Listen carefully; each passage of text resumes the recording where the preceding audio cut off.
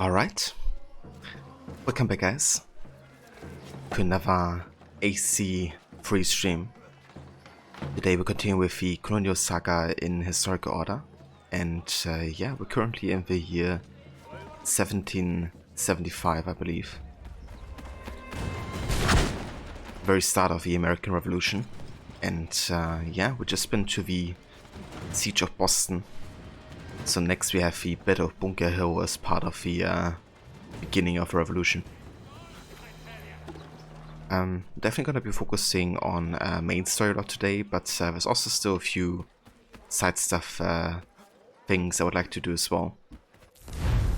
I was actually just checking on the homestead missions, but I'm pretty sure we catched up on everything there.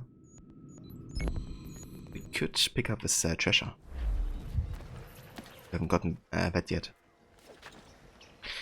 And I think I would also like to make a start on the frontier and all the activities we have there. Mainly the frontiersman missions and also the hunting missions as well.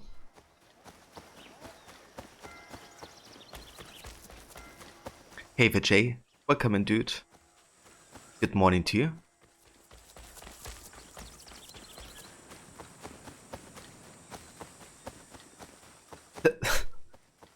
Well, that's understandable, Jay. Yeah, back with the first. Well deserved, I would say.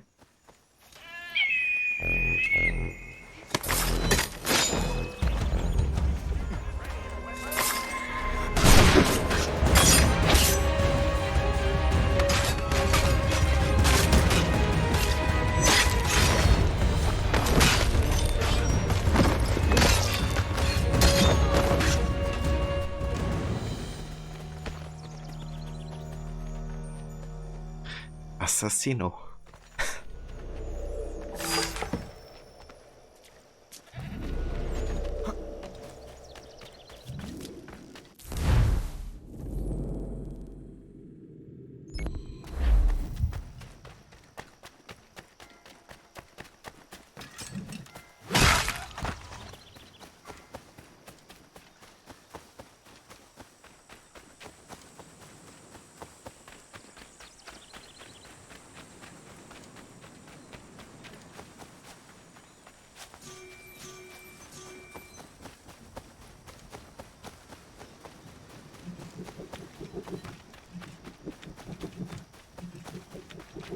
I'm kind of trying to unfog this area a little bit, just in case there's like another chest nearby or something.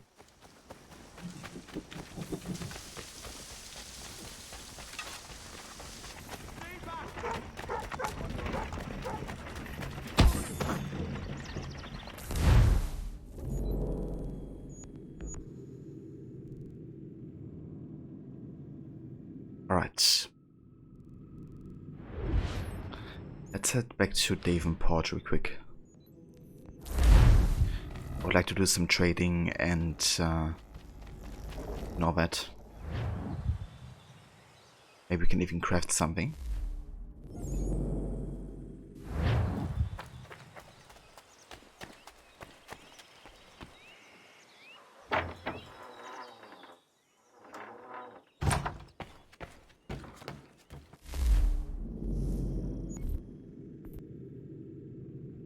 Indeed, we can buy some barley, cowhide, flax, pork, yummy, some poultry meat, rye,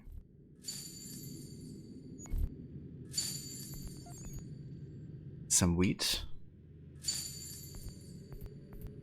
Then we can also buy hickory lumber, maple, rosewood,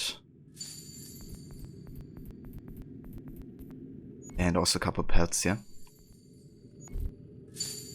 Never hurts having woes. Also buy copper, lead, limestone, rock salt, and sulfur. And then we can have a look if we can craft anything here. Could make the hanger sword, apparently.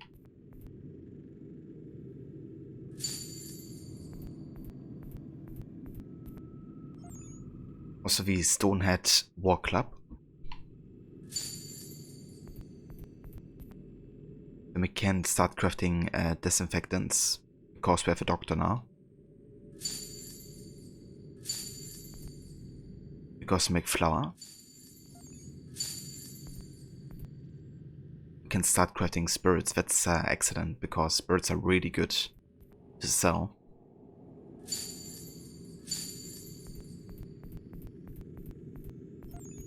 And we can also start making certain dishes, like jagged hair. We can make sword. And also tea.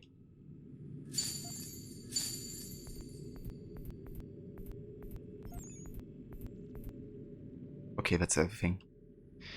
Let's see if we can sell some spirits here. Yeah, they actually don't give us too much, so maybe I keep this for later. Once I look like the naval trading or like New York, because we can get much more money for that. Let's keep on trading beaver pelts here because they give really good money.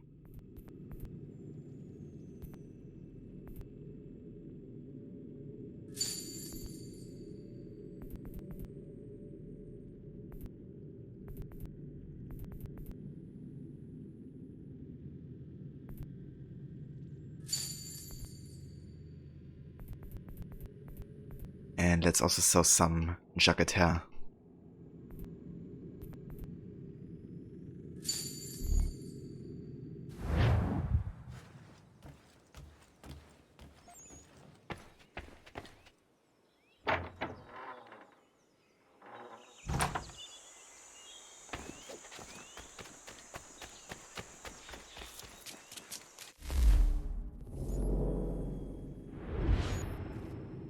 Right. So the only place we really have like a lot of side stuff left is the frontier. Yeah, I'm gonna have a look there. Take care of a few things like the frontiersman mission and hunting society. Also still have a couple trinkets to collect as well.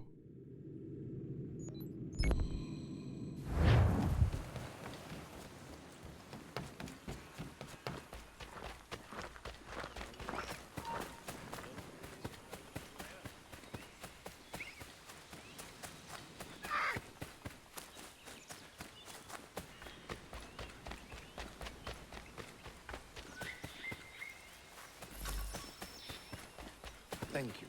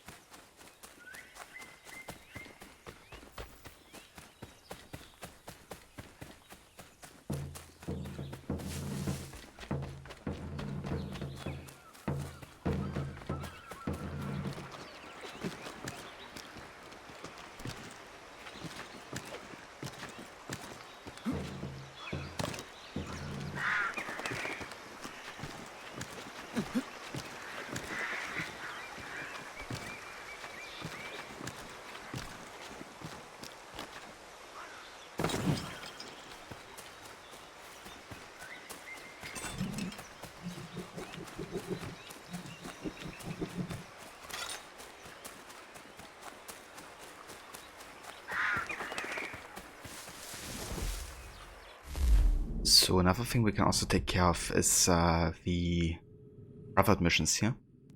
Actually have taken over New Hampshire, Quebec and Rhode Island. So next we can go for South Carolina and Georgia. Valuable information. Emily Geiger has information on the Templar movements in the Carolinas. Although she does not know it, she means to carry the intelligence to a Patriot camp. Help her succeed in her mission. It is vital that the Templars do not catch her.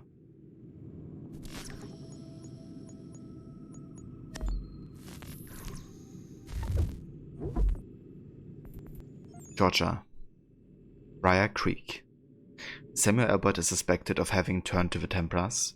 Catch up to his force under John Ash's command, and remove Albert from the equation in whatever manner you see fit.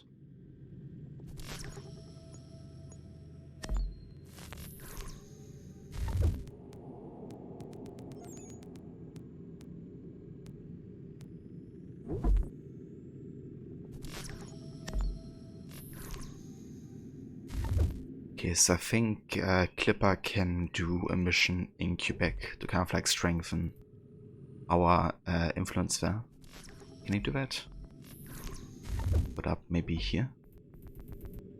Yeah, that's better. Redeemer. War contacts guaranteeing freedom are being renegated on in the South. See that the men who fought for their freedom get what is promised to them.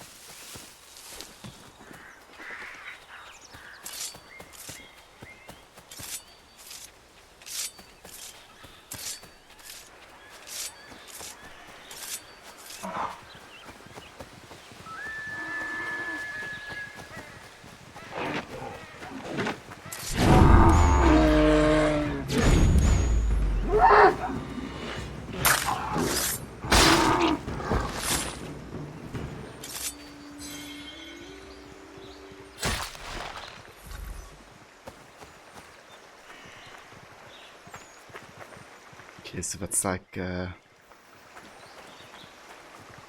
background here. Ja, Mann.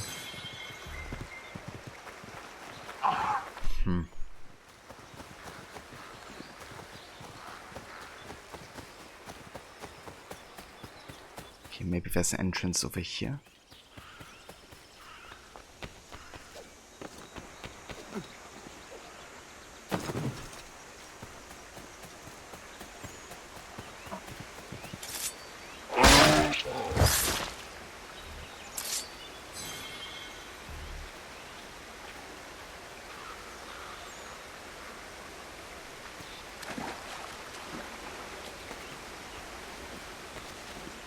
Oh yeah, it's behind this waterfall.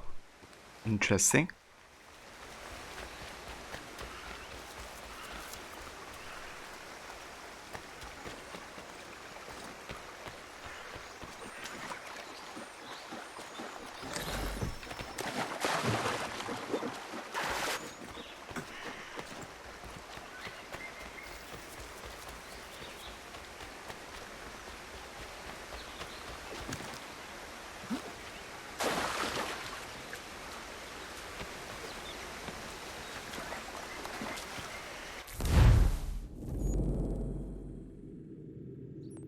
Alright, let's go over here to this Boston Brawler mission.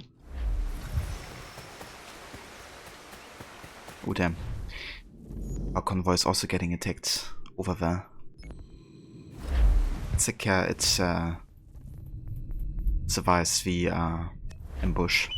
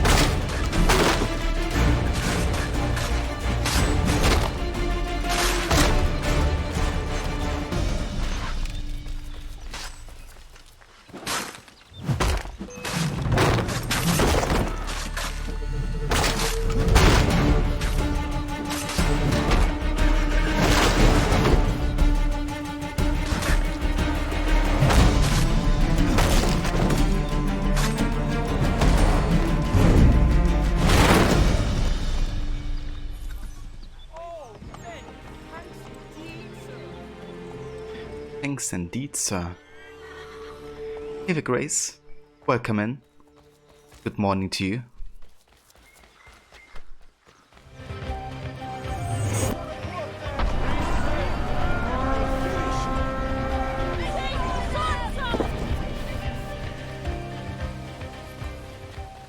And Haverot, welcome in, Sandy. Thank you so much for the raid, dude. I really appreciate it. Welcome in, raiders. I hope you had a great rest of the stream today with some Red Dead 2. Ava Max, welcome in. Thank you for being here. That's a voice, Grace. I appreciate the try. Yeah, let me actually take care of it here.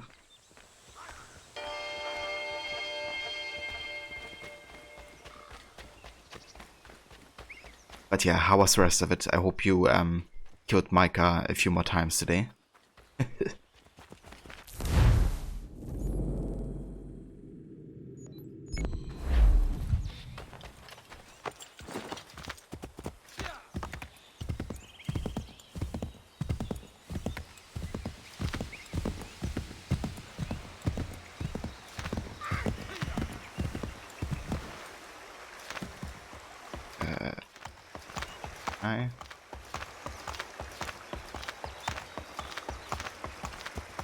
Bossy doesn't want to go over here. Fair enough. We did things with a mission where John and Arthur have to set up dynamite to blow the bridge. That was fun to kill Michael. How you going, dude? That's great to hear, dude. I'm glad you had a good time. And yeah, that's always great, like having missions between John and Arthur. I think it's really great how their relationship also kind of like, you know, evolves over the course of the game. They're not like, you know, like the biggest bros from like the beginning. But yeah, it's going pretty good. Definitely enjoying some more AC3 today. We're currently just working on the frontier. Doing some side mission like Hunting Society and Frontiersmen and all that type of stuff.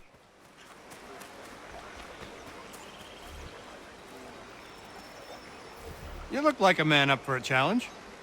There's a bobcat round these parts, wily as they come. I've lost count of them who tried to get him on account of his pelt. Pretty near perfect.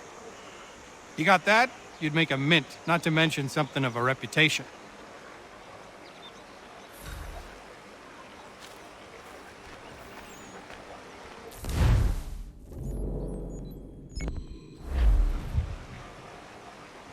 Rodsim here, dude. John leaving the game for the time he did before returning really upset Arthur for a while, but it's great they patch things up. Yeah, definitely. It's great they have also this like backstory, right? Imagine even going like even further back in time, then seeing like maybe even what happened between Arthur and John.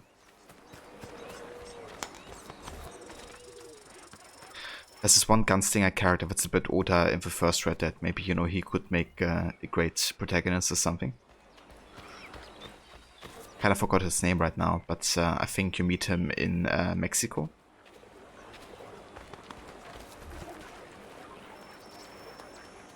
Here for a scrap? Let's get on with it. Won't get far hitting me like that.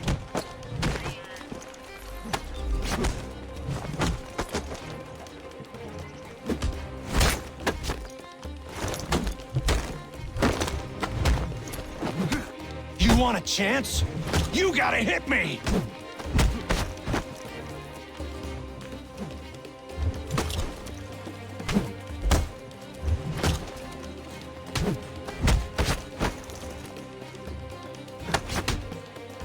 Come on! Swing at me some more!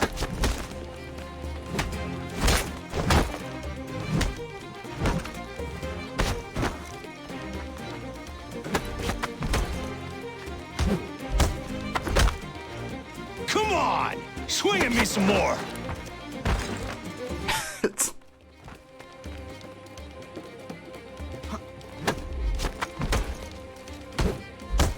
Come on! Swing at me some more! I'm working on it, dude.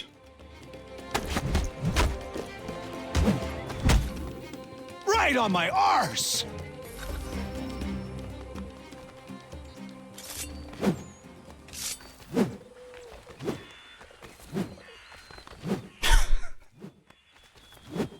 You're right, Connor.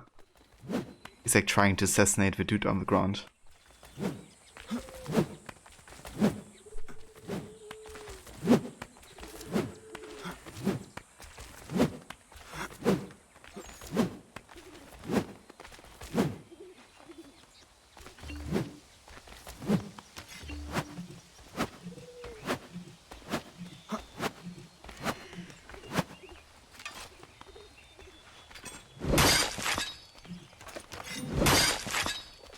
Okay, so I can kill the other guys. But I can't kill the major enemy.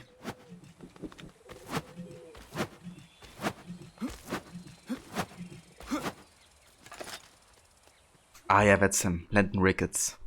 Yeah, he was great. Would like to see a game set when Landon and Rains 4 were younger. Maybe 20 years would work well, because that's how long Arthur has been in the game for. Have a player control Landon and Rains for further story, and Ben have the epilogue where he plays Arthur. That would be so cool, dude. I would love to see that, you know, in a new Red Dead Redemption game.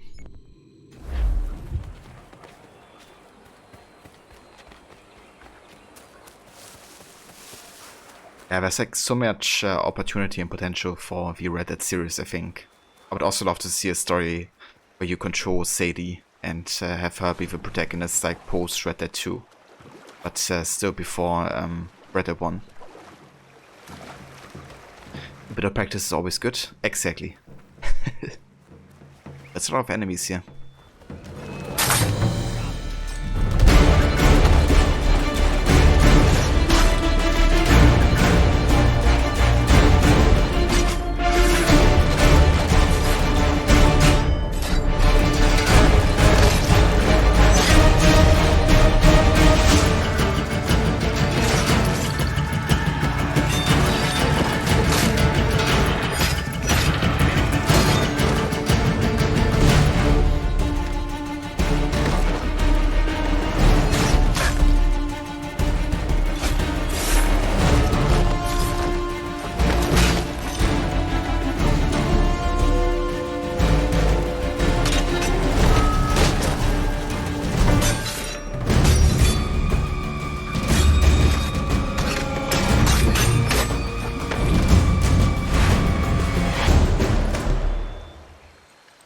And I love the combat in this game.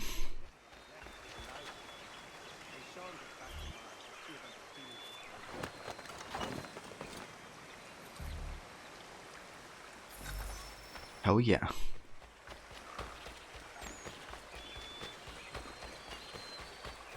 Connor's post-fight dance. Thanks for clipping that, Rod. Yeah, it's so funny when he just attacks the air. Say the game would be really cool to have also. So many potential stories to do. Although given our Rockstars at the moment, not sure they could do justice acting the way they are. Yeah, that's true as well. Definitely curious like what Rockstar comes up with next and how it turns out to be. If they can reach their own like old heights. It stands upright as a man, but its whole body is covered in a thick pelt. Its gait is slow and lurching. I've seen it with my own 2 eyes. It's clever. Always at a distance, or with something between us, like it knows where I'm gonna be before I get there. Things go missing where it goes, that much is certain. All manner of trinket. It took a man's prize buck antlers clear off his cabin wall. Takes kills out of traps too, wrenching them open with his big mitts. Somebody should find it and bring back its head for the whole world to see.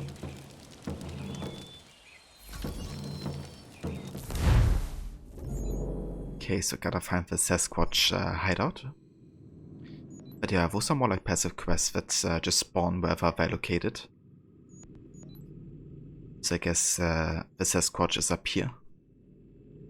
That's where we have a bobcat kind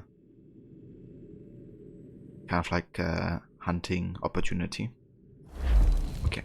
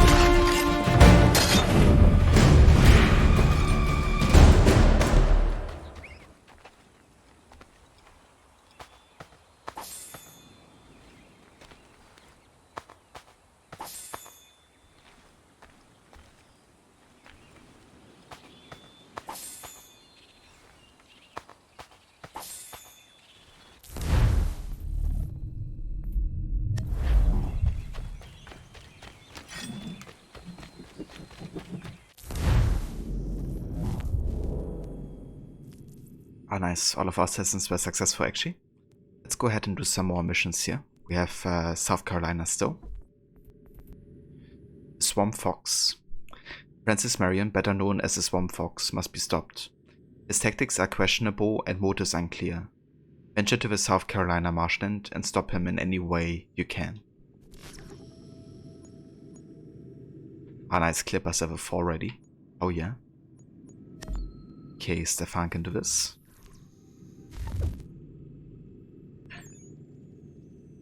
Broadway will be a true test for them, and with GTA 6 and the desire from fans to see one for many years now ready, and the expectations that are upon it, that game will have to be the most amazing game ever, because even one tiny flaw could be seized on by critics, and bad word of mouth could be bad.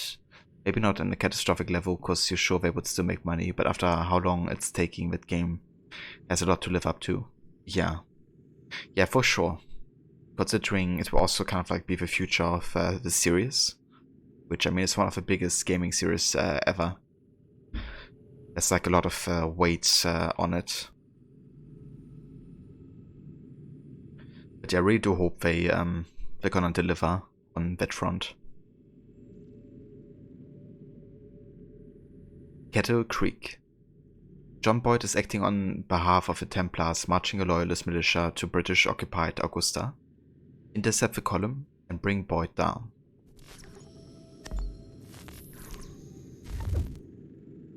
Okay, I wonder if Clipper can do level 2 missions now. It's still too difficult.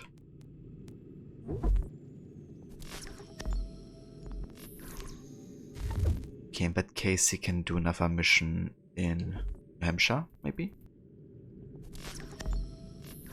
Yeah. Reaping. Bring in the harvest at Basking Ridge.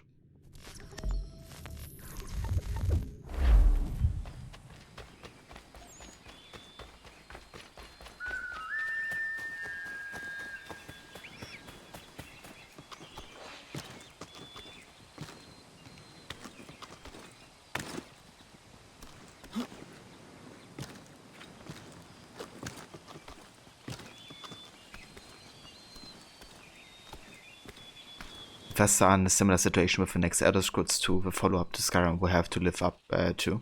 Yeah. Definitely.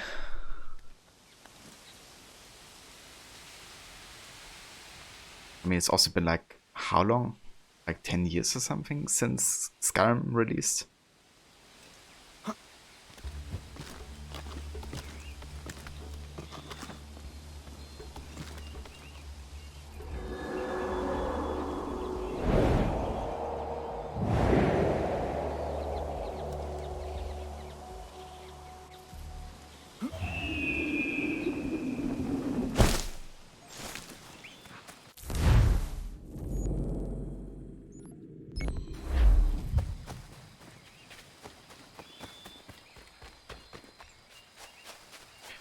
Yeah, that's fair as well, Jay.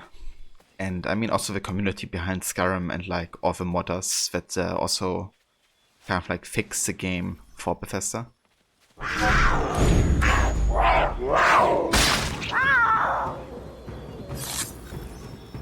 If they launch the next Elder Scrolls to the same state, then it would take a while for the community to fix those issues.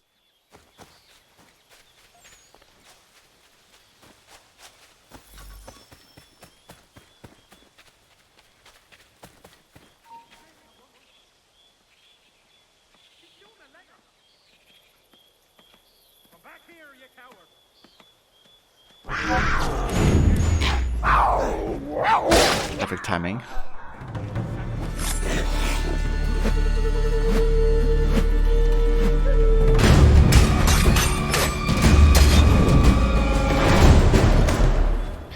Connor taking the air again. Yeah, man.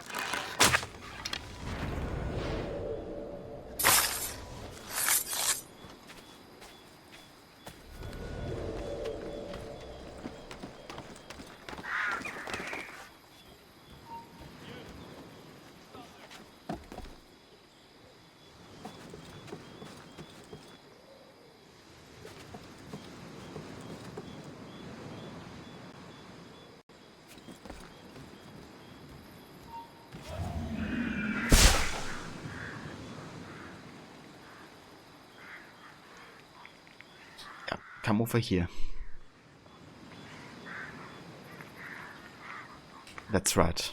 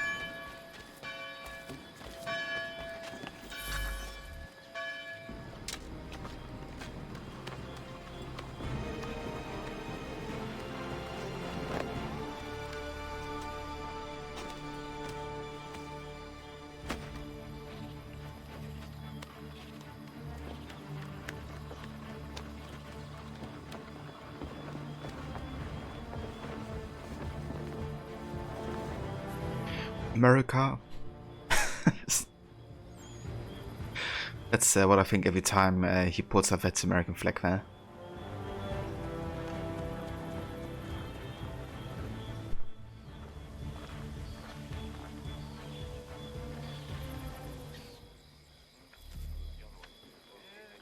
Nice, now we also have lower tax rate for trading and lower risk trading within the frontier. Oh yeah.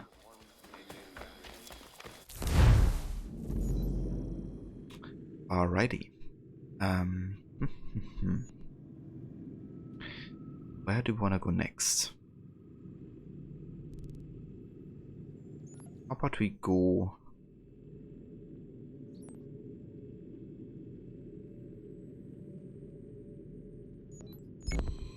down here?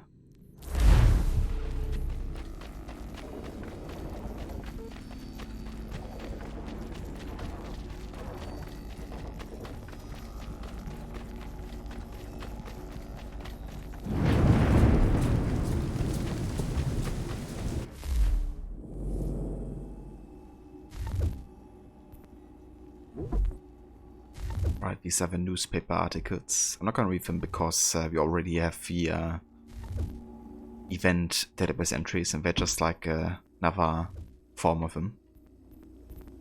But we can have a look at the people database entries here because we got one for the Continental Congress. You might think of the Continental Congress as a gathering of boring politicians, which it was, but they were also responsible for organizing the revolution and making decisions about the United States government, which also makes them rather dull. Sorry, important. I should actually say the Continental Congresses because there was more than one. The first Continental Congress was convened in 1774 in Philadelphia to oppose the closing of Boston Harbor following the Boston Tea Party, which was part of the coercive acts. All of the politicians had such a lovely time at the first meeting that they agreed to have another party just exactly like it. And why not? Everyone loves a party, arrived after the battles of Lexington and Concord. Being men of great imagination, they called this the Second Continental Congress, and this was the Congress responsible for writing the Declaration of Independence and forming the Continental Army, with George Washington as its commander. So despite the lack of flair for titles, they clearly had some thinkers among them. The Third Continental Congress was convened in 1781. It's sometimes known as the Congress of Confederation, and despite how mind-achingly tedious that sounds, they were responsible for forming a government for the brand new United States. Since getting everyone to agree on how that government should work took some time, the Confederation Congress met over the course of 8 years, ending in 1789, when the Constitution passed and they were replaced by the United States government. Now, I've been in some long meetings, but 8 years takes the biscuit. I pity whoever was recording the minutes. Hey there, Levy. Welcome in. Gotta love a double party. I mean, always. Even better, a triple.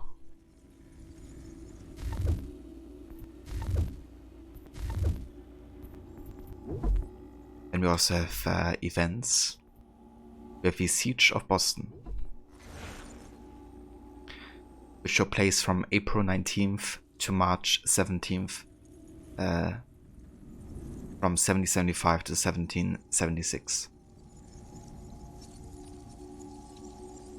The Siege of Boston began right after the Battle of Lexington and Concord. The colonial militia who had gathered to stop the British raids followed the British army to Boston and camped outside, bottling British troops and their loyalist allies in the city. At the time, Boston was a peninsula, attached to the mainland by a thin strip of land known as the Boston Neck. With this blocked, land access to the city was cut off. The siege lasted for most of the year, with only one major battle, the Bunker Hill. But as with most sieges, it took a toll on the city of Boston. There were shortages, particularly of firewood, and many buildings were torn down to be used as fuel. Of course, the British targeted any rebel-associated buildings for destruction. As a result, things like the Liberty Tree and the pews from the Old South Meeting House ended up inside a fireplace. The siege ended shortly after the rebels attacked and fortified Dorchester Heights to the south of Boston, giving them the ability to fire on the harbor. Boston's governor decided to evacuate rather than fight.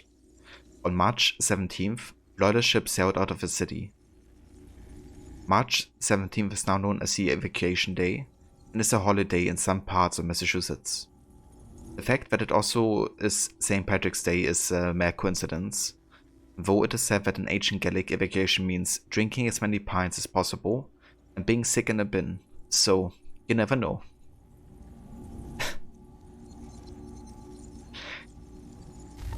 Yeah, too much of a coincidence, Sean. There has to be a connection.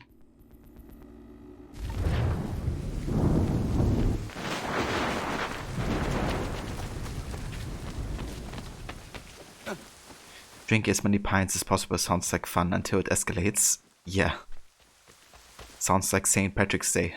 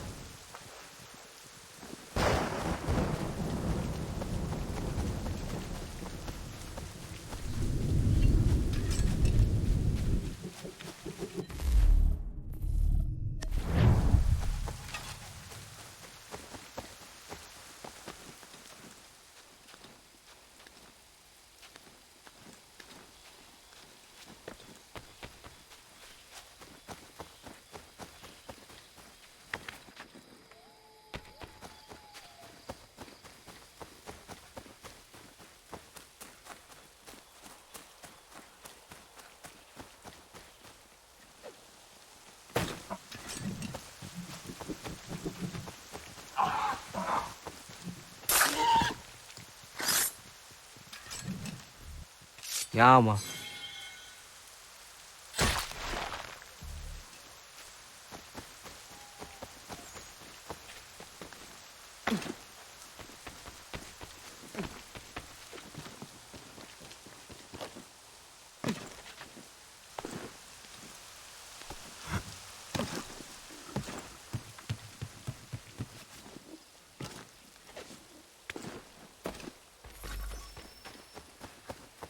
Thank you.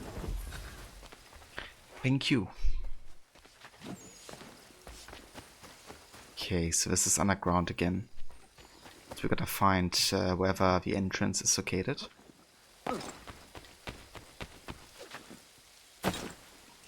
Like over here.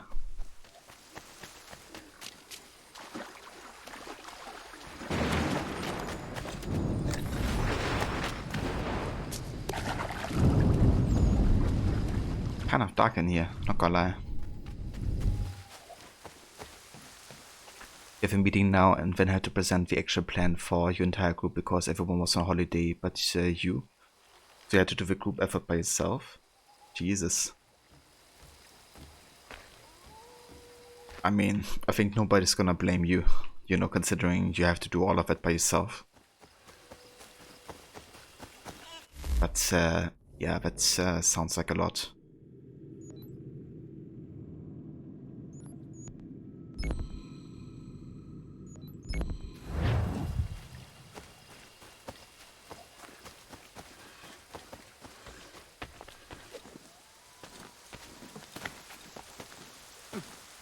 Yeah, I'm sure it's gonna be fine, Levy.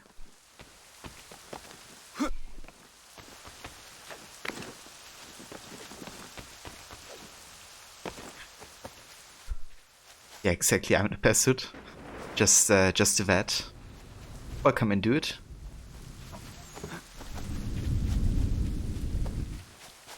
We can actually send our assassins on more missions here. Let's see. We still have South Carolina. Viper in Camden. Another Templar threat has emerged in the Patriot Army. Johann de Kalb is posturing himself for promotions into high-ranking positions. His column approaches battle in Camden. Find him once the fighting starts and silence him.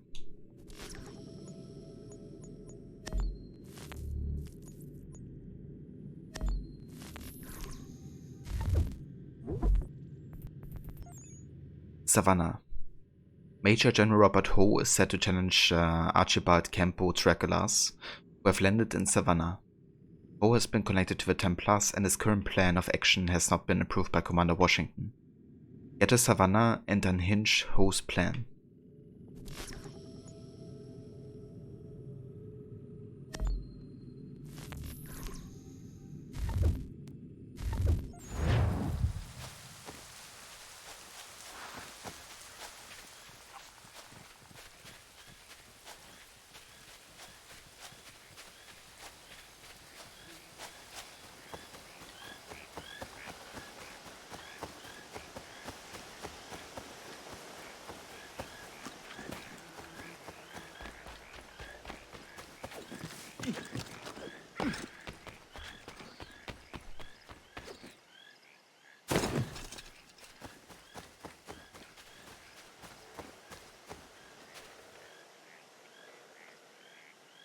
Someone is just posting in the group that they had to call the police because a delivery driver ran right into a young kid with a spike. And then got angry at the child's father and started punching the man. Jesus. I mean, I get that delivery drivers are usually under a lot of stress. But that ain't the solution.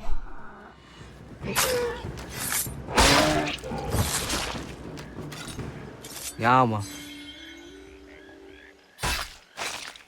Hey, the love. I made you download AC3 low. Now you're playing it for a 4th time.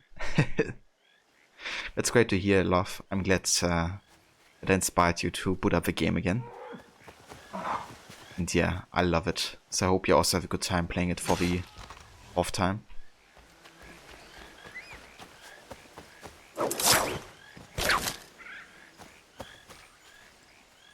Okay, can I go up here?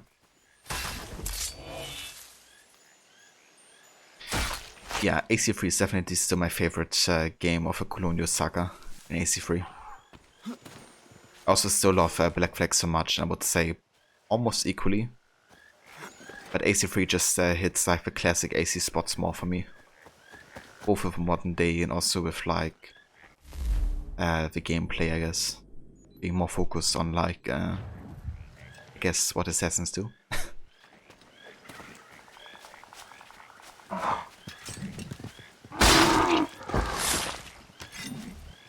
Ja, Mann. Yeah, we do have Discord. You can just type in ! Discord in chat, and that should pull up a link where you can join.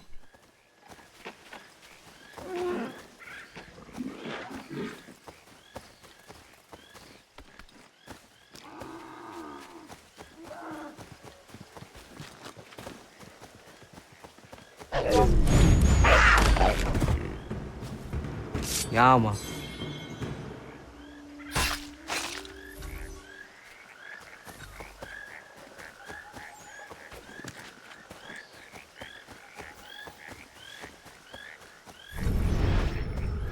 Right, time to find the Bobcat here.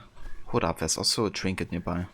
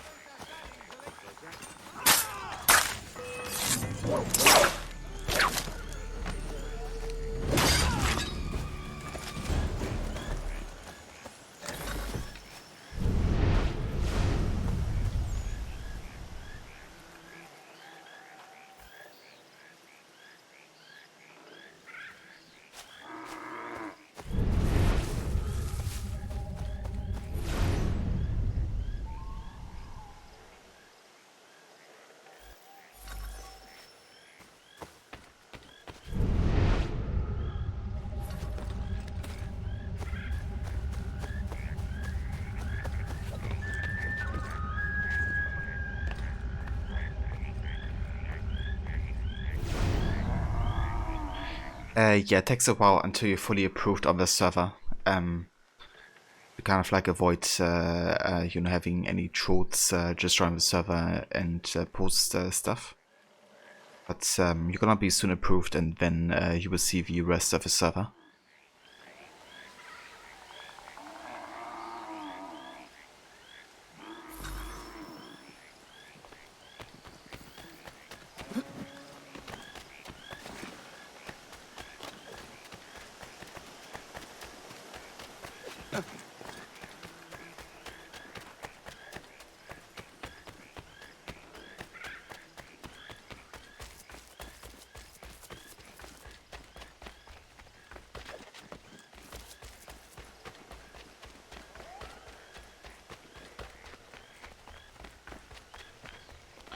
Alright, get back here.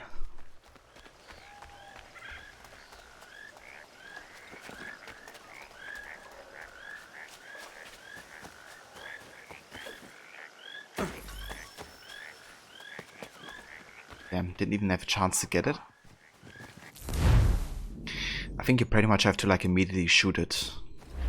Otherwise you don't really have a chance.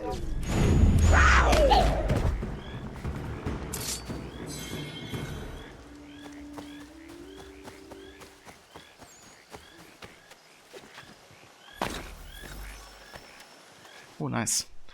Found another fort here.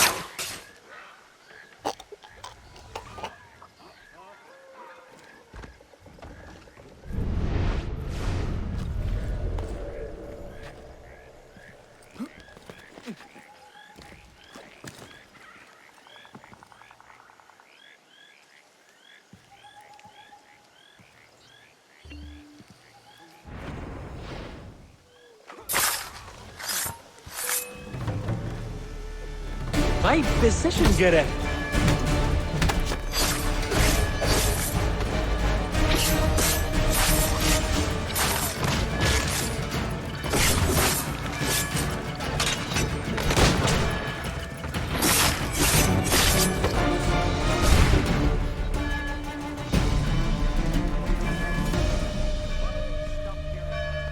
Hey Vamola, welcome in dude. High precision getter.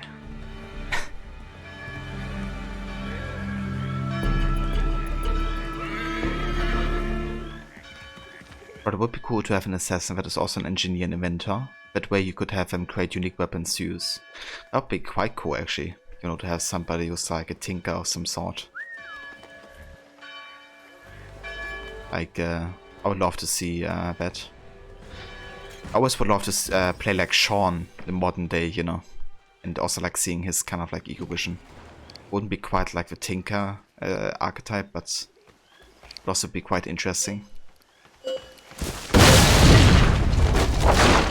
could have like a stronger emphasis on like investigations and making connections as Sean.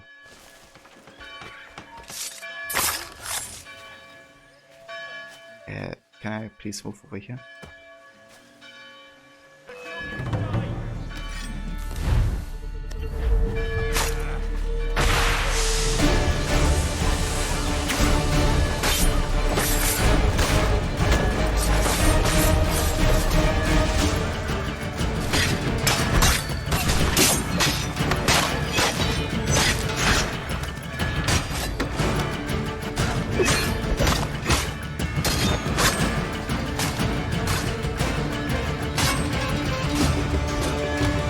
Counter.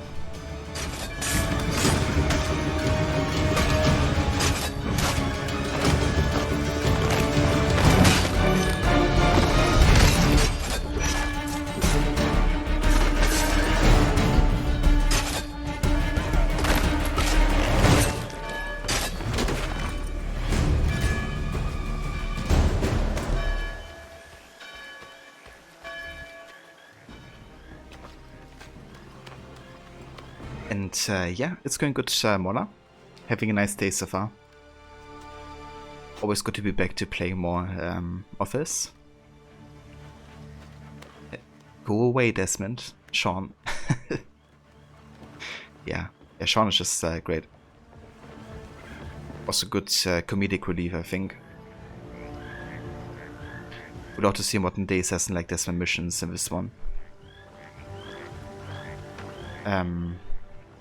Can be like the recent AC games? Yeah. Yeah, the modern day mission in this game were fantastic. Like actually going out into the field and, you know, fighting Templars and looking for power sources and stuff.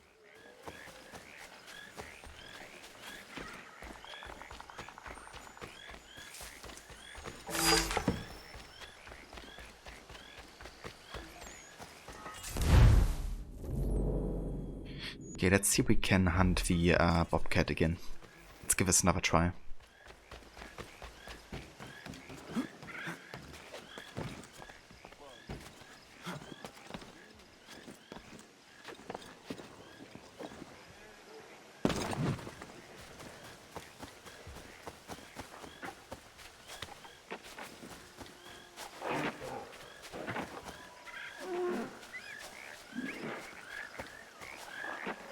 Got eaten last night, 3 named wolves, like what the heck, dude? I was one of these legendary animal fights.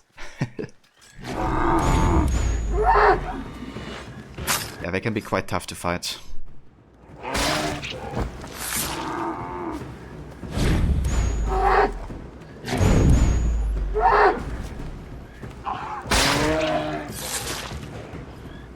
Yeah, man. I should like to take out the black one first, because I feel like he does the most damage.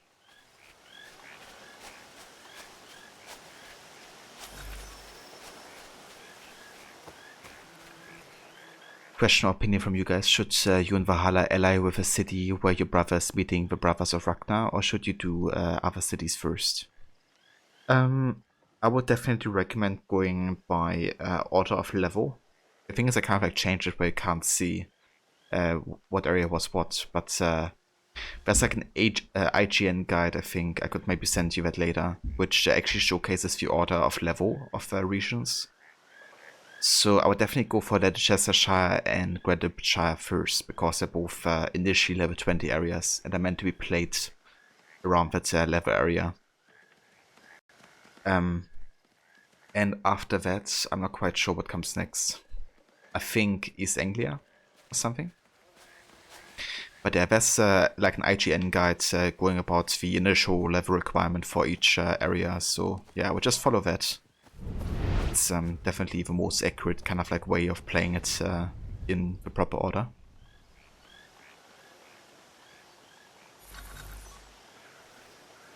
Let's actually go ahead and equip the pistol here because I reckon we need this one. Oh, actually one with better range here. Let's go for the Scottish flintlock.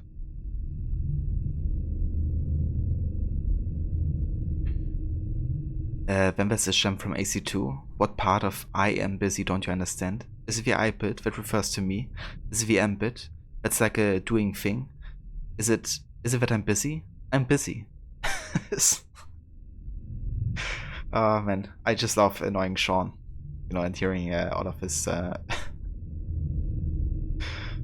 hearing about how he can't be buffer talking to you. Ah, very nice Mona. That's good progress, dude. But if you have finished Grand Shire, then I would definitely go for Leicester Shire next.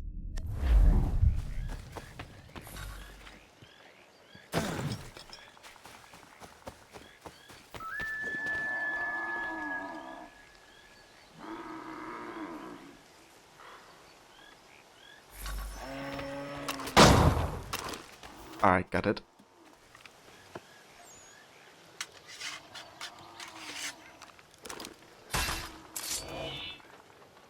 You power level 97 now. Well, then you just slightly over leveled for the you know, next area.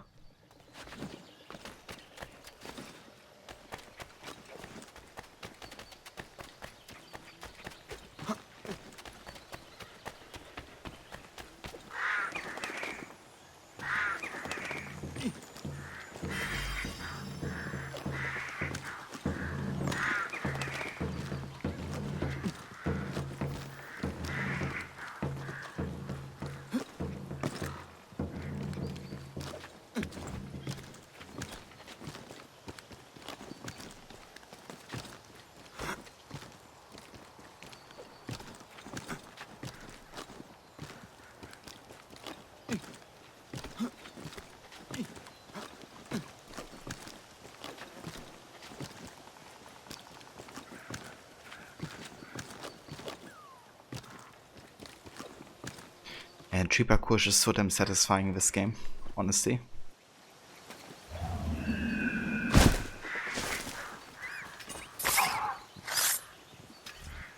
Yeah, man.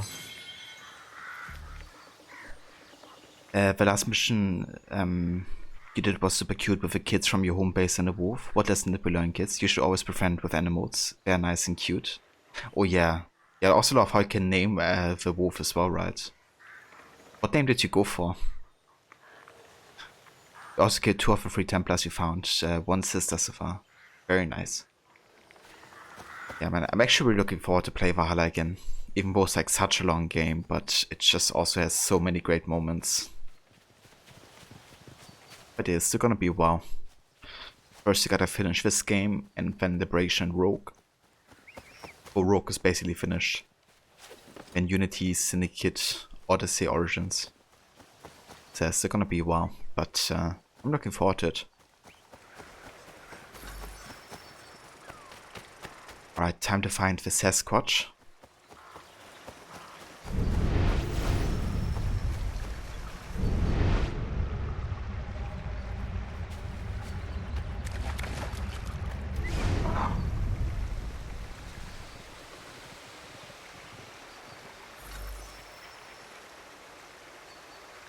The first one, you can't remember how to pronounce it. Not Curtis or George or whatever they suggested. Was it Dwarfka?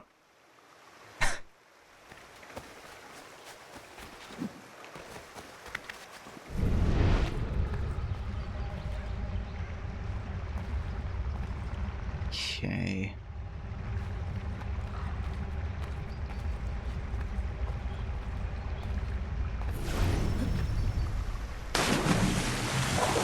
He's in here, right?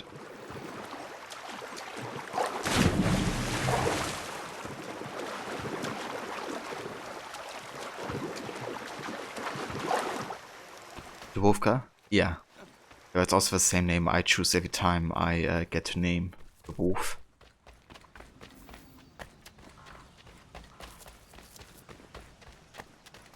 Oh, hey there. Introducing the Sasquatch.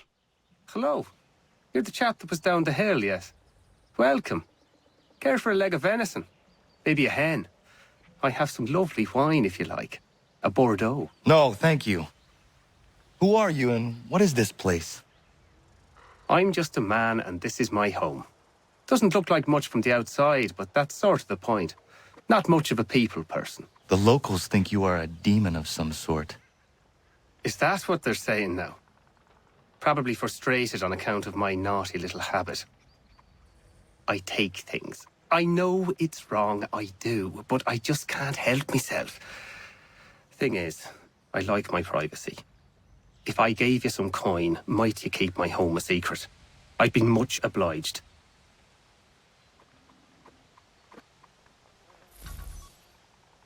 Yeah, no worries. Gonna keep it a secret.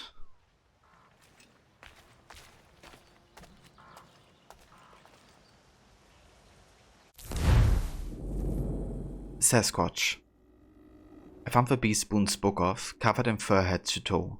Whereas the tales of his wits and bent for theft are true, most of him being a monster are not. He's just a man who chooses to live in solitude. As for the missing property, I might suggest being more careful.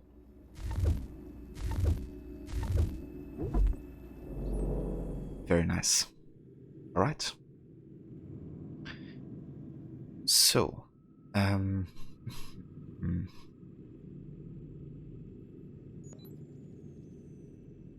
how about we go ahead and collect the last couple viewpoints here, and then actually do some more main story.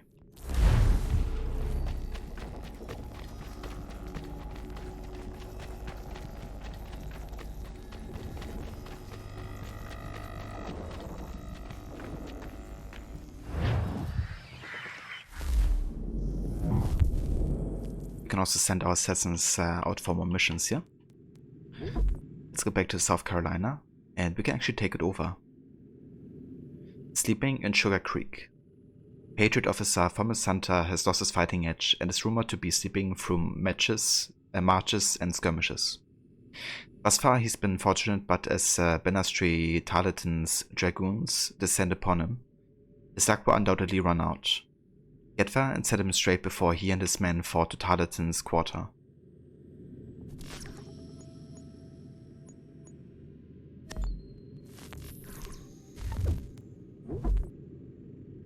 Georgia. Frederica naval action. The Roy Naval has been sighted off the coast of Georgia. Take the Aquila and rally the Patriot galleys in the area. Capture as many British ships as possible.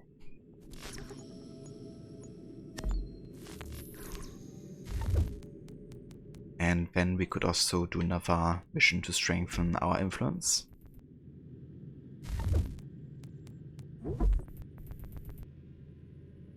Can I do this? The 45% is a bit too low.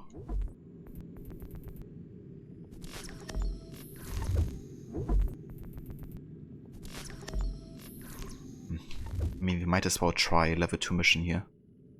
Even if it's only like a 50% chance or so. There's a little island. Rhode Island?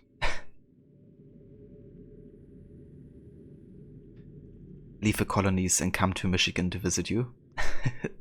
I wish, Moller. Yeah, I think next time I visit the States, I got a couple people to visit.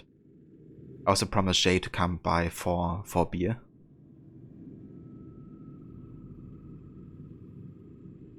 Well, I guess Jay doesn't live that far away from you, Moller.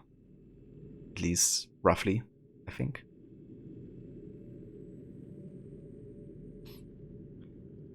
North of that, Prince Edward Island surprise that made the map. Ah, okay, I gotcha. It's kinda cool they included that on the map. Do we have any missions for Detroit? There were some epic battles during the colonial period up there. Unfortunately, I don't think so. We only got Quebec, New Hampshire, Massachusetts, Rhode Island, Connecticut, New York, Pennsylvania, New Jersey, Delaware, Maryland, Virginia, North Carolina and South Carolina, as well as Georgia. So that's all the areas we have available.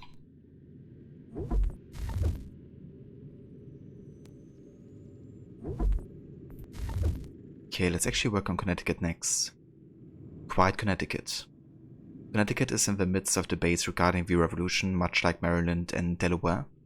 Blend with the crowds in the cities and remain vigilant of Templar influence. 55% chance, so probably gonna fail, but we'll see.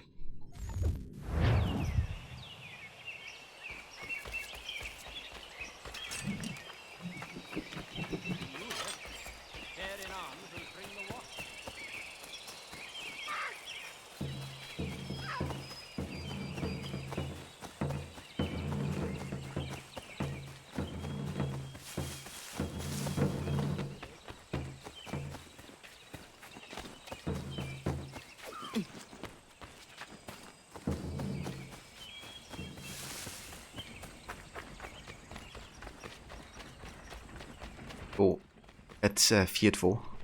Like Fiat of you. It's like, yeah, the grain is getting like built or run next to it.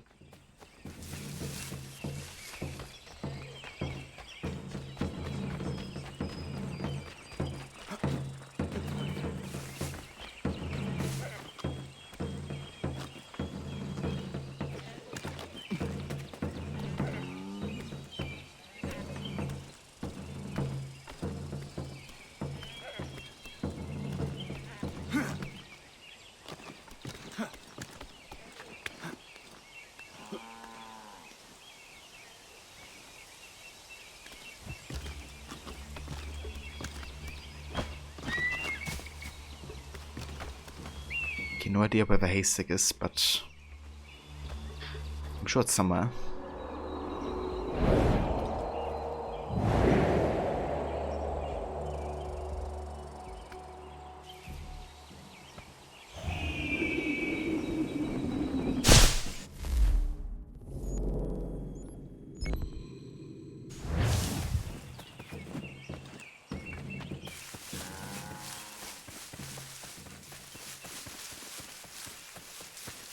Okay, this is underground again.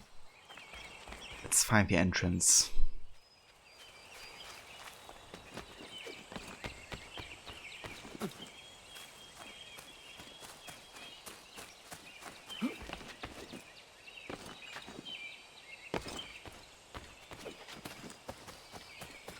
Wait, Quiet Connecticut actually was successful? Damn. Good job, Clipper. Or you can keep working on this then. Drunks at Danbury. A regiment of British regulars has occupied Danbury. These soldiers have been drinking the town's rum stores and are threatening to burn the village. Rouse the militias and the surrounding countryside and mount an offensive.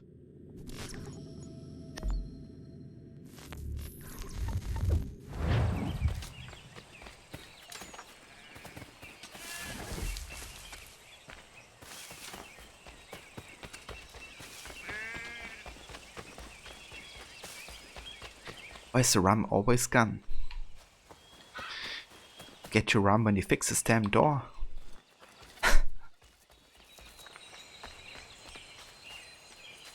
Yeah, I have no idea where this entrance is.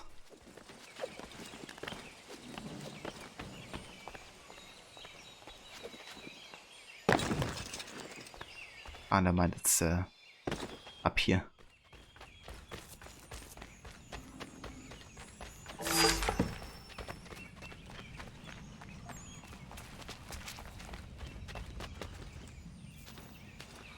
We can make smoked elk meat. Also got dice. Stiffness remedy. What's that supposed to be? Weapon blades. Artillery. Damn, quite a few recipes here. Venison heart. Disinfectants. Damn, so many recipes.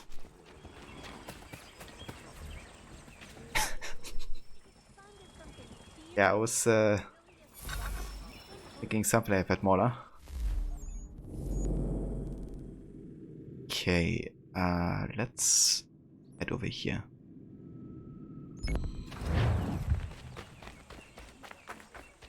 If Dame Vavain will come in.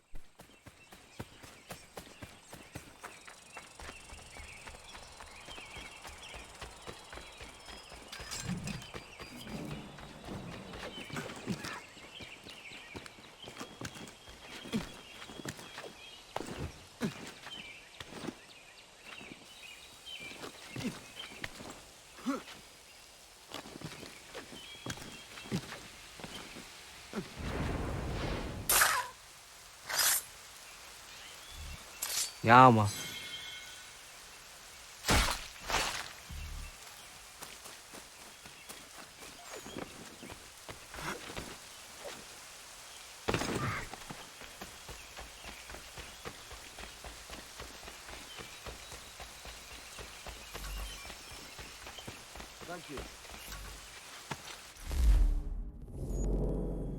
Okay, let's go up here first and then we go to the other viewpoint and continue with the main story.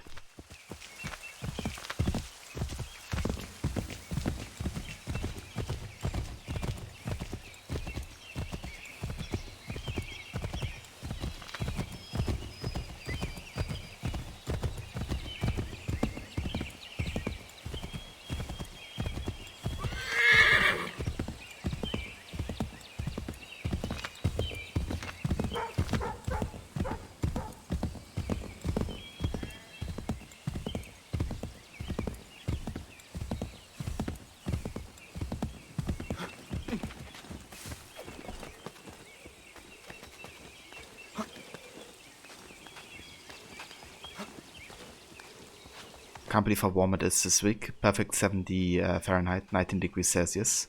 Oh yeah, dude. Yeah, we got similar weather right now. It's really pleasant, like being able to just have your window open most of the day.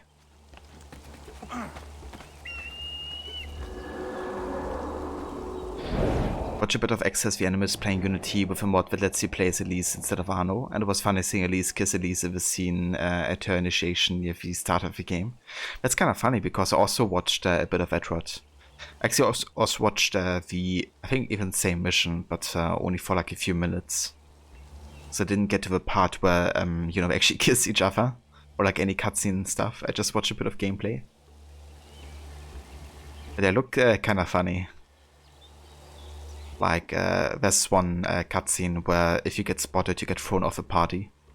It seemed like Elise's like annoyed kind of like look was really interesting. Ah, okay, yeah. I tuned in during the stream for a few.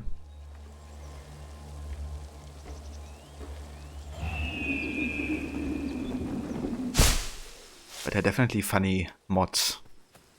I mean, probably not something I would enable during my annual series run. But maybe if I do like a fun, you know, small playthrough of Unity, I would maybe like consider activating that mod as well. I'm probably gonna be modding Syndicate though, to always have a hood on as Jacob. But yeah, Unity is probably gonna stay untouched. The smirk Anno does when you see Elise do it is priceless. Yeah. Yeah, it's definitely funny.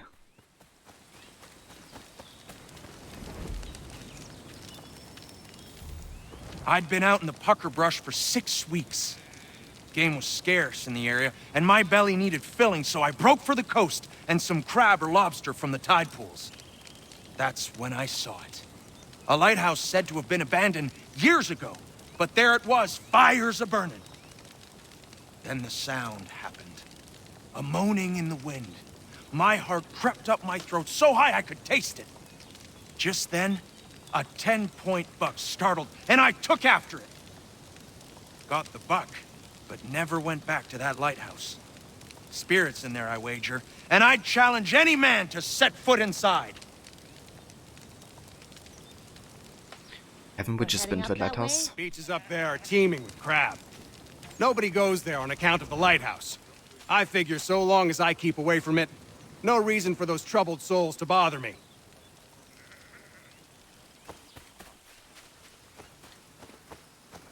I think it's up here, isn't it?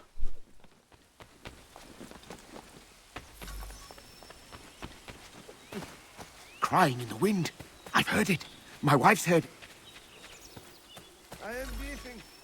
Yeah, definitely it's gonna be great, you know, instead of like seeing that huge top hat all the time. But it's kind of like funny, like in Syndicate in general, you know, like what kind of choices they made fashion-wise, which doesn't really go along with what the assassins are and are doing, you know. Like not only the top hat, which seems like super inconvenient if you would like do parkour or anything, you know. Also like the high heels that Evie is wearing. Like imagine running around with that, doing parkour. It's like impossible. Only to make the characters look like stylish or appropriate for the time, but I mean, they should look appropriate for the time and have like fitting, you know, kind of like clothing for the activities they do naturally as, you know, being assassins.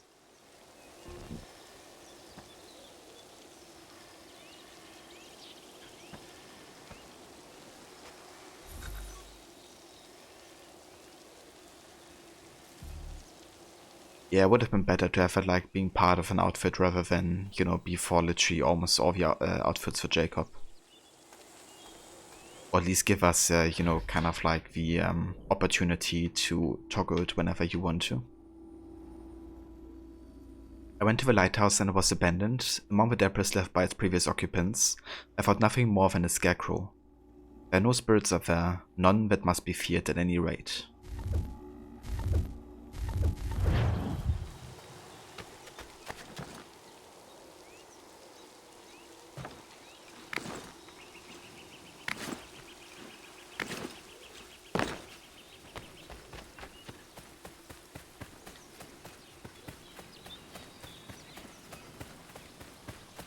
But you can store a big knife in your top hat. Yeah, if only you would actually be doing that. But yeah, that's true, like technically you could.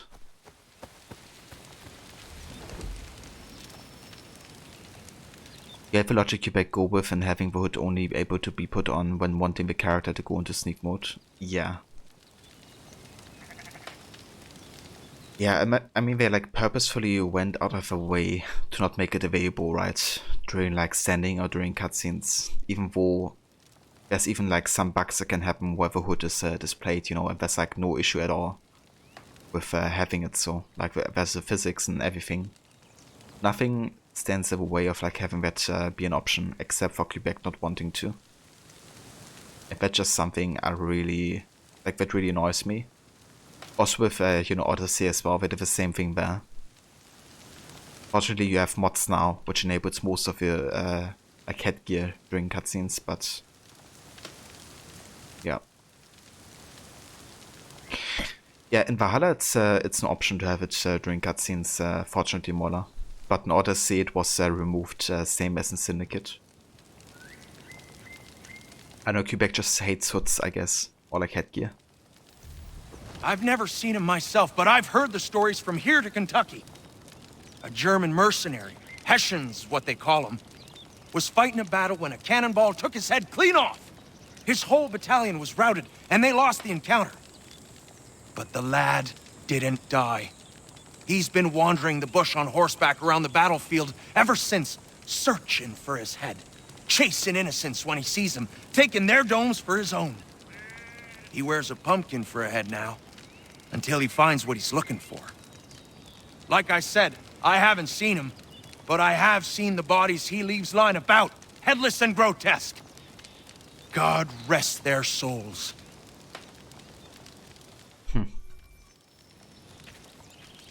a reference to Sleepy Hollow, a Headless Horseman.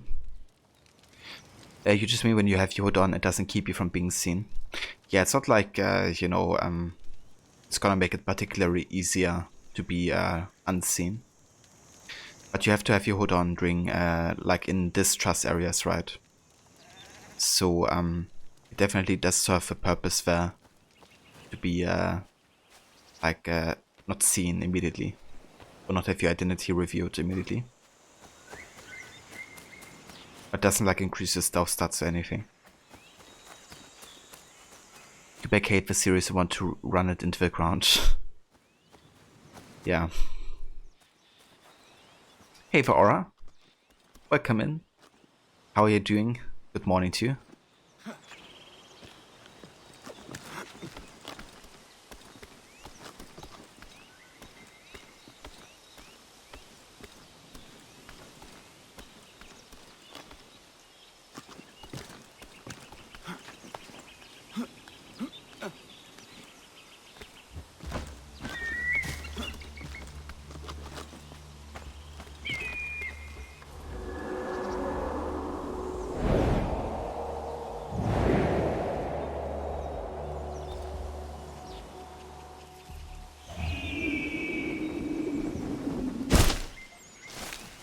Alright, let's do some more main story, shall we?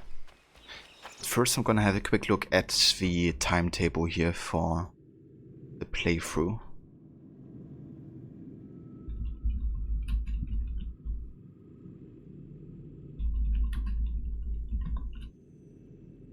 Okay, let me see real quick.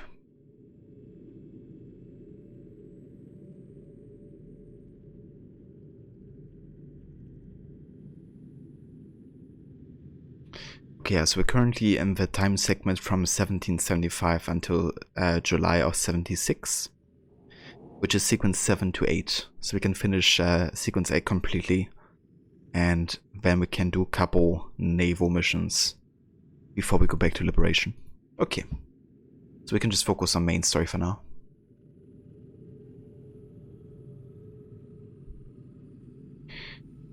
A rough night and a long day ahead of you, but it will be good. Damn, sorry to hear, Aura. But I hope it's gonna be good, and hope you're gonna get some better rest tonight.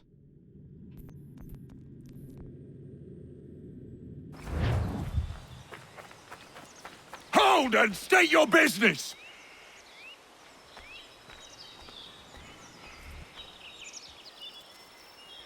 Sequence 7. Conflict looms. I'm looking for Israel Putnam. On whose Take orders? my sugar! Take anything you like! Samuel Adams.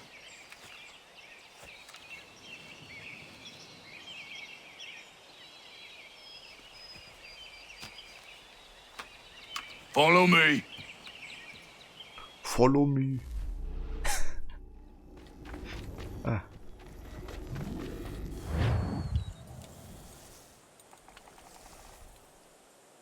It's not Bunker Hill. Aye, it's Breach. There's been some disagreement as to where we should encamp. Any news from Boston? The Tories aren't moving, and any time we try to press them, we lose a dozen men.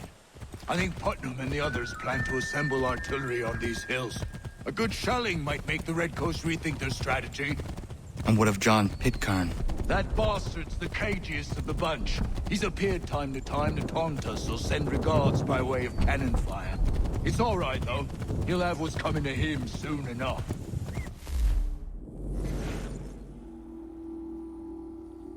Connor, my business is my business. Yeah. Don't you mind? The Battle of Bunker Hill. Date June 17th, 1775. Bunker Hill was one of the first battles of the Revolutionary War. Technically the rebels lost, but it was a Pyrrhic victory for the British. Let me set this up a bit. There were two places where rebel forces would have been able to mount attacks on British-occupied Boston. One was the Charleston Peninsula to the north, the other was Dorchester Heights to the south. When rumors started that the British were going to fortify the hills around Charlestown, the rebels decided to act. By which I mean do something, not put on a little play. On the night of June 16, 1775, troops under the command of William Prescott sneaked onto the peninsula, occupied Bunker Hill, and built fortifications on Breed's Hill. It was a tactically terrible choice. Breed's Hill was easier for enemies to climb, much more open to attack, and close enough to the British ships in the harbour to come under fire. In fact, Prescott's orders were to fortify Bunker Hill. It's uncertain why he made the switch. Maybe he had trouble with B words, like bunker and breeds. He probably thought he was fighting against the Belgians, not the Brits. Fortunately for the rebel army, it seemed the British were almost as tactically inept as they were. When General Ho landed troops at Morton's Hill, he waited for reinforcements rather than attacking immediately. This gave the rebel forces time to shore up their fortifications. When Ho finally did attack, he divided his forces, expecting the disorganized rebel army to fall before him. Which it didn't. In fact, the British forces attacked and retreated twice before winning the day, after they had received more reinforcements and the rebels were mostly out of ammunition. The casualty reports are telling: 228 British soldiers dead, including many of their officers, and more than 800 injured. On the rebel side, 301 injuries and 140 deaths. The Continental Army had shown they could hold their own against the better trained British Army, and it's hard to say which side was more surprised by that. It still surprises me to this day.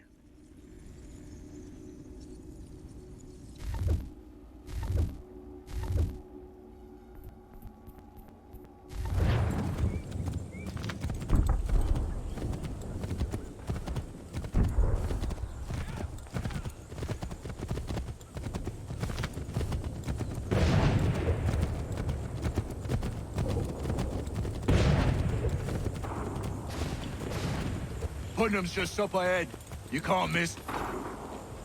I don't care much for your excuses, gentlemen. We should be building on Bunker Hill. Breed's is closer to the city, but it is also closer to their artillery! Our orders came from men so divorced from the situation, we are compelled by reason to employ our own faculties to make a proper determination. Were that I could understand even half that nonsense you just uttered. What's not to understand? I'm trying to ensure our victory! What would you know about victory? I killed a sea-wolf in her den armed with only a knife. I escaped the Kanawagha Indians who sought to burn me alive. And I was the sole survivor of a shipwreck during the Battle of Havana. So you will excuse me if I choose not to follow your advice. George yesterday. Exactly, Rod. So funny hearing these two again. We see voice acting legends right there.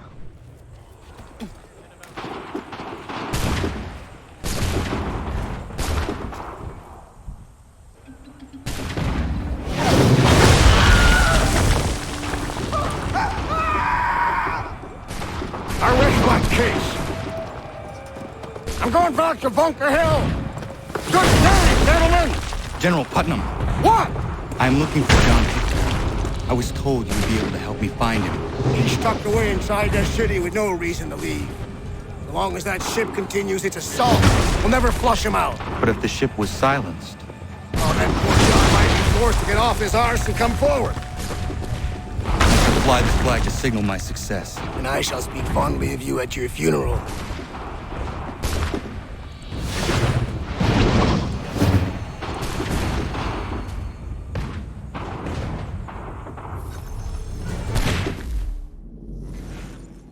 Israel Putnam, more affectionately known as Old Put, is something of a legendary figure in Revolutionary War history, and possibly its best known soldier, a bit of a folk hero, if you will. Putnam was born in Massachusetts, but later moved to Connecticut to take up farming. He is credited with killing the last wolf in the colony, crawling into its den with a musket, a torch, and a rope tied around its feet, so he could be pulled back out. He really didn't like wolves. Oh, and I believe I mentioned he was a folk hero? That's only part of it. He joined the colonial militia during the French and Indian War, where he earned a reputation for bravery and inspiring the soldiers around him. He was captured by a group of Kanekahaka in 1758 and rescued just before he was to be executed. In 62, he was shipwrecked in Cuba while on a campaign there where, you love this, he learned about cigars. He became a habitual smoker and is credited with introducing the cigar to the colonies. After the war ended, Putnam returned to Connecticut, where he was a vocal opponent to the British tax policies that led to the Revolution. He founded the Connecticut branch of the Sons of Liberty, and when he heard about the Battle of Lexington and Concord, he immediately signed up for the Continental Army and was named Brigadier General of the Connecticut Forces. He commanded troops at Bunker Hill, and the near successes of rebels there sealed his reputation. Washington had high hopes for Putnam as a leader, and he was named Washington's second in command in New York, just prior to the Battle of Long Island. Unfortunately, Putnam was a good soldier but a poor tactician. The battle at Long Island was a rout. Putnam fared no better at his next post guarding forts on the Hudson River, where he was outmatched by General Henry Clinton. After that, Putnam requested to be assigned to recruitment, and Washington agreed. Still, at least he had cigars. That reminds me of Odyssey Rot. At least there's wine. At least there are cigars. You love Connor Strutt. Yeah, me too, dude.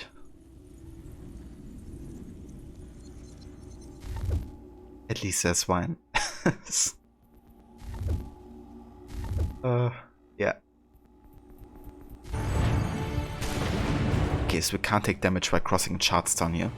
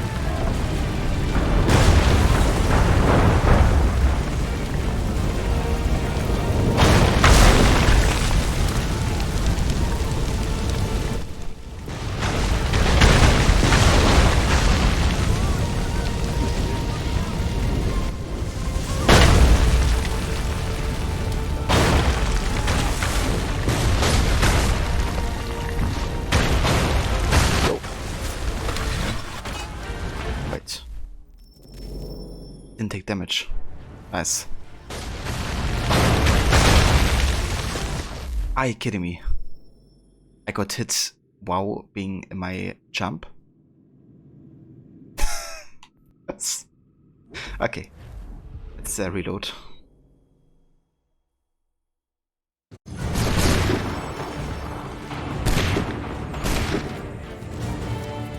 Imagine being hit by a cannon ball like mid-jump.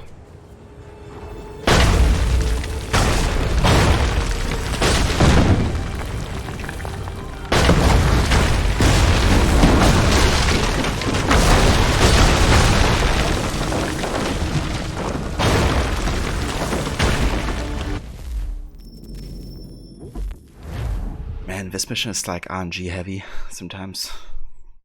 Like I did the exact same thing as earlier and I still got hit.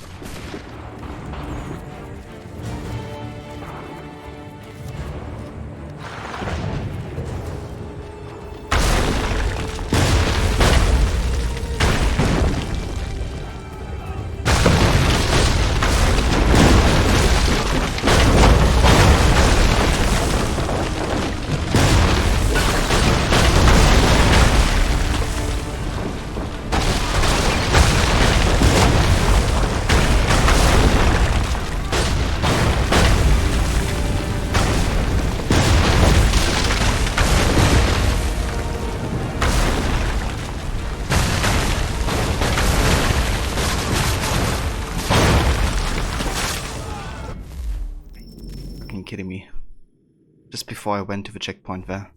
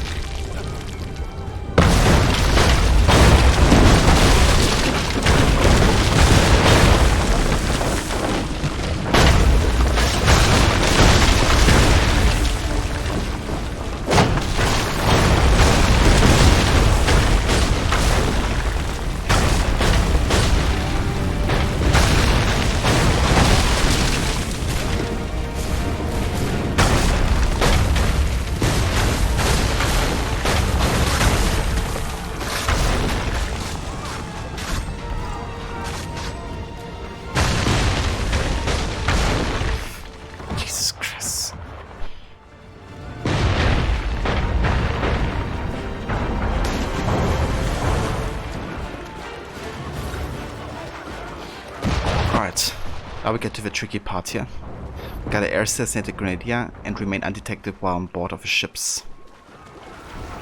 While having the right level 2, so this can go wrong really fast. It's actually one of the trickiest and most annoying post-sync requirements to get.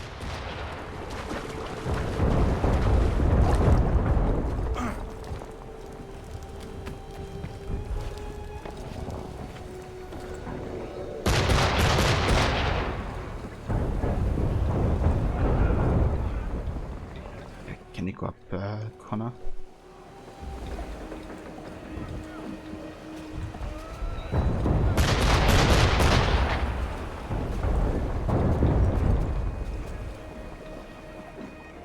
This was the pain with the limit challenge you did. Yeah, I can imagine, dude. What did you do again in the limit challenge to kind of like, in addition?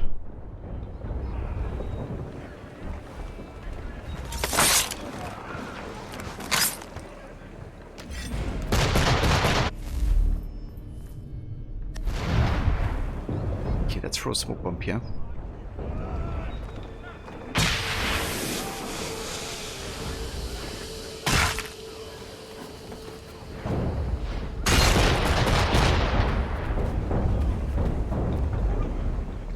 We stayed undetected.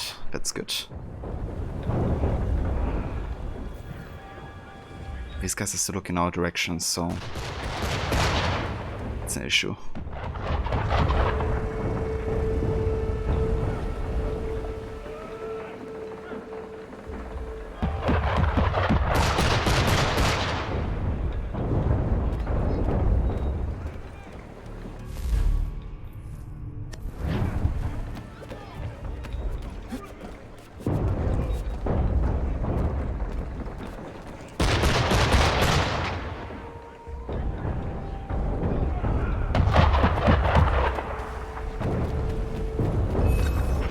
Sake.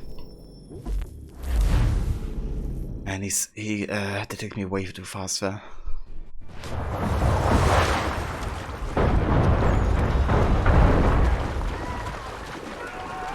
Some of the limits were no smoke bombs or poison darts, no bows or guns. Base 7 melee weapons only, and exemptions. Rope darts are allowed, but never was main targets were hidden blade only kills. Ah, okay. Yeah, that would be way trickier. Getting the 100% done here, especially with no smoke bombs.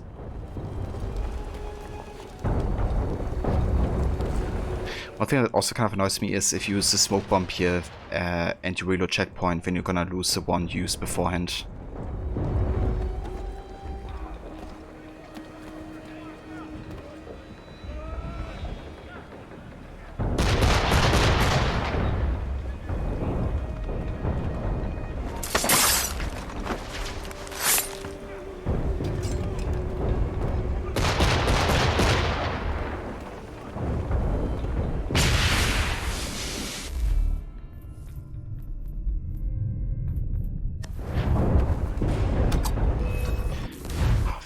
Fuck off.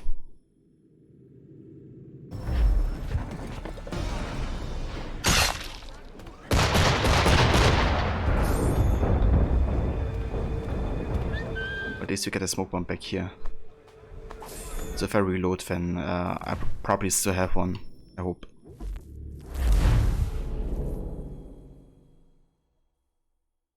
Yeah, dude, like, having the limit challenge is one thing, but, you know, doing it with the optional objectives is, like, insane.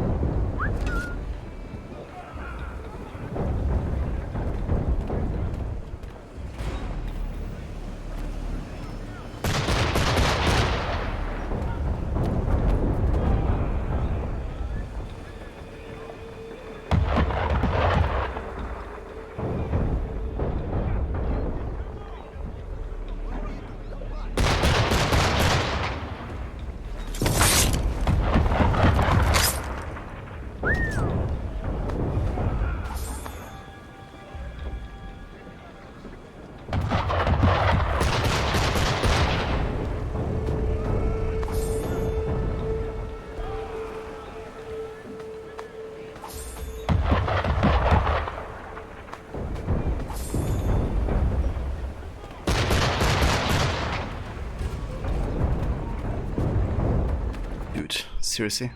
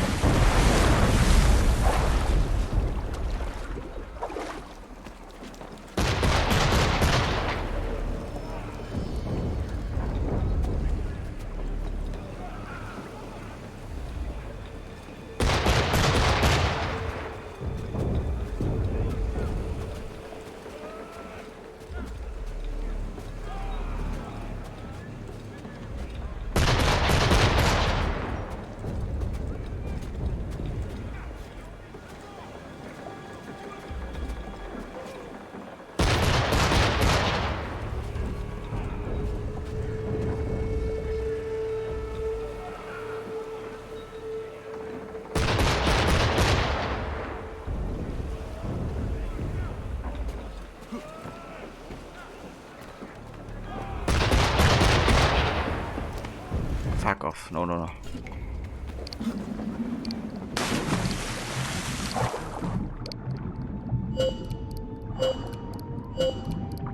Butter my animation. Okay, we got it. Nice.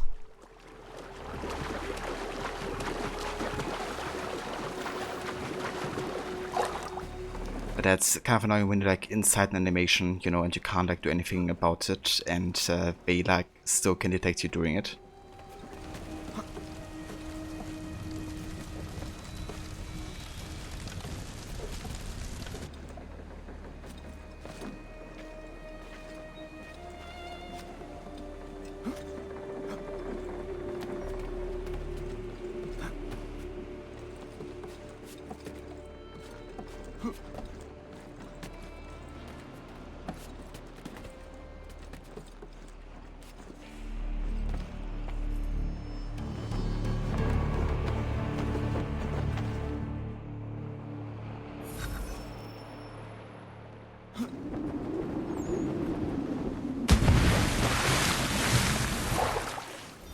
Cheers, Rod. Thank you, dude. Yeah, it feels good to get that mission done with, because this is definitely one of the trickier 100% sync requirements.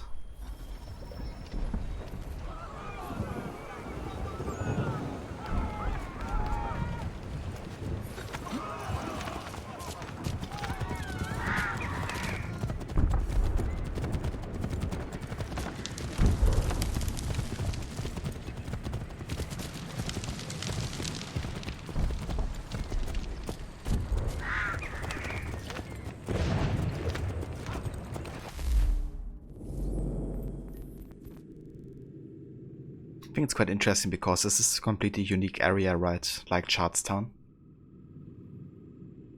But often doesn't get considered as its own kind of like explorable area because it's only like during this kind of like sequence. But it's cool they actually created like a unique kind of like map only for the purpose of having in Charlestown.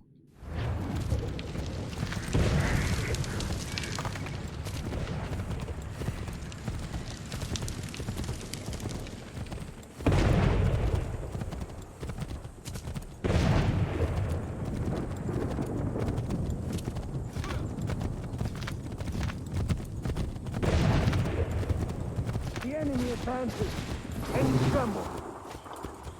They've better numbers, you say. Better weapons, better training. But I do not fear. And neither should you. For what they have in material, they lack in conviction and care. But not us. We have discipline. We have order. And most importantly, we have passion. We believe. To maintain vigilance, conserve your ammo, ensure a proper line of sight, and above all else, men, do not fire until you see the whites of their eyes.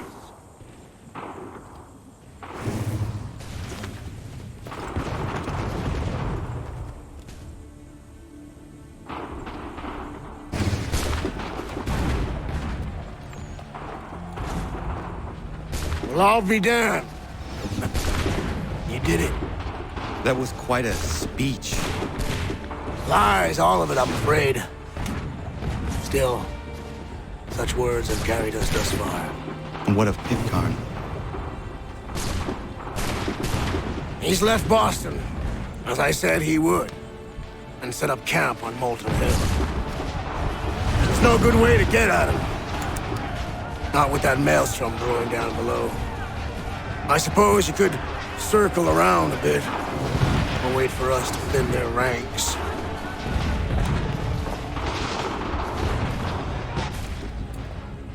There is no time. I will have to chance a direct approach. That's twice today you proposed the impossible. I see no other choice. Not because you're mad as a March hare, son. I expect an apology on my return.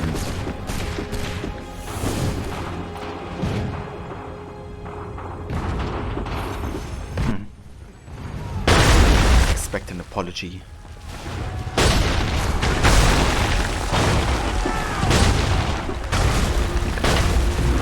Okay, this vision so much, so hard to dodge bullets, yo. Yeah, it can definitely be tricky. So one tactic is actually to look at the enemies here, and whenever you see like all of them shooting at the same time, you have like a short time window of running to the next barrier. Like now, you can go to the next one. Wait again, to the next one. Again.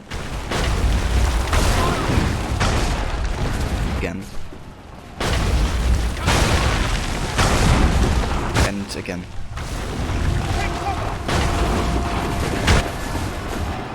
So just kind of like looking and observing when all of the enemies shoot at the same time. Gives you like the time windows you need. I remember like struggling so much the first time I tried to do it 100% because I had like no idea. That's how I see it.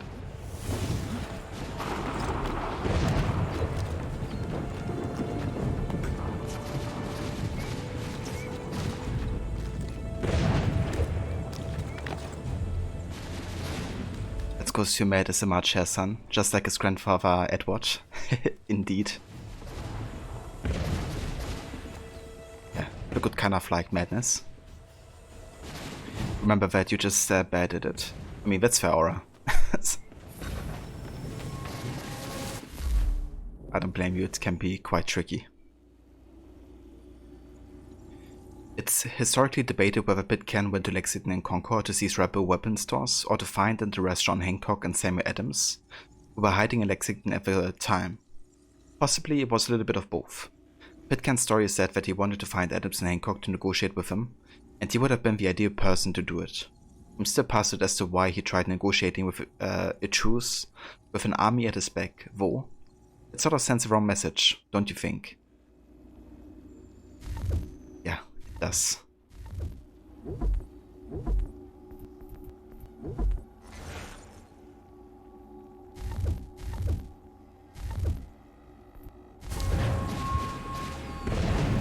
Okay, so I have limit regular kills here. And we have to kill Pitcairn with an air assassination without being detected, which is the trickiest part. Because you can be detected in the last millisecond and it will count against you. Sometimes you even have a detection sound, but it doesn't count against you still, so yeah, it's a bit like finicky. Just have to see if we get it or not.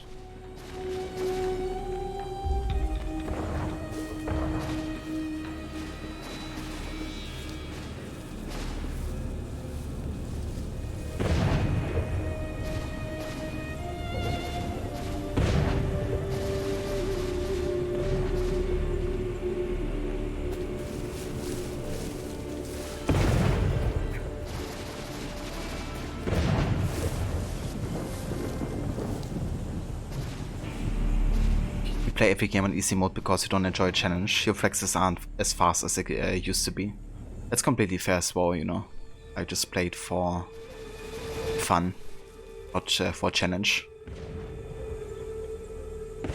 I definitely love going for challenges in AC games, but yeah, not all the time. Not always like a really tricky one.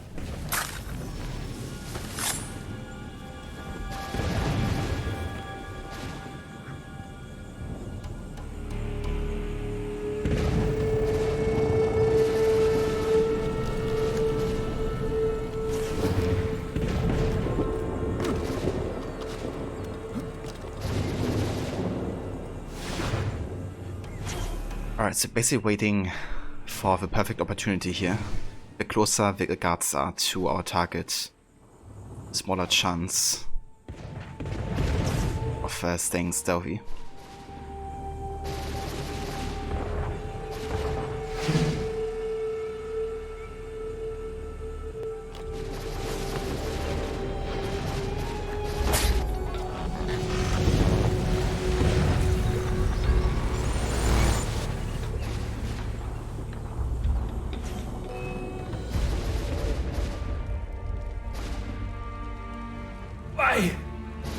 Why did you do this? To protect Adams and Hancock and those they serve. You meant to kill them. Kill them? Are you mad? I wanted only to parley. There was so much to discuss, to explain. You put an end to that now. If you speak true, then I will carry your last words to them. They must lay down their arms. They must stop this war. Why them and not the Redcoats? Do you not think we asked the same question of the British? These things take time. And it would have succeeded had you let me play my part. Part of the puppeteer. Or better, we hold the strings on another. No, the strings should be severed.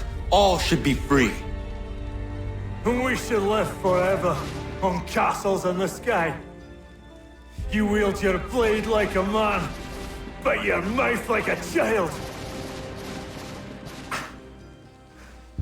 And more will die now. Because of it!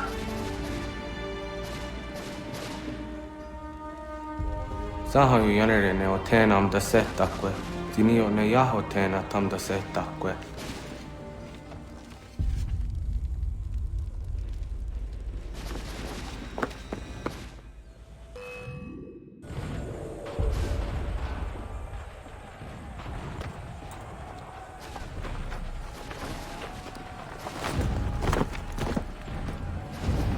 How dare you sneak up on me like that? Why don't you just go out there and just help this camp retreat? Don't ever do that again, you hear me? God damn it! General Putnam. You live. The same cannot be said for Pitcairn. Well done, I suppose. But it matters little now. I'm ordering a full retreat. We have lost too many in exchange for too little. If the Tories want this hill so badly, let them have it. Boston is the true prize. We have a bigger problem. What do you mean?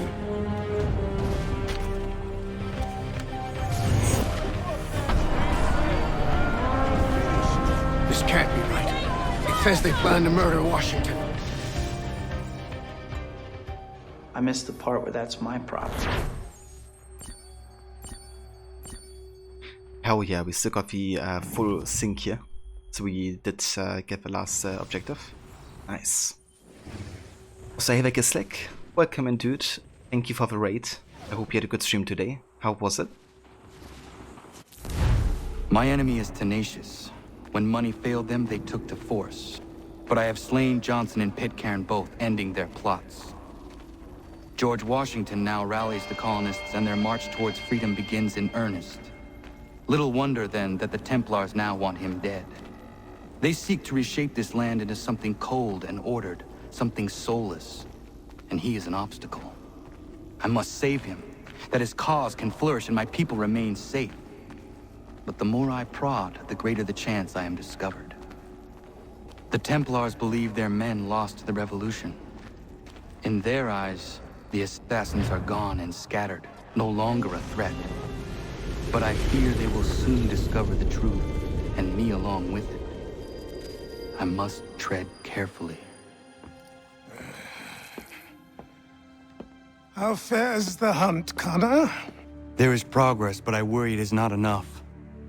You must strike where you need it most. What if you pursued Charles Lee and your father? What then of Paul Revere and the soldiers at Lexington? Soldiers? There were no soldiers in those towns, only men and women who were forced to defend themselves. Is this not why you fight? To protect your people? Your struggle is the colonist struggle. In helping one, you help the other. Encouraging words from one who thought mine a fool's errand. Make no mistake, I still do. But I can't help but feel some pride in your success. And why should I give you any credit? Then don't. But first, return the robe and the blade and the darts and all of the years of training and knowledge I have bestowed upon you. Return these, and then your words may have some merit.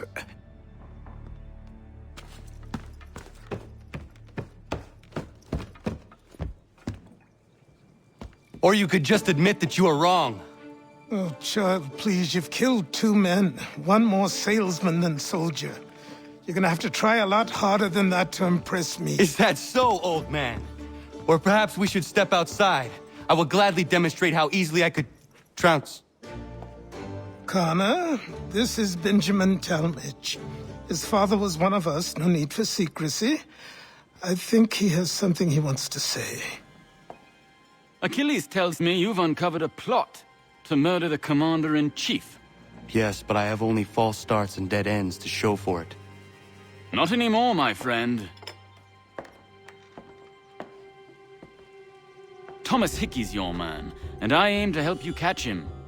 How? I'll explain on the way. You and I are going to New York. It's kind of funny, everybody has to touch Connor, and he's like, stop touching me.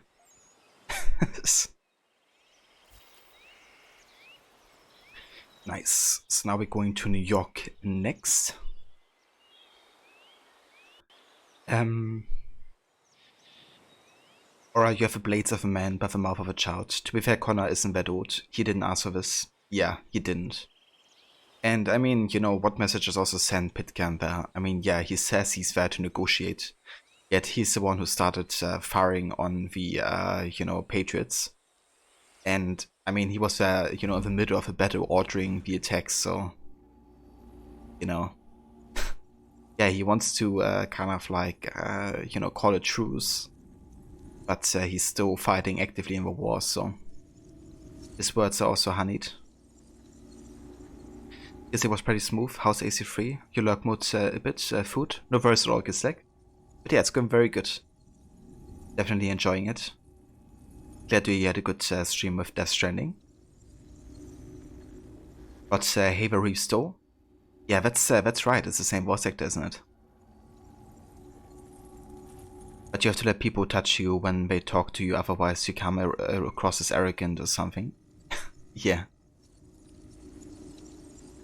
It's definitely interesting. I do like the situations because it showcases that, you know, Connor really is a bit uncomfortable and he's not used having like so much, you know, kind of like body contact with total strangers, especially in his like culture upbringing. And also, often people do it when they want something from Connor, right? So it's like a bit suspicious also in that regard. Benjamin Talmadge was the head of intelligence for the Continental Army during the Revolutionary War. The British, of course, would have called that an oxymoron. Talmadge was originally from New York, but moved to Connecticut before the Revolution broke out. He served as a lieutenant and then a major in the militia before being asked by George Washington to leave the intelligence department. Talmadge used his contacts in New York to form the Carper Ring, a league of spies that observed and reported on the British actions in New York. It's possible his contacts also discovered Benedict Arnold's treachery, but that's to be disputed. After the war, Talmadge returned to Connecticut, where he became a merchant and a politician. He was elected to the House of Representatives in 1801.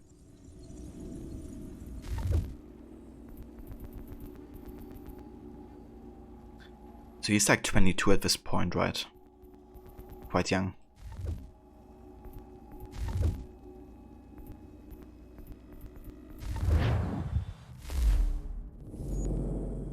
Oh nice, we also have more homestead missions.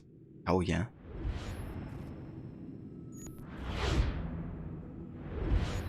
Okay, so before we go to New York or anything, I'm definitely gonna catch up on all the homestead missions we have available. However, before we do that, I'm gonna go and take a break. And yeah, when I come back, we're gonna do some homestead stuff. Hopefully this is also the sequence that unlocks Big Dave, because I could definitely need the blacksmith for like trading and crafting and stuff. But yeah, I shall be back in like 10 minutes or so. Cheers, Rod. Thank you, dude. And yeah, I will catch you all in just a few.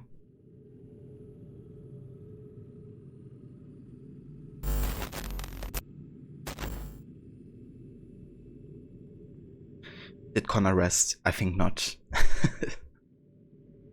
Yeah, he never rests. He just waits in the shadows. Just like Bike. Cheers, Mola. I'll catch you guys in a few.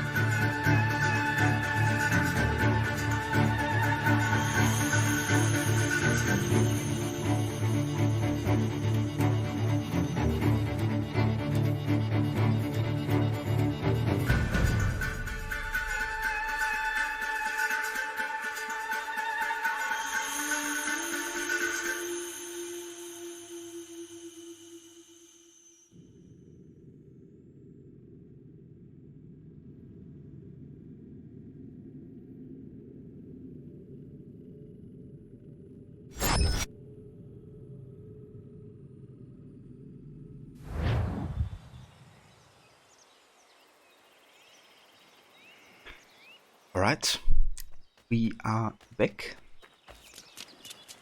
Thank you all for staying tuned, and welcome back to more of AC3 for our historical order run of the Kenway Saga. Also welcome in again, Monad. Thank you so much for the raid earlier. I hope you enjoy your lurks, and I hope you had a good stream today. Also welcome Alpha. Thank you also for joining. Connor was the best assassin with Ezio and Edward. Yeah, Connor was great. I think he's really an underrated character within the series. And I think he's also a little bit misunderstood sometimes, like both from his like cultural heritage and also like what happened to him as a kid and how it influenced him, you know, as a person later on in life. But yeah, I think if you really put yourself in his shoes, you can really understand where he's coming from. And yeah, I mean, he's just like so determined and always trying his best for his people, so I think you can only really sympathize with his kind of like morals and goals. Cheers, Rod, welcome back as well, dude.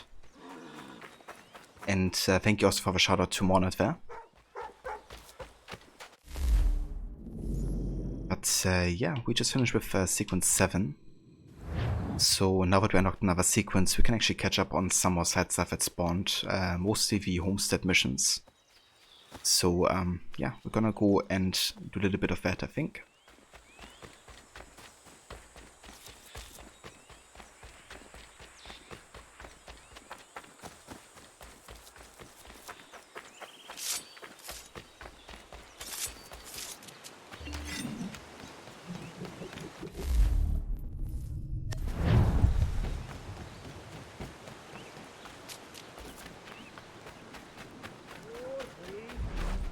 It's all here. Good. Now the birch. Well, this whole section. It should be right.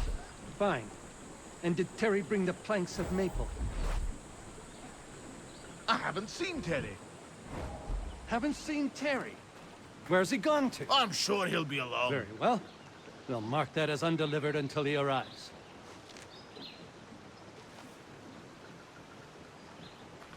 It's a fine afternoon, Connor.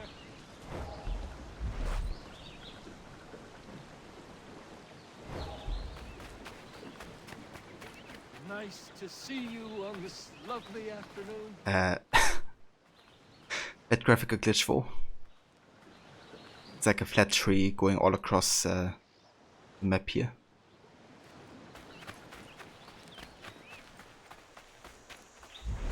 It's a fine afternoon, Connor. Nice, that's the first activity for the Dr. Lau here. Studying.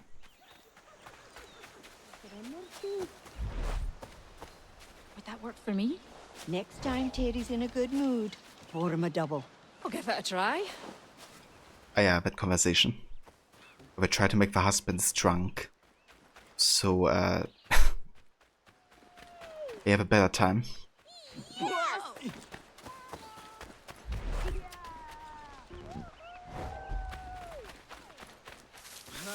But a lot of those kind of glitches, yeah. And I think against like graphic glitches sometimes they can just be funny.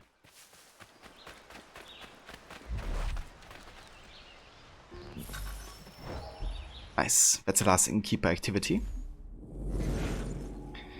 Inns and taverns were central to colonial life. In addition to being a place where people would meet around a meal, drink a few ales, or discuss important matters for the community, they were stations for travelers, offering a roof, a warm bed or a clean floor, a hot meal, and often care for one's horse, which is nice because you wouldn't want your horse to feel left out. Innkeepers were important figures both locally and regionally, because they dealt with a great many people from humble laborers to campaigning generals. This made them a prime source of news. Any innkeepers worth a sword knew everyone from mouths around the inn, and they generally made sure everyone knew them too.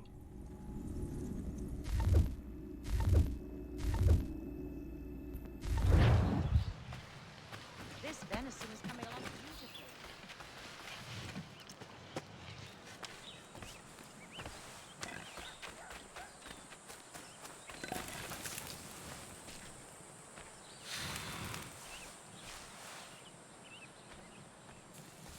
Take my... Wait a minute, that's not right.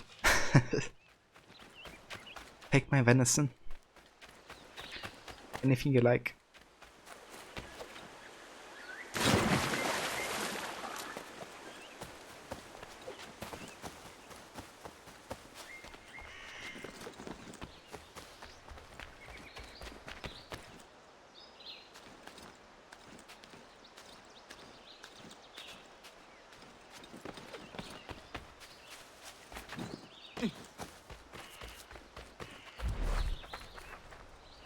Gunner?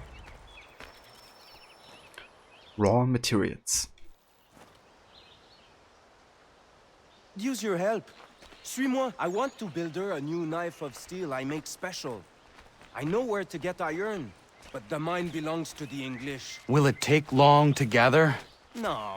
A couple of blasts and I will have what I need. I just need you to stand watch. I will wait for you at the mine. It's not far, just off the property.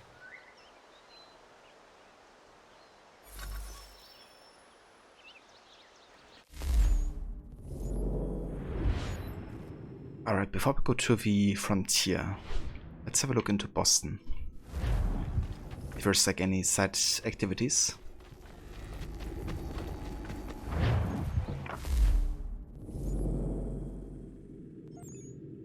Okay, not at the moment.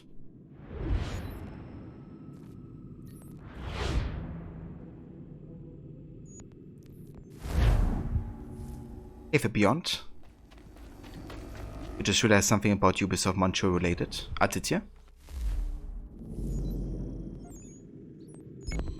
What did you realize? Okay, on the way where we could check out these Frontiersmen and Hunting Society missions.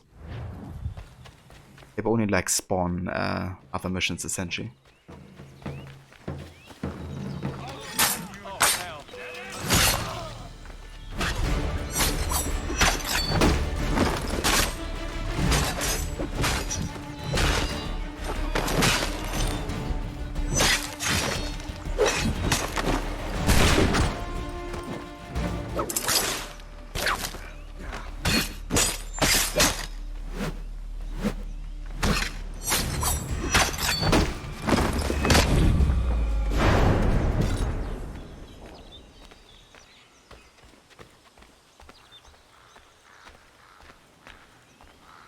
Since Black Flag Origins was the only Ubisoft Montreal AC that didn't have a focus on sages, granted Aita has a sage there.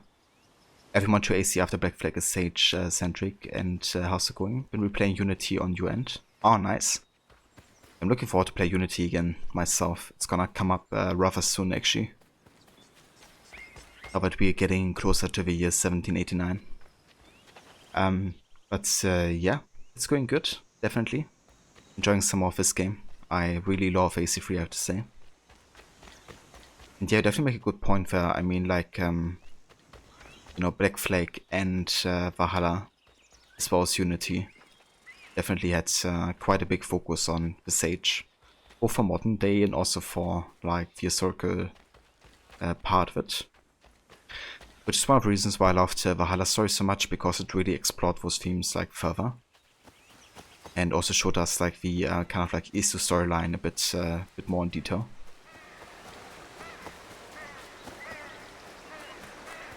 And yeah, that's true as well, Rod. Like there's a Syndicate Sage in the World War I memories, which was a Cuba game. But there's no confirmed Sage really in Odyssey, right? At least not for Aita. You only see Aita himself in The Fate of Atlantis. But we don't see like a sage of him.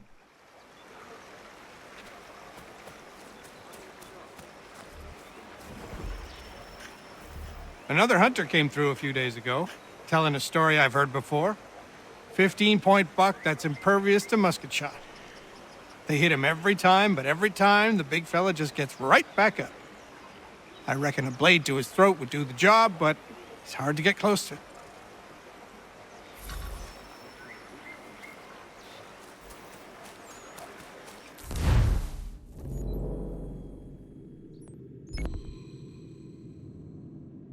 Yeah, that's very true, Rod. There's definitely been, you know, other studios working with the sages, like Quebec.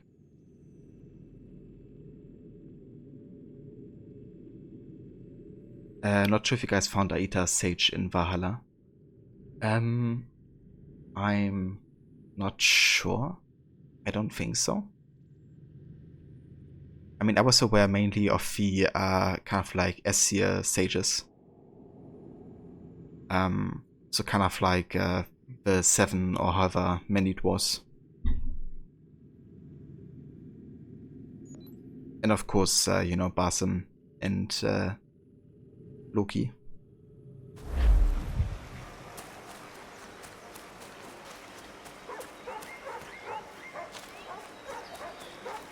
So within London, who was like the sage to be then? Like which character? I probably remember it when I have a name or something.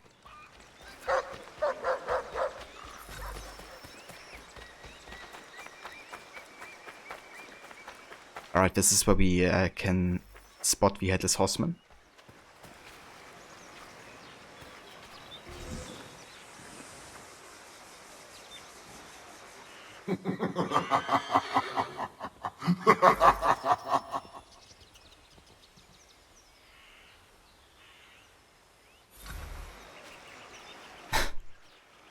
That evil laugh.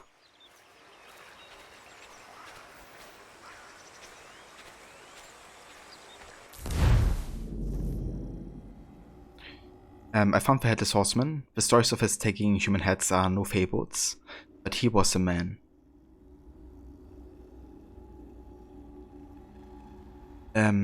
Ragnar, the assistant of the blacksmith, one of the order member, the one who had fascination about eyes, remarked at her green and blue ones. Ah, okay, yeah, I remember something about that as well. I thought you meant like you could actually like have stories with the sage or something. I did remember reading about that at least. Kind of like as a reference to the sage, I guess.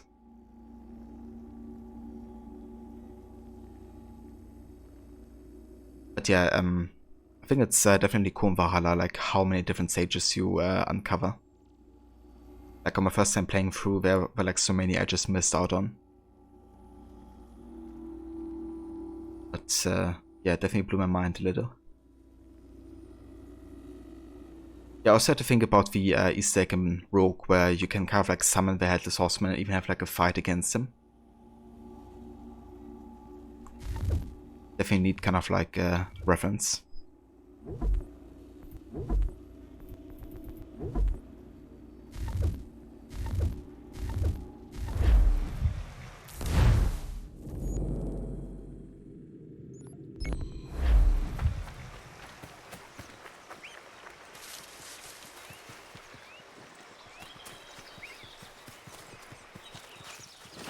Yeah, I kind of hope that Darby's involved with AC Rift. Because he definitely knows how to write, you know, Basim as a character. And he also returned shortly before the leaks happened for Rift, right? So maybe there's a connection. Or maybe, you know, there's like a totally new Montreal game that he's working on.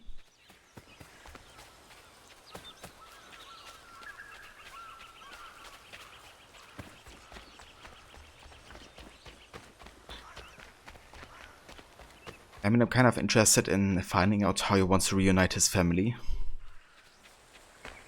Like, obviously we have had it happen before with Juno, that she was able to possess a human body. So I reckon Basim is like trying to do something similar. To like use maybe the Shroud of Eden. Do so. Maybe with the help of Grammatica or something. Yeah, man.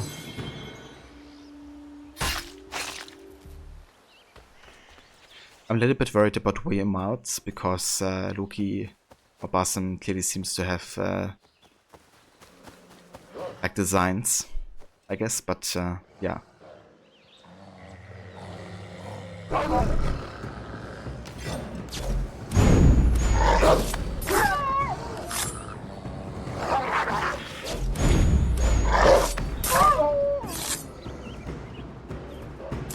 Speaking of Easter eggs, you did the Octopus the other day in AC2. That was cool. Oh yeah. Yeah, that is a really nice Easter egg. It kind of like creeps me out every time.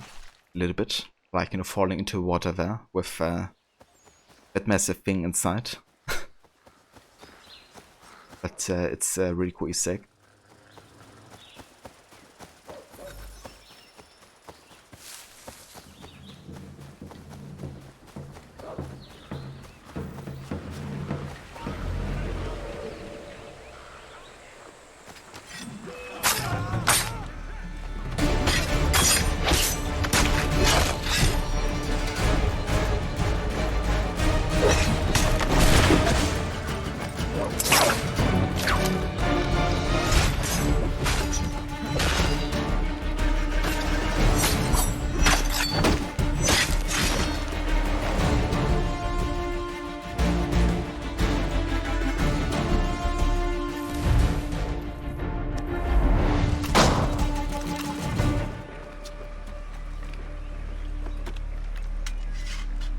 Well, thank you for letting me reload and kill you as well.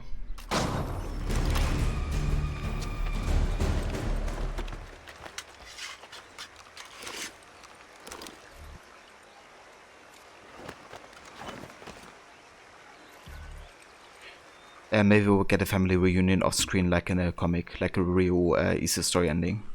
Yeah, I mean, it's not out of the question that Ubisoft would do that, I guess. And yeah, no worries beyond. Hope you enjoyed time with Unity.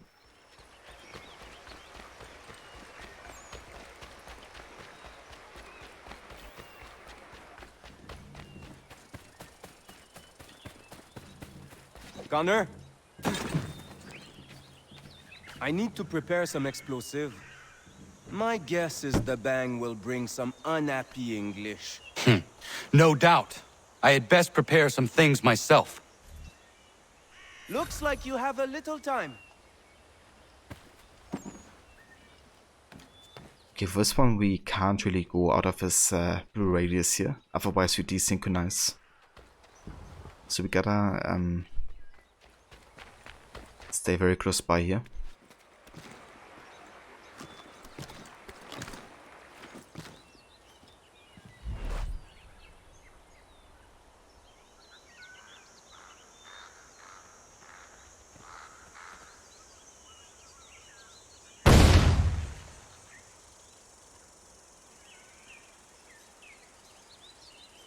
Sacre Dieu! I think they are coming!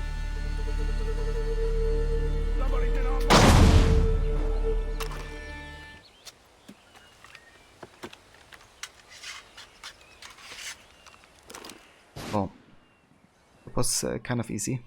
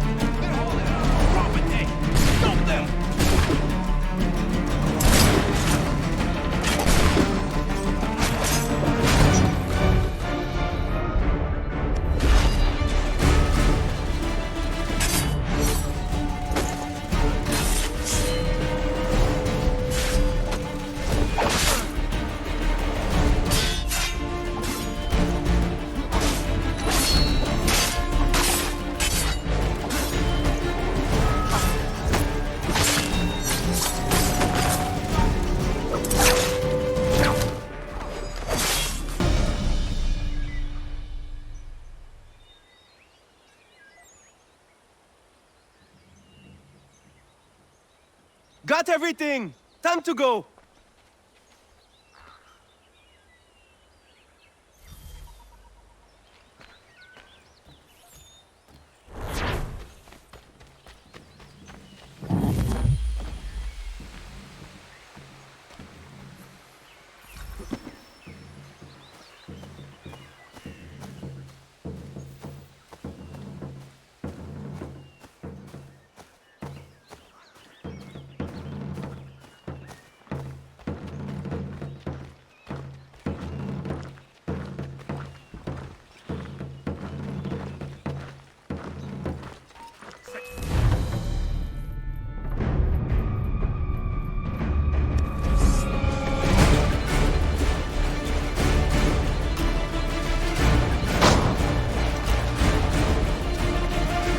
That's free aim war. Never mind then.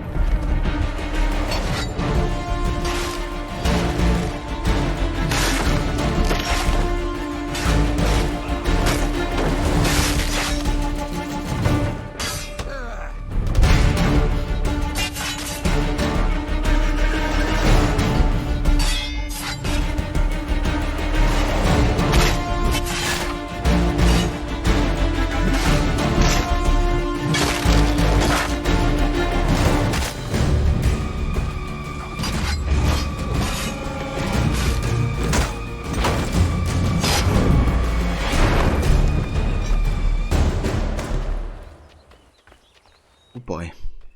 We're already level 3, that means we have the Hessians fighting us now. They're like the strongest type of enemy, I think. Yeah, the only way you can really kill them is by counter-A them.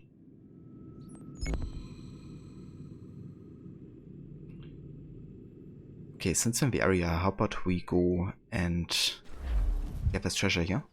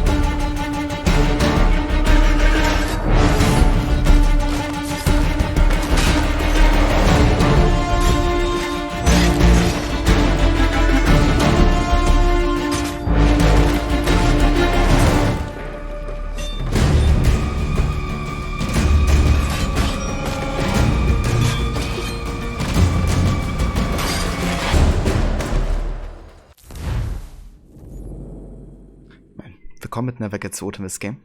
I just wish we had like more counter kill opportunities, like for 2 at the same time. Yeah, it's like more about being patient, I guess, not just chaining kills all the time.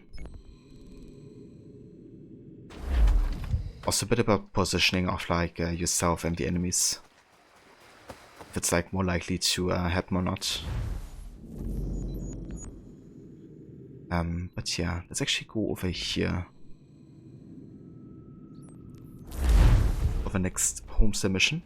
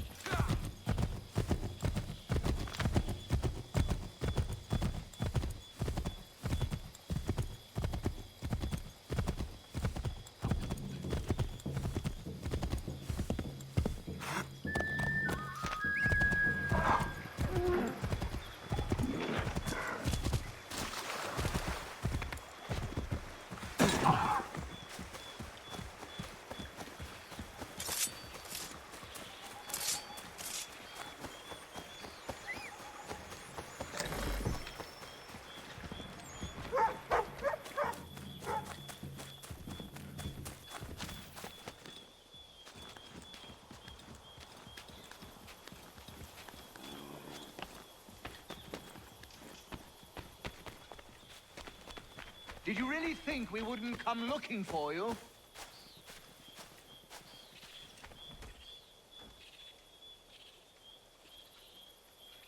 What did he say, Got yourself a soldier? the Sart? Deserter! Where is Charles Lee? Yeah, where is he? Buy your charts. I've got a tomahawk that has your face written on it.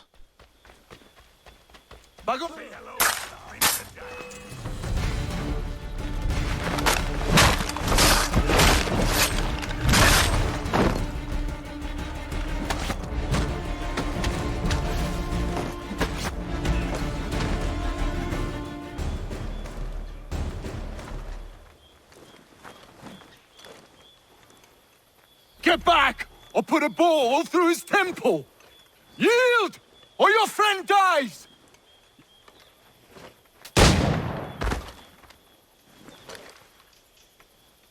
Right position, gerecht. Are you hurt? Nothing that won't mend. Thank you, stranger. What were they doing? This lot was dragging me through the countryside trying to make an example of a deserter. Sorry now, who are you? Connor. A deserter, you say? Don't much agree with the fight, and I love this country. So there you have it. The name's David Walston. My friends call me Big Dave. Might I ask where you live so I could repay the debt when I'm able? It might take us a while. Us smithies don't earn much coin these days. Our community is not far from here, and we certainly could use the services of a smith. Would you consider plying your trade there?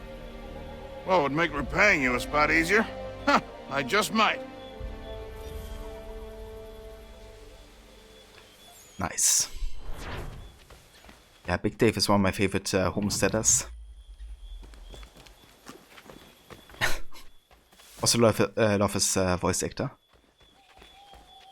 But they're killing the prisoners in here. Quite you degenerate.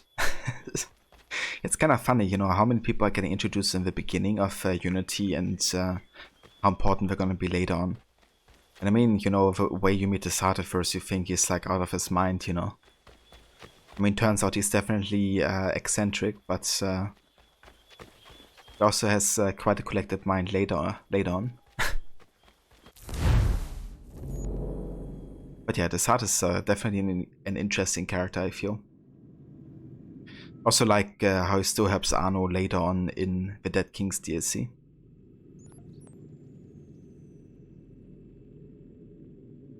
Okay, since in the area, how about we do another Hunting Society mission here?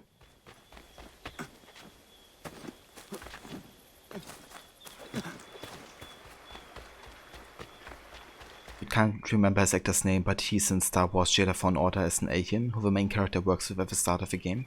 I can't remember that character's name though. Ah, okay, interesting. That's cool.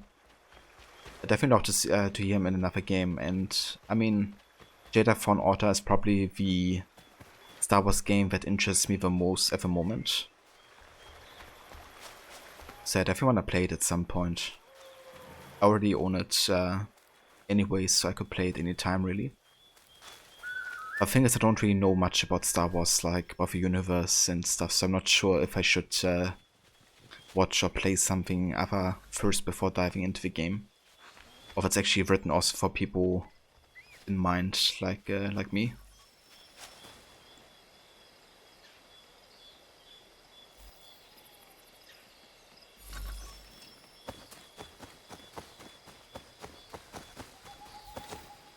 There was an AC streamer you sometimes watch, and his modbot was called Big Dave. Never knew where it came from until now. That's awesome. Yeah, that's a good name for a bot.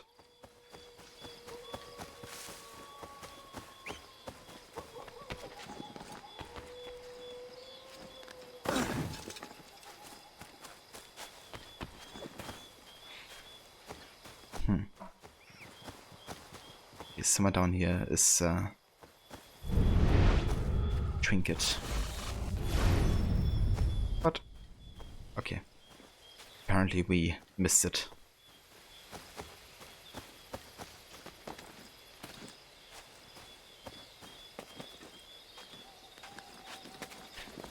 It would be interesting to see what I think of it. I think you think I should be fine. It's set between episode 3 and 4. There's also database entries to fill you in on characters, but there's a lot of references to the Clone Wars cartoon series as well. Basically, the Jedi are on the run from the Empire by the time of the game's story. I gotcha. I mean, it seemed intriguing even if I didn't know too much about the universe, so I'd definitely be down to give it a try at some point.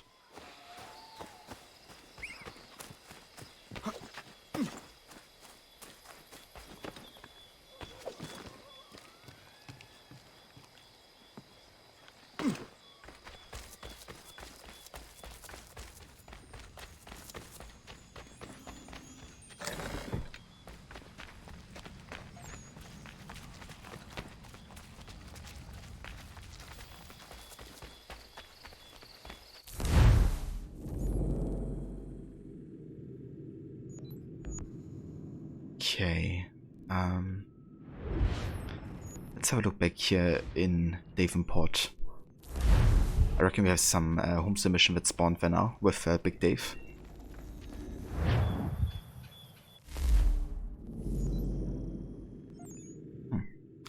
Actually, there isn't. Interesting.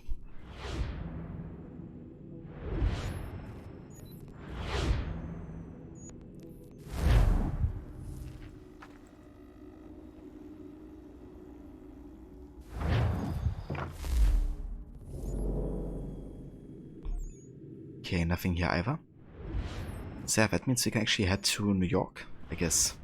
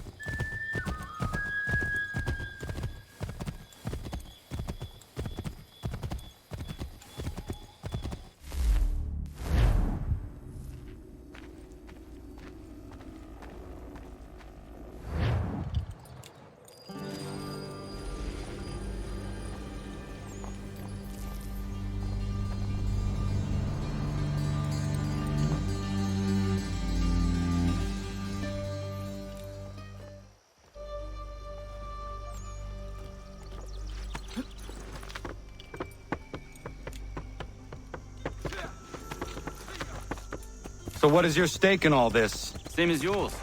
Peace, stability. A land in which all might live side by side.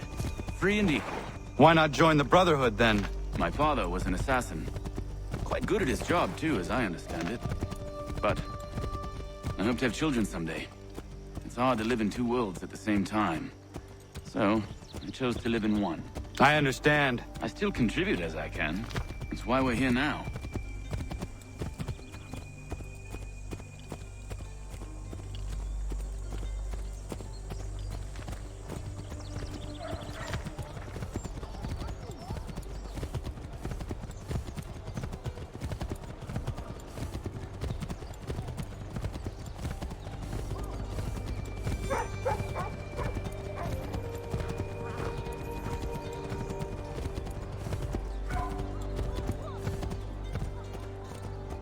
Exactly right. Yeah, another one who allied with the assassins indirectly. He has been running a counterfeiting ring in the city. By helping take down some of the Order of the Ancients. Thomas Hickey has gotten an update here. Hickey resurfaces during the rebel occupation of New York in 1776. He became a member of George Washington's personal bodyguard, commonly known among the soldiers as the Life Guard. I'd imagine it took some pretty clever political maneuvering to get him there, given his record.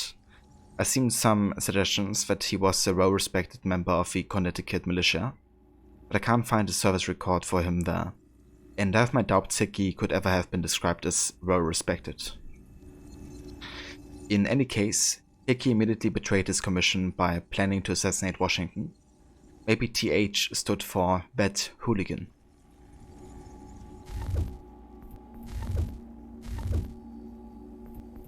Locate the source of his operation, and we can have him arrested. He cannot harm the commander if he is in prison. Do you know where he is? Not exactly, but I have an idea where we can begin the search.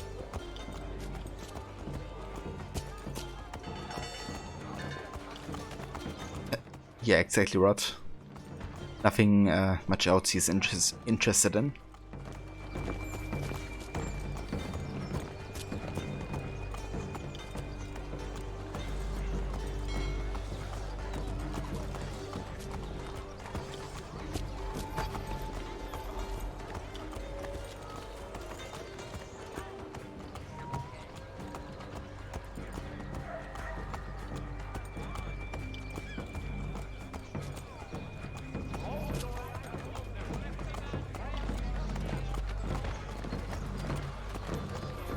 There are rumors of bad bills being circulated here.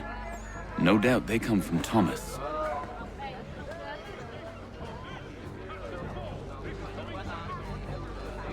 What are you up to?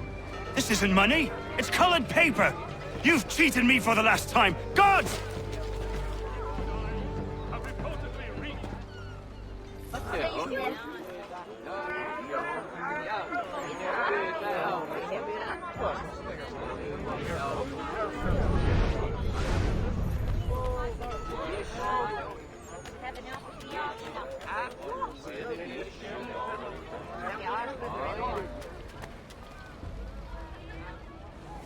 Ah, very nice, Savvy. That's great to hear.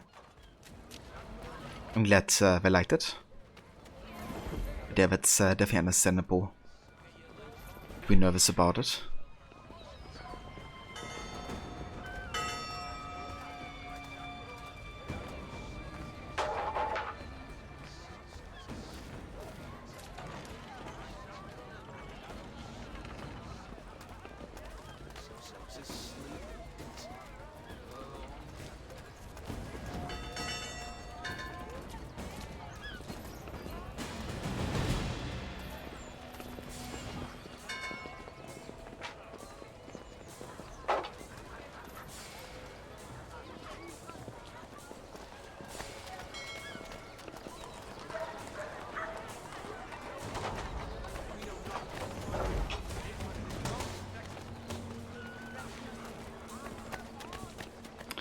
Yeah, a bit of time to pet the dog must be.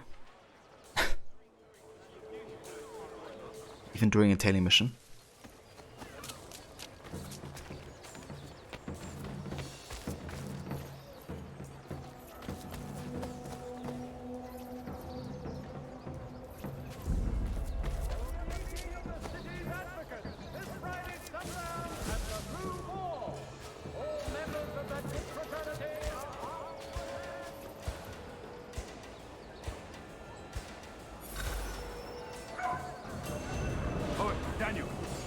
bills away. The guards is onto us.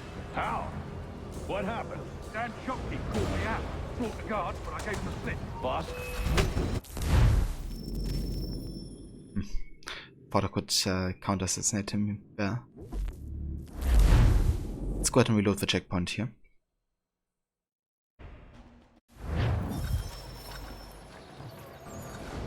Oi, Daniel, let's put them bills away. The guards is onto us. How? What happened? Dan Shopkeep called me out. Brought the guards, but I gave him the slip. Boss is gonna be mad. Not so mad as if I'd gotten caught. Besides, we've got most everything we need for the job now anyway. Best go tell him. I'll warn the others.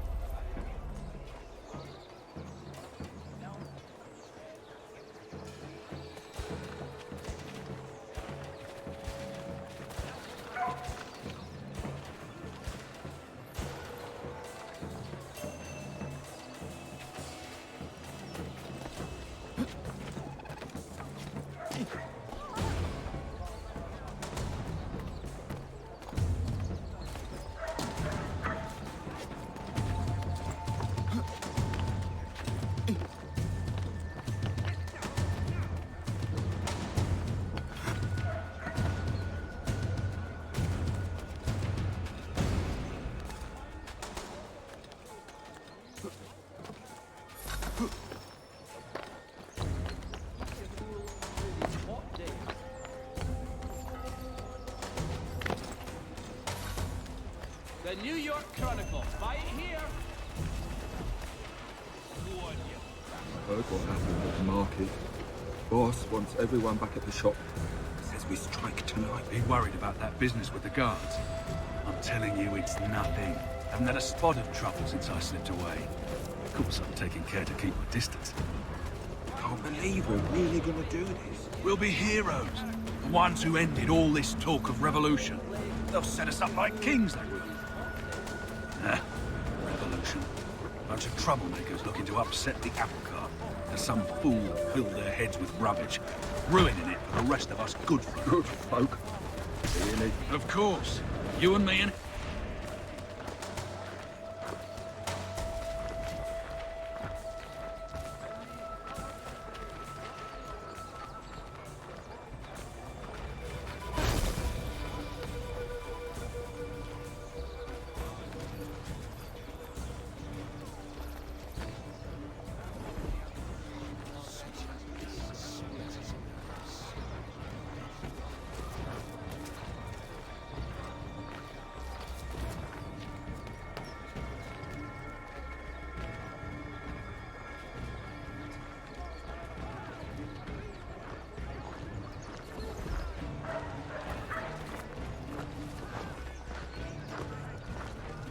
Like how they're just standing there like that, but yeah.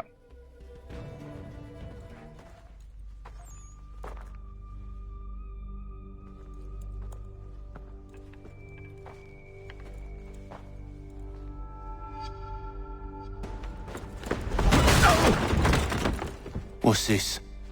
Thomas Hickey? Might be. What's it to you? Oh, ain't supposed to be none of your kind left. Suppose I'd best be rectifying that then. Get him! No!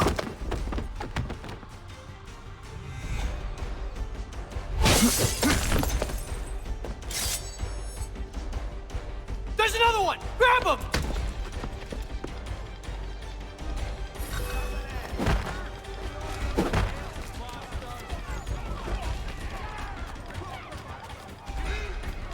You get away from there! That's my money! Okay. I can't take or shove anyone, apparently.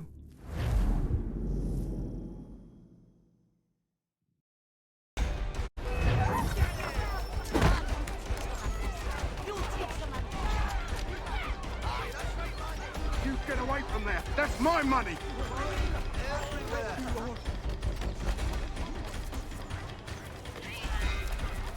Touch those bills and I'll kill you!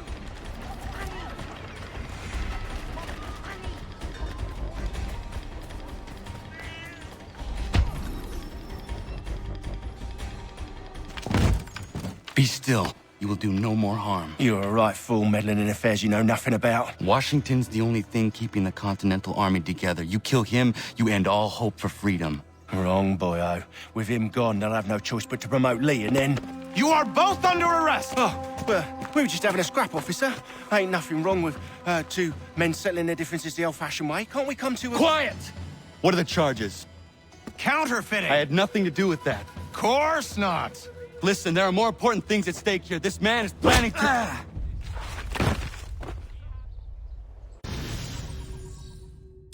Oh, that's not ideal.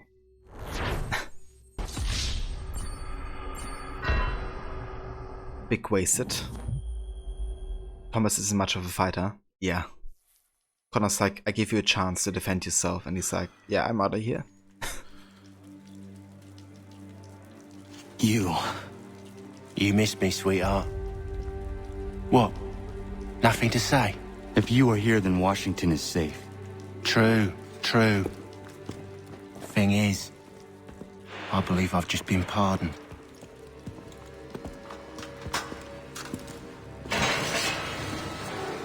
Thank you kindly for the rescue, gents. There can be no further mistakes, Thomas. Am I understood? What about the assassin? Yeah, he's here. They put him in a cell right next to mine. Guess we didn't get them all, eh? Deal with this, Charles. At once, sir. What are we gonna do?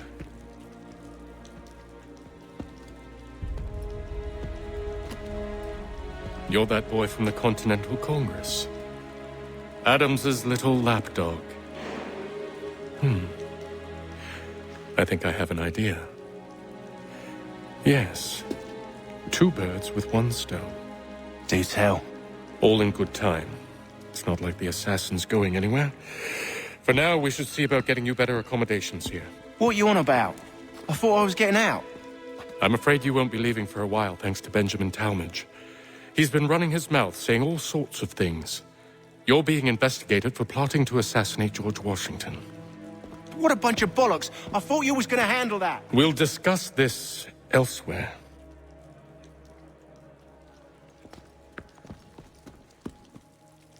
I mean, that Schatz fella seems like a nice dude.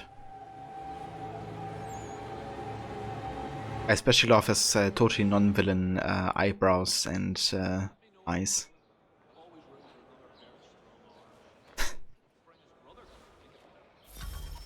But he had a date with Dame and a drink to rush to. Yeah. No time for things like that. I said quiet! Quiet in there!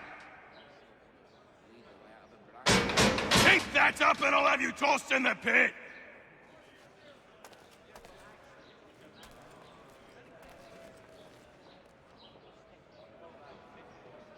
I think I would Are we rather done hope with it this ends. pissing contest?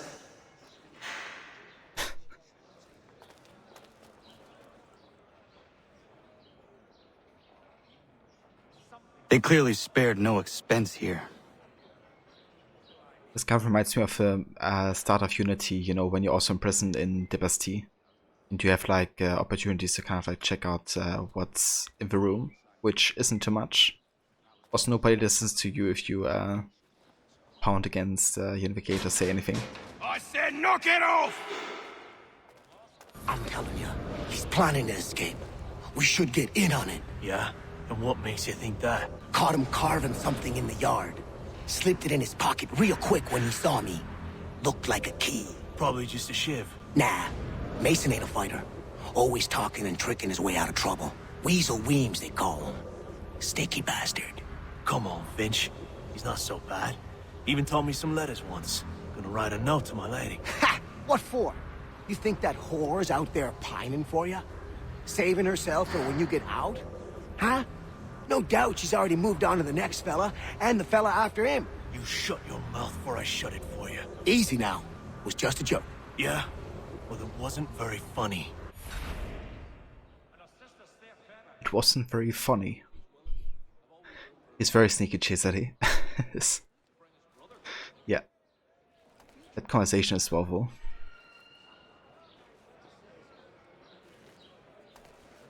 Like, yeah, it was surely a joke, you know?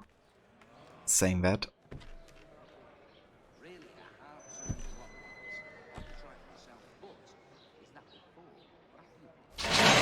Get up! Where are we going? Stay out of trouble or you'll wind up in the pit.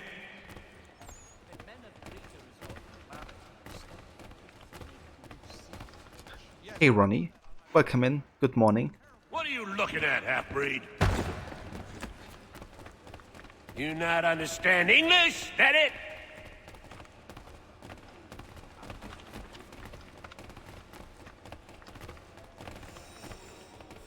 Do I need to knock some sense into that thick head of yours?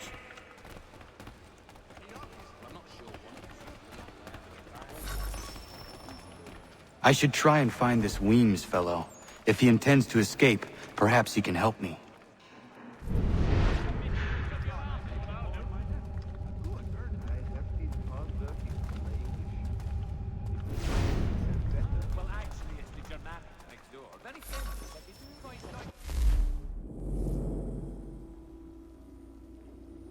Mason Locke Weems, later known as Parson Weems, was a one-time parish rector who became a traveling bookseller, writer, and editor. He's mostly famous for his biography of the life of George Washington, first published in 1800. He was briefly the rector of Mount Vernon Parish, meaning he courted George Washington as one of his petitioners. Weems was a colorful character and a bit of a rogue, always with some story to tell, most of them completely untrue or vastly exaggerated. It's from Weems' biography of Washington that we get the well-known story of young George bravely confessing that he chopped down his father's prized cherry tree. Weems writes that the story is too true to be doubted, but who knows whether the phrase too true to be doubted is too true to be doubted. Weems also went on to write biographies of Benjamin Franklin, Francis Marion, and William Penn again, prizing being entertaining over actual facts. They sold well, however, paving the way for tabloid newspapers everywhere.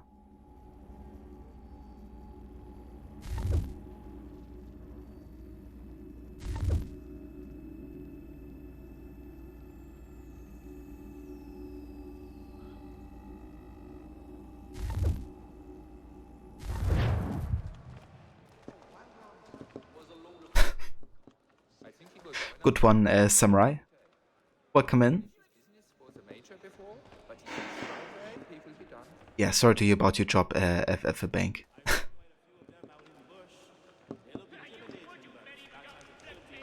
But I mean, you know, there's only a few ways you can check someone's balance.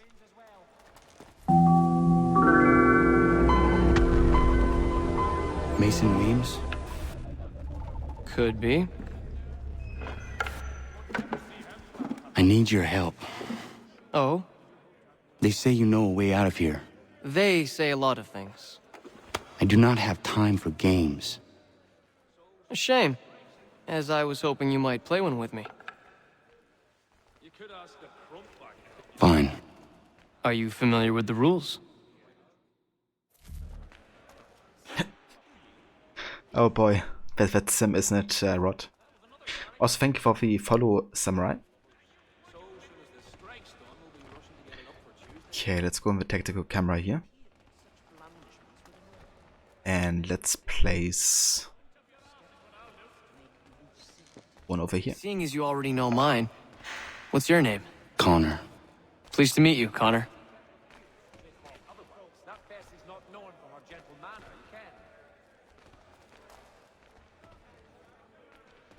Well played. So, what brings you to Bridewell? Treachery. I have been falsely accused. Of course you have.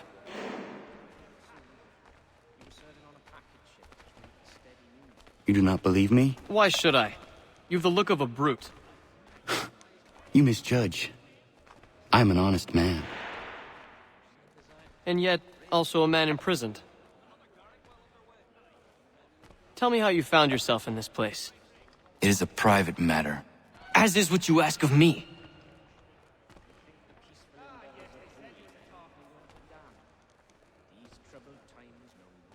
I was trying to prevent a murder. Oh! Anyone I know? George Washington. The others put you up to this, didn't they? Thought it might be fun to have another laugh at Mason's expense. Fools, a lot of them. To make light of something like this. George Washington is brave beyond measure, loyal like a brother, peerless in character, and unshakable in his convictions. That man is our Jupiter Conservator, destined to lead us not just to freedom, but greatness. Anyone who says otherwise is either a simpleton or a traitor. Then you understand why I need to get out of here. If I don't help him, he is going to die.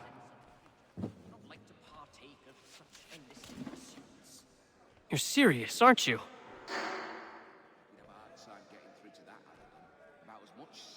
Very well. But it's going to take some doing. See, everything hinges on the key I forged. But that lout Finch stole it. Took me 3 months to make the thing, too. You need to get it back, or we're not going anywhere. Consider it done.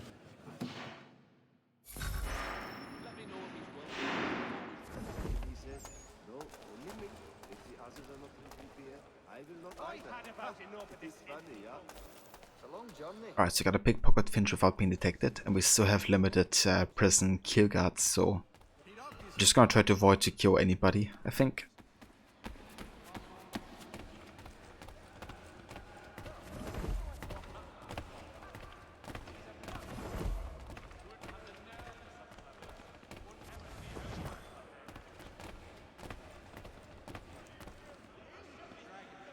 Is he moving?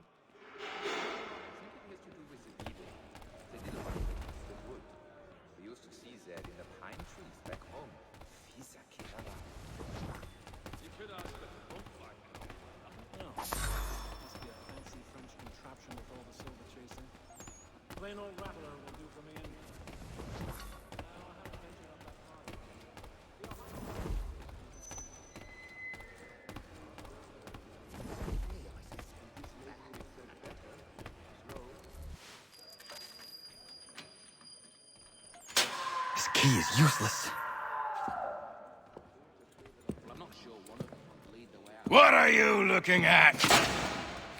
You in the market for a husband?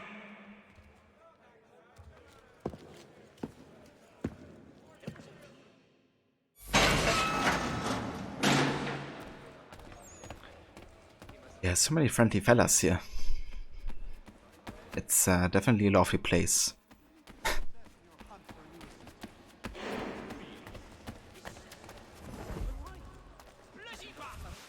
Your key is useless. What do you mean? It did not fit the lock. It's not meant to. You forged a key that does not work. Well, that all depends on what you mean by work. It'll get us out of here. Just not the way you expected. Then how? You're going to use it to get the real key off the Warden. You have to swap yours for his. Why not just have me take the real key? Why all this extra work? He might notice if it went missing. This way, he'll be none the wiser. And when he tries to use it? He won't. That's why we're targeting him. How do I reach the Warden? Yes. This next part, you may not like. Oh, as if I've liked the others. Out with it. You need to pick a fight.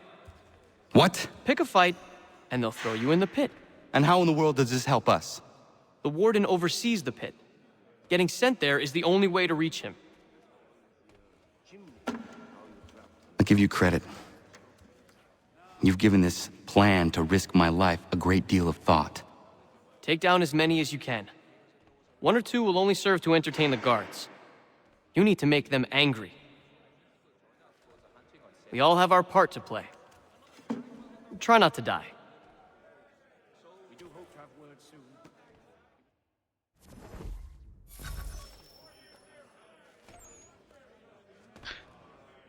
He would only give a place 3 stars, a breakfast bar, substandard, and there was no Wi-Fi.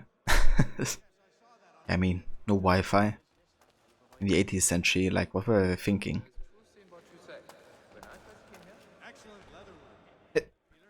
The plan? So funny earlier when, you know, Arthur asked what they were doing now. And that was like, figuring out the plan. What's the plan then, Dutch? The plan is to think of another plan. Connor's really more of a brute force kind of guy. Yeah, definitely is very upfront as well most of the time.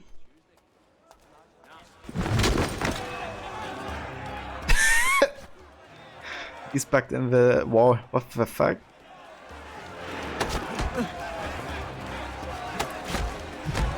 Became one with the wall.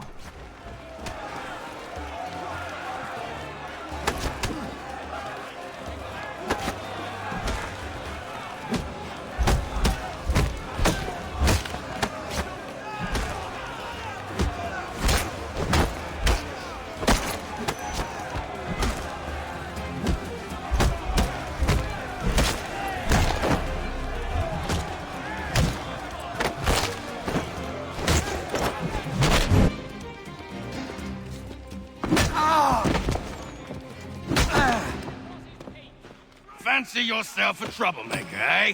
Some time in the pits to cool your blood.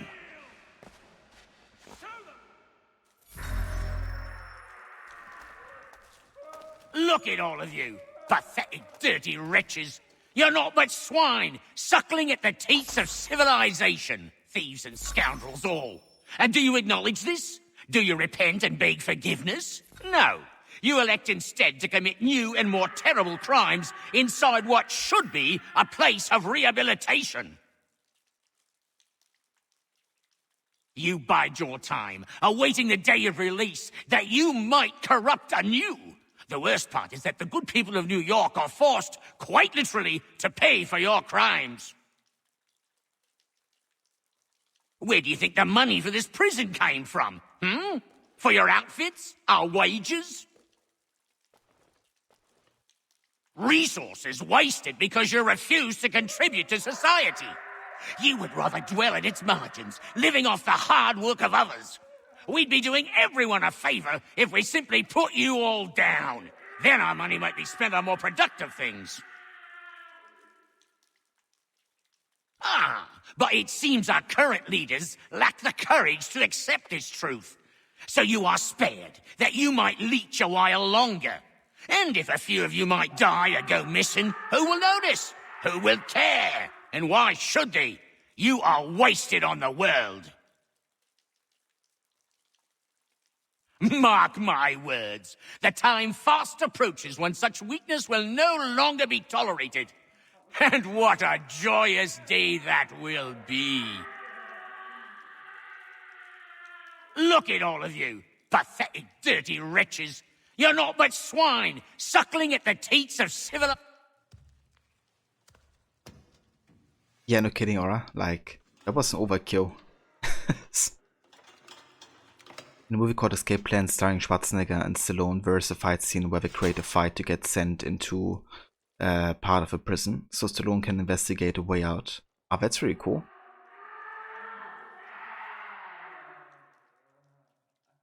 Yeah, I always like these like prison break kind of like moments in movies or kind of like games.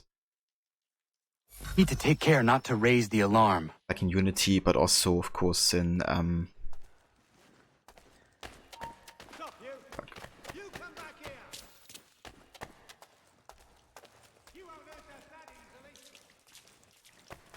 but also in Watch Dogs. You'll find Hickey through that door. It's where they keep the important prisoners. Nicer rooms, more space, those sorts of things. It seems even in prison, who you know makes all the difference. Thank you, Mason, for everything. I will find a way to repay the favor when my work here is finished. Yeah, no kidding, Aura.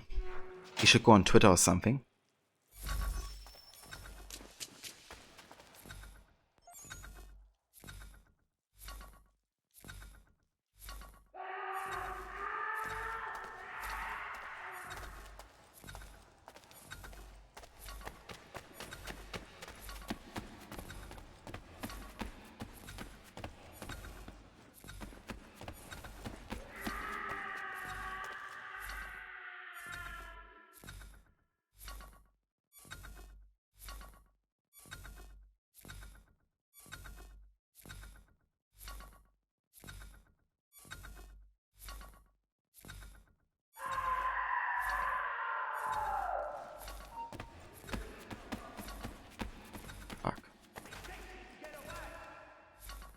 Yeah, that's bad. Come back, you weakling coward! He's licking it!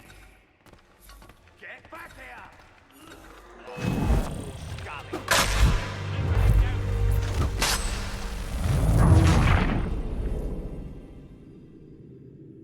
Yeah, it's kind of funny, Rod. You know, but it just like, it's like, okay, yeah, well, you know, kind of like, impress me then. That's what this is about.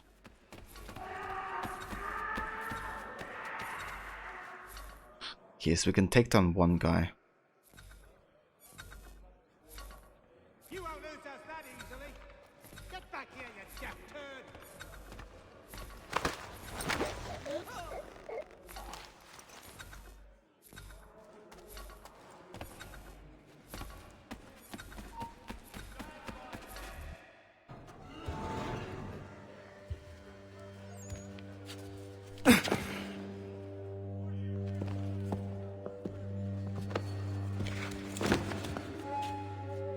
Not who you was expecting, am I right? What have we here?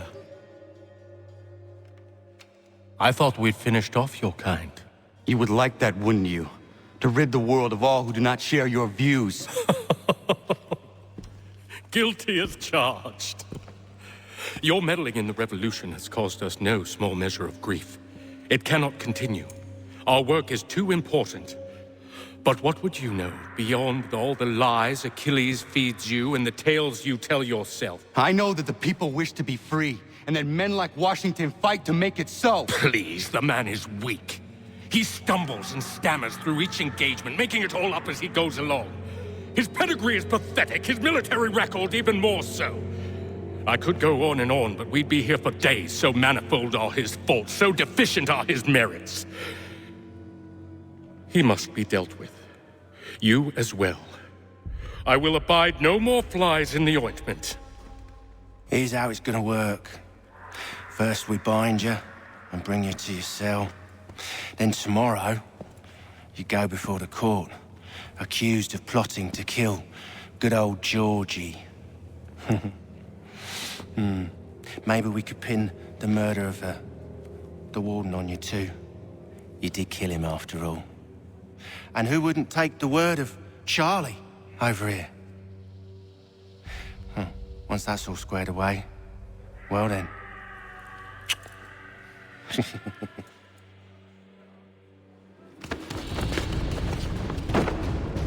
All those years ago, the child in the forest was you. I said I would find you. And so you have. But not quite as you had expected, am I right? You know, all of this might have been avoided had you only done what I asked. But what's done is done.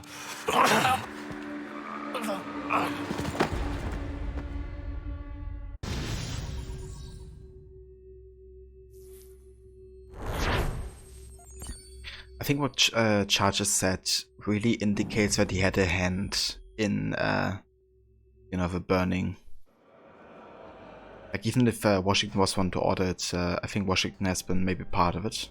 Up! Like Lee has been part of it. I said, get up!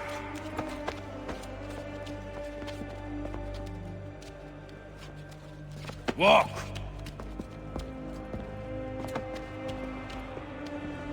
It's kind of like often discussed, you know, if he had a head in it or not, because later on it's like more blamed on Washington, since he ordered the burning of several villages, including Connor's. But I mean, it doesn't mean that Lee couldn't have been there, right?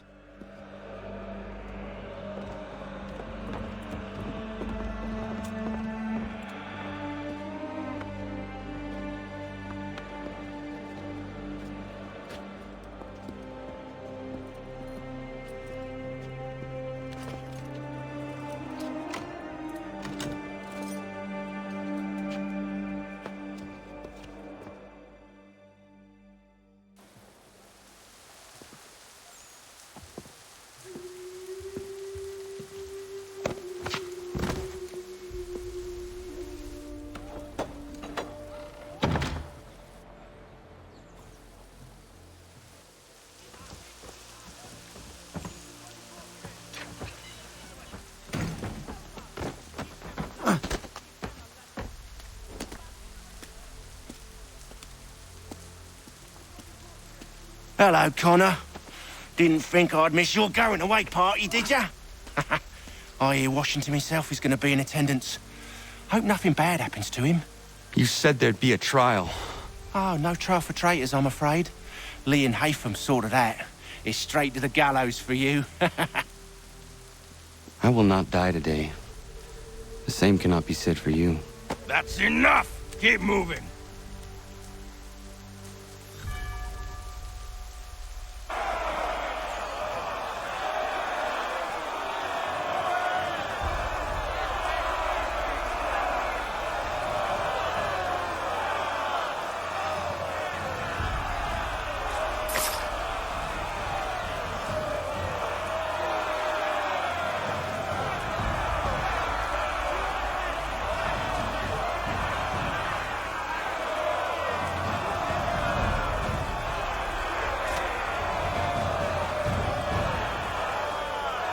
Nice, you got Duncan in here.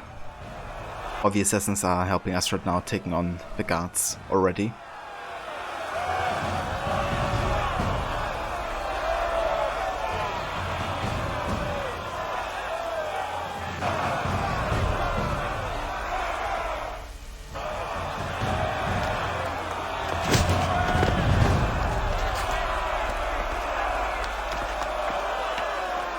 You are not alone.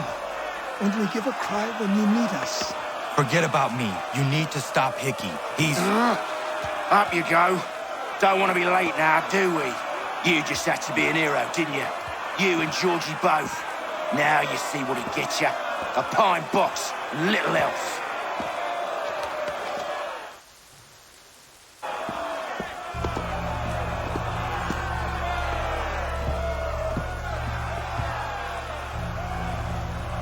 Brothers, sisters, fellow patriots. Several days ago, we learned of a scheme so vile, so dastardly, that even repeating it now disturbs my being. The man before you plotted to murder our much-beloved general. Indeed, what darkness or madness moved him, none can say, and he himself offers no defense, shows no remorse. And though we have begged and pleaded with him to share what he knows, he maintains a deadly silence. If the man will not explain himself, if he will not confess and atone, what other option do we have but this? He sought to send us into the arms of the enemy, and thus we are compelled by justice to send him from this world. May God have mercy on your soul.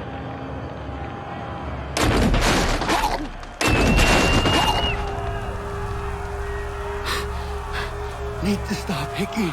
Go!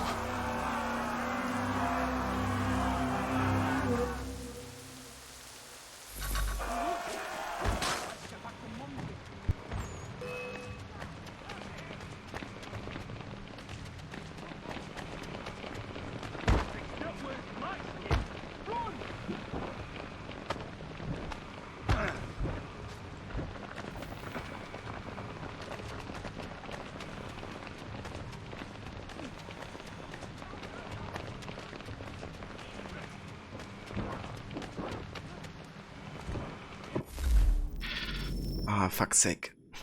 I just wanted to take him, not kill him already. So this is always like a bit tricky to get right. Like you gotta kind of like get him into combat with you. And then take care of the other two militia guys to kill as well. But I can't die already.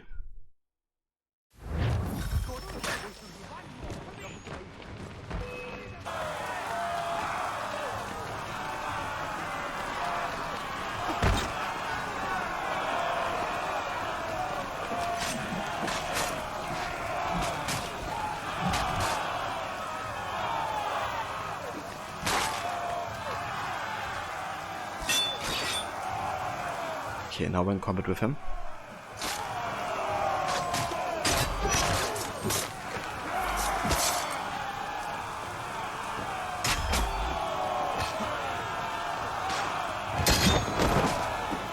Now we can kill him.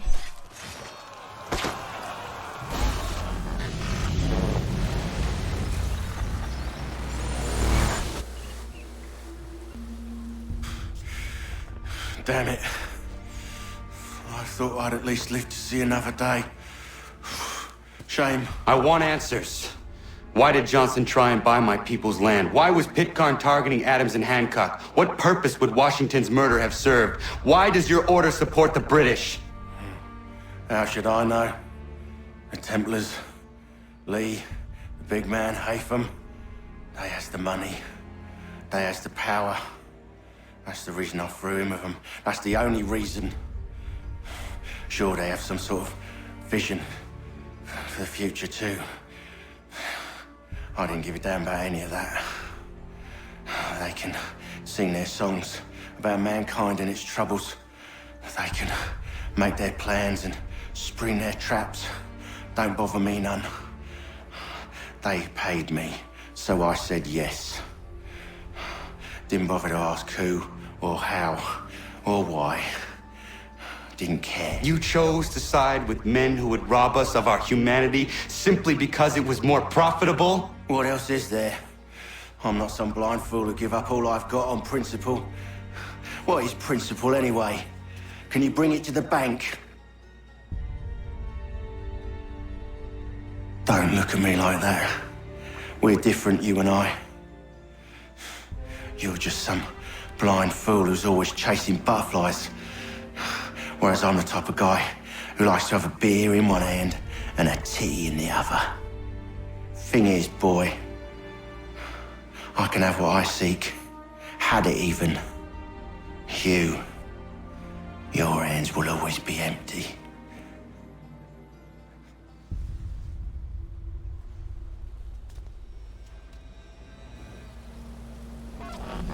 At ease, men! At ease! I said, lower your goddamn guns! This man's a hero! Oh, the General can be so stubborn sometimes. Piffle, he said, when we warned him something like this would happen. Piffle! Stop. He wanted to kill the commander. Nearly killed you as well. He was a scoundrel. But still a man. You're nothing if not consistent. Where is Washington? I need to speak with him. Bundled off as soon as your execution went sideways. He's likely on his way back to Philadelphia by now. And so am I. Something wrong? He is still in danger. Hickey did not act alone.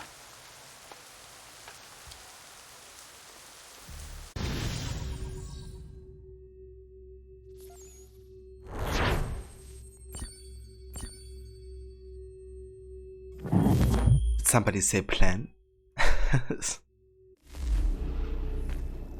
Yeah, that's another Templar scoundrel down. Is that a compliment? Now, don't misconstrue. I'm sure the whole endeavor will end tragically. But to have come this far, well, it's more than I ever expected. The people yearn for freedom but feared to grab hold of it. That fear is gone now. Thanks to you? No. This they did on their own. You diminish your role. But you have always been of humble heart. I do what is right. No more, no less. You cannot tell him. I have to. Otherwise, he will never be safe. He is safer not knowing. By planting the seeds of doubt, you threaten to topple his entire endeavor. If Washington is paralyzed, Charles Lee will strike. You'll cause the very thing you aim to prevent. Hunt the Templars, as is your duty. But do not drag these men into it. Yeah, definitely valid points here that Achilles makes.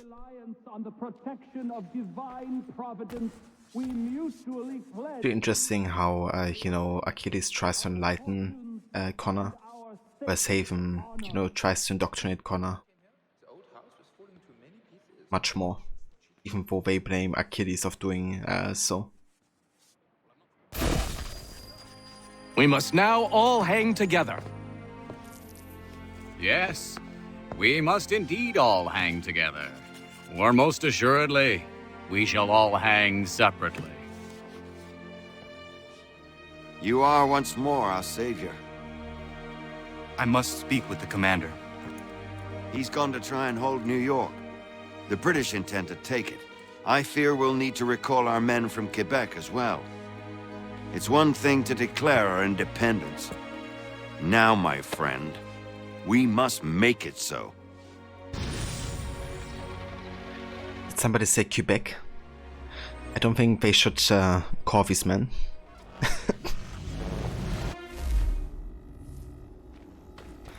Better leave it. Everything all right? Sean has located a second power source. I've asked Rebecca to charter a flight for us. Where to? Brazil.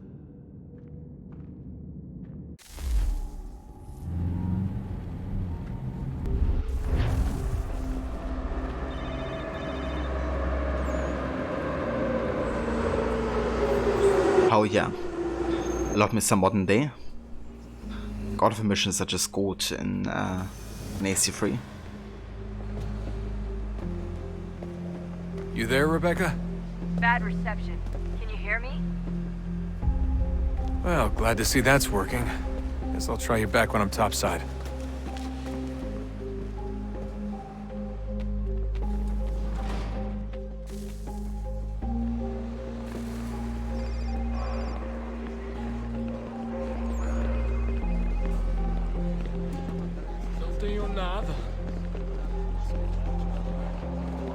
Yeah, imagine like having a completely open world, kind of like modern day area.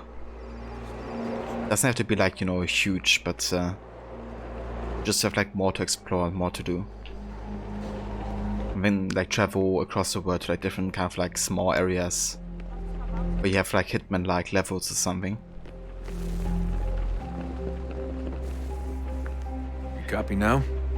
Loud and clear. What's the plan? According to our intel, the power source is being worn as a bracelet by some tycoon's trophy wife.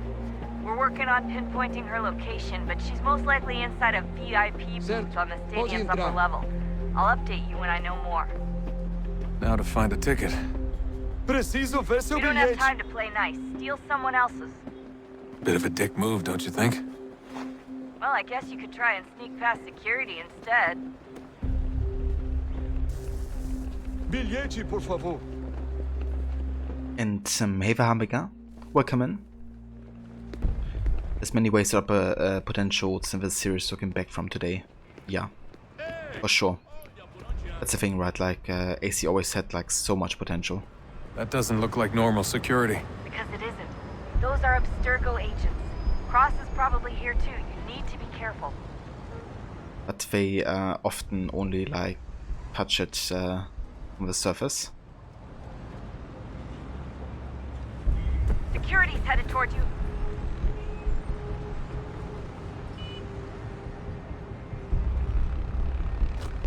Don't let them see you. Look out!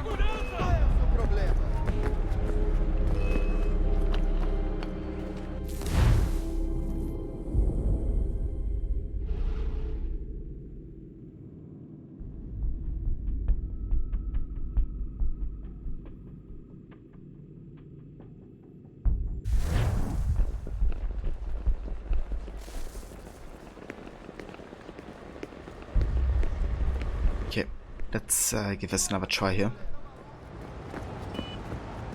That doesn't look like normal security. Because it isn't. Those are Abstergo agents. Cross is probably here too. You need to be careful.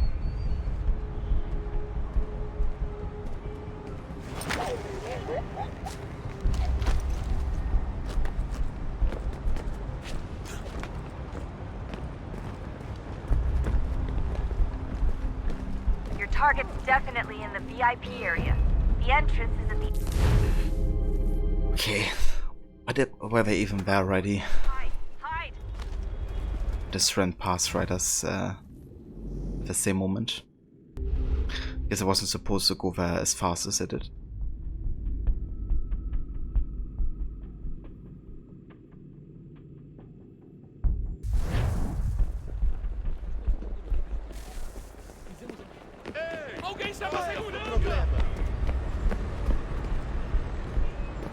That doesn't look like normal security. Because it isn't. Those are Abstergo agents. Cross is probably here too. You need to be careful.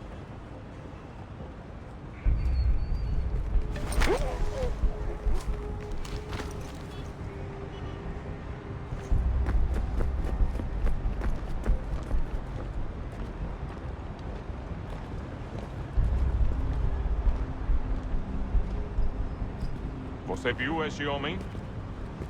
Chame a segurança imediatamente se o vir.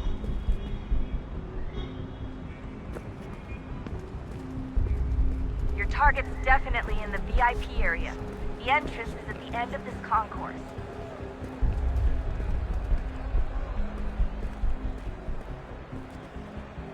Great. They've set up a checkpoint.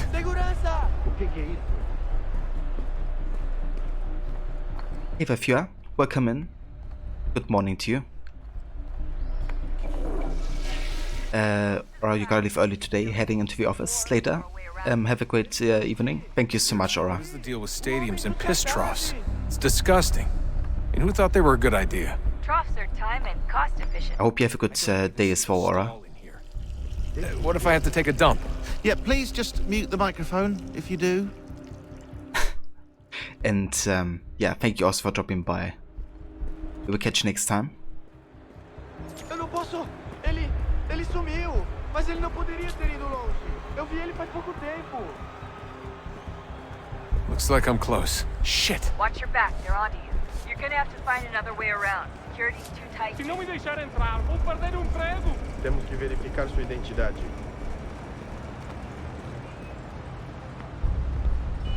Como assim? Trabalho aqui há 15 anos e nunca vi nada como isso. Quem vocês pensam que são? Olha, aconteceu só isso. A gente não queria que acontecesse. Aconteceu. Sinto muito. Sente muito? Ela é minha irmã, cara! A porra da minha irmãzinha!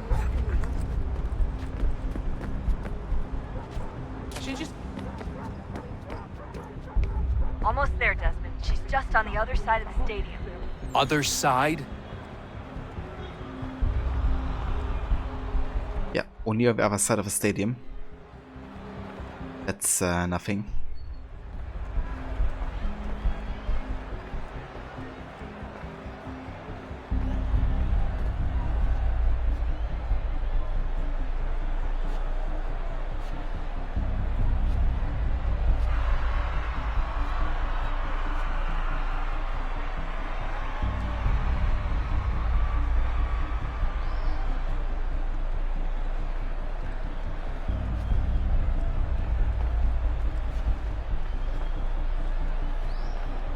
Use the catwalks to get across.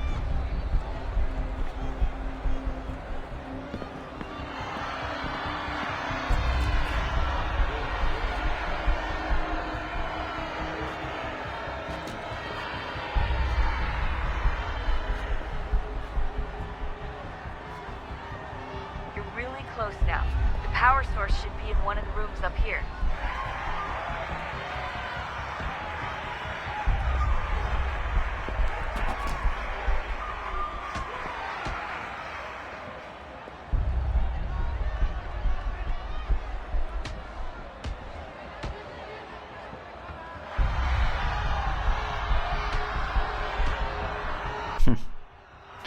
Which reminds me that I watched quite a few wrestling movies this past week. And I kind of got reminded of Rey Mysterio, which I used to love back then, because of like his unique moves. And then I watched some more recent like videos, but also some classics. It's kind of funny, like I haven't been really into wrestling since I was a teenager or something. But there was definitely some funny situations and moments.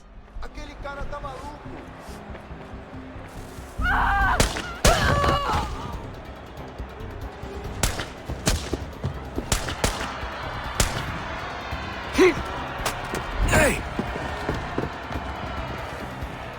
Hurry, Desmond. If he gets away with the artifact, we're screwed. You can't let that happen. Deal with them!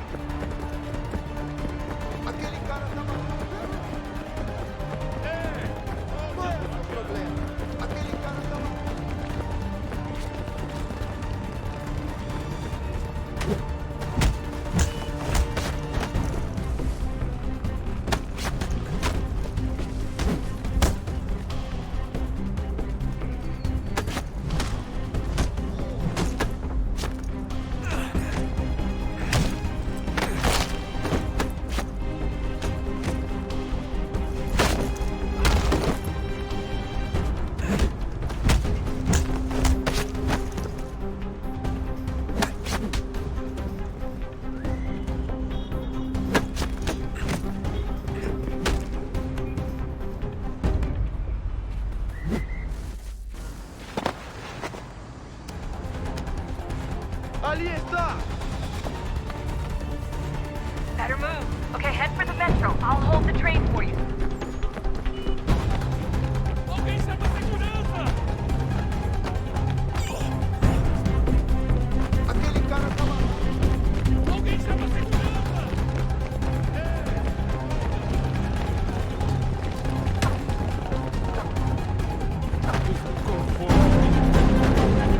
Jesus Christ. Yeah, like attacked out of nowhere.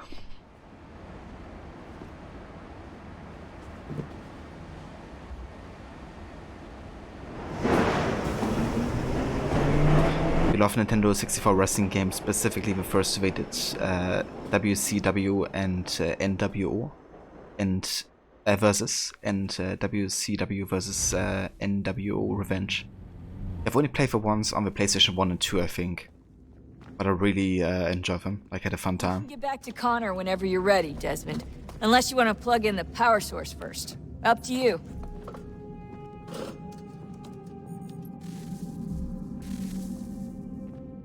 But yeah, just like funny the different kind of moves you can make, you know. Finding assessment in AC2 and this is so satisfying. It really is, dude. Yeah, I love that they included it. Kind of like also to see how they learn from the ancestor. Like first Ezio, now Connor. And of course Adair. So yeah, I think we can go ahead and plug in the second power source here. Let's do it.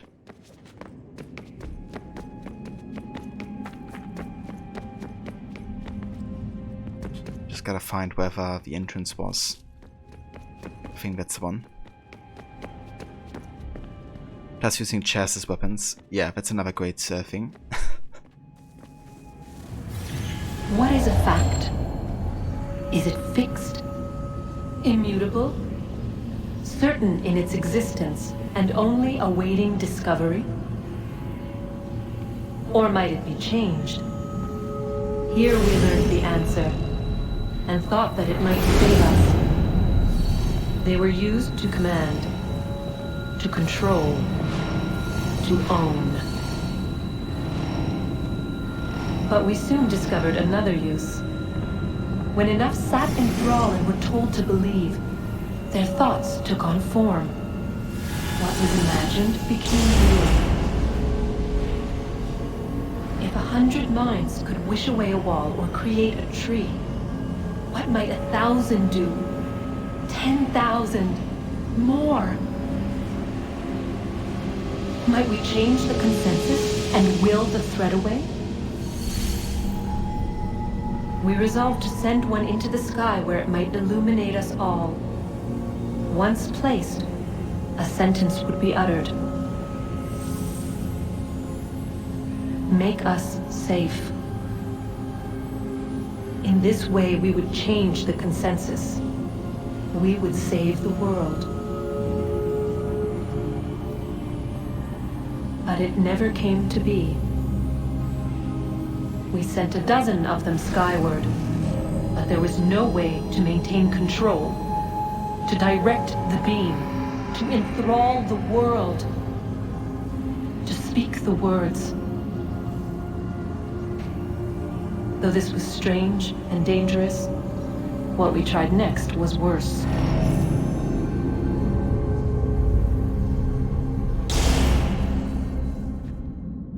So basically they try to send Apples of Eden to the sky to then have like a greater effect of control on humans and to enthrall them. Thank you for being so open about what you wanted to achieve, Juno. You know, mass controlling the people essentially. Something that Abstergo actually also tried and talked about in AC1 the modern day is that they you know, want to also send one of the Apple of Edens with a satellite to the top and see what kind of effect could be created.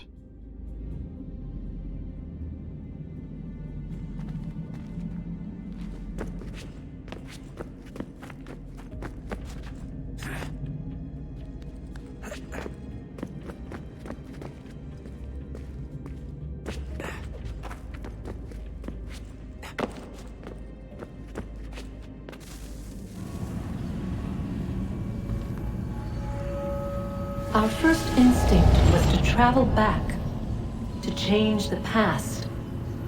But we could not find a way. But forward, we could look forward. And so here we sought to see beyond ourselves and know what was to come. First, we watched to learn if our work would succeed. But the answer was always the same. So we moved on to other things, but she remained. The one you call Minerva. In time, she too stopped looking, and instead began to speak. She called out across time, in the hopes that you might be saved. She hid messages where none might find them, save for you and those within this place. Fascinating. Tired of it. The cryptic warnings, the threats. Just tell us what you want! But they are. We saw the Nephilim there. We seemed like grasshoppers in our own eyes, and we looked the same to them. Imagine trying to explain all this to a 2-year-old, to a grasshopper. When they said the will of the gods was unknowable, they meant it. Literally. I killed her, you know. I killed Lucy. It was the apple, son. It was Juno. I saw what she was. What would happen if I let her live? I could have stopped myself. I mean, there was a force there. But I didn't have to. I chose to. Desmond. Lucy was going to betray us and take the apple back to Abstergo. I saw the satellite launched. I saw them turn it on, and then... it failed. Whatever's on the other side of that door, it benefits Juno. We need to be careful.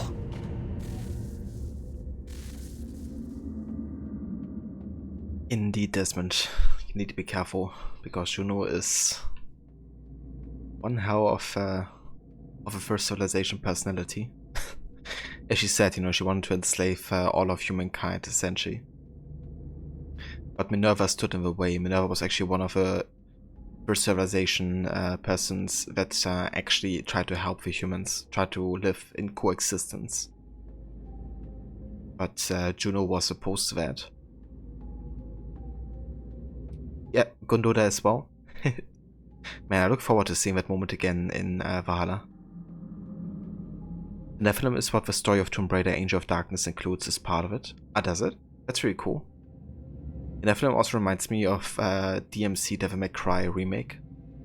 Because Dante and his brother are also Nephilim, because they have like both angel and devil in them, because I guess their parents were Eva or something. Hey Visida, welcome in. How's it going? I'm doing very well, playing some more AC3 today. And yeah, really enjoying it. We just finished with Sequence 8 and doing some modern day stuff right now. We just been to Bezel.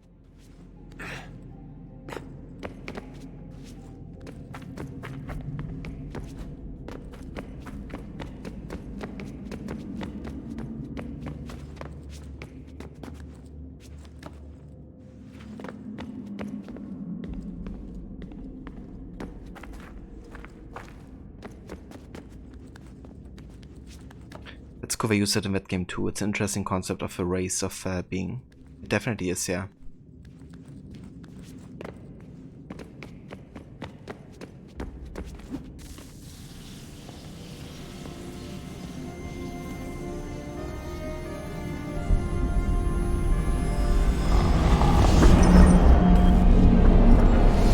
Wonder what stories the temple will tell me today.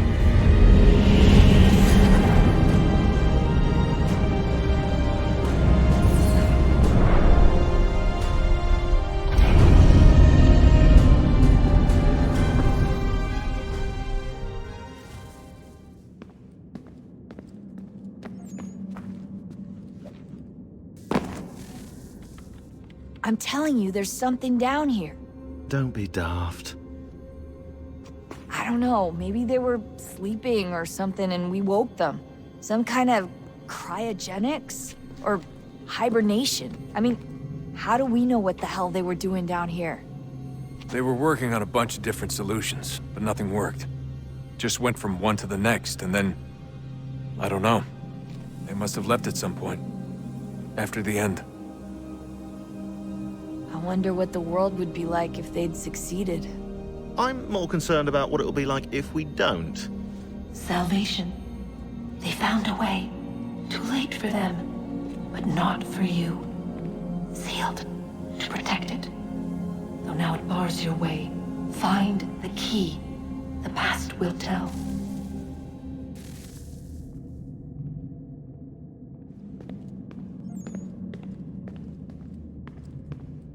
That's great to hear, Saga. Glad you're doing well. So this is actually a really interesting moment because Juno's actually talking to Desmond and Desmond alone, right? Because she wants nobody of the others to hear it. Like she's trying to actively manipulate Desmond into helping her. But yeah, only Desmond is supposed to know. Oh, unbelievable. What's up? Your politicians are constantly referencing the Founding Fathers and insisting they must have been in support of one thing or another. I have never seen such a blatant disregard for history. That's just typical political propaganda. It's also dishonest and delusional. How can anyone claim to know what these people wanted based off scraps of paper and wishful thinking? They're looking for intent. What these men envision for our country and its future. Idealistic and unlikely. I don't think most of your presidents and senators and judges care what the founders thought. They just want to know how they can bend old words to achieve modern goals. Who cares if they were deists or theists or wanted a central bank? Why do people need the validation? What should matter is what you, as an individual, believe, and why you believe it. What, are we so insecure that we have to find 18th century letters to validate our beliefs? Oh, look, Mum, a dead man agreed with me. Maybe. If you transpose the letters in his shopping list, you can plainly see he was on my side. Jesus, Sean. It's a cynical way to look at it. Doesn't make it less true. I mean, yes. EC3 is the one you feel has gotten better through time. Yeah, I would agree with that. It also gets better to me the more often I replay it, really. Definitely grows on you. I keep trying to understand how men like Washington and Jefferson could dedicate their lives to the pursuit of liberty and equality, yet have no problem owning slaves. It's hypocritical in the extreme, and your history books make only passing mention of the subject, as if it were of little consequence. They had a war to win, country's future to secure. How could they deal with all these issues at the same time? Spoken like a true apologist. We hear it today, too, that matters of civil rights and equality must wait. There are conflicts to settle, economies to salvage. What do any of these things matter if the people are not free and equal? All of them. Well, that speaks a lot about, you know, why Sean's of the Assassins right here. You know, his outlook on the matters of freedom, equality. And, you know, how there's reasons that are getting used not to ensure that that's going to happen. I wish there was a way for us to share what we learned from the Animus with others. Imagine being able to accurately answer questions about the past, or experience lost civilizations. But how would you cite it? We can't just reveal the machine's existence to the world. Why not? Desmond's right. It would be dangerous. And we still haven't found a way to manage the bleeding effect. Maybe when we're done saving the world, we can look into it.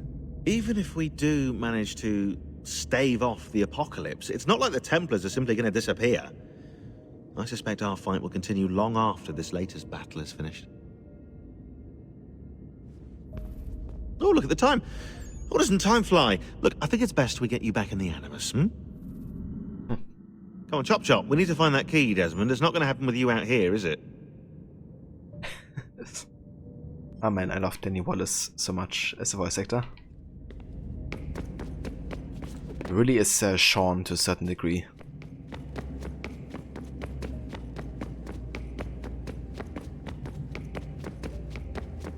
So, what's the latest? Learn anything interesting while you were exploring? They were working on some weird stuff towards the end. Trying to engineer new bodies and store their minds inside computers. Failure after failure. It must have been hard for them. I worry about it too. I mean, they say there's something in here that'll help us, but what is it? Why is it locked up if it's exactly what we need? I don't know.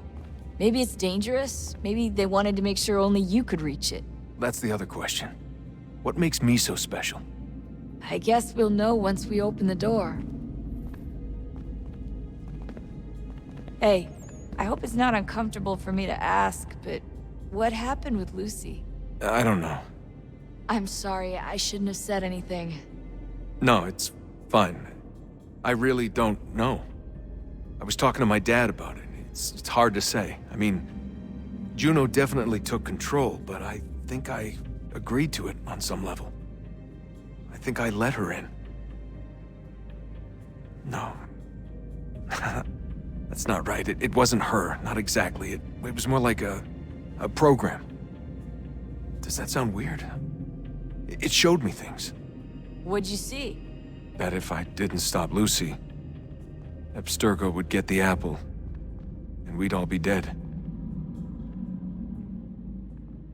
Yeah, that's the thing, right? Like, the reason also he has a choice in this, right, is because he actually has the free will to resist the Apple of Eden. But seeing the outcome of, you know, having Lucy take the apple, you know, was something he couldn't bear. Like, he couldn't allow both the Templars getting the apple and, you know, William, Sean, or I mean, I guess Sean, Rebecca, and Desmond dying. Maybe not William yet. Which is why he agreed to kill Lucy, really. Hey, I hope it's not uncomfortable for me to ask, but what happened with Lucy? I don't know.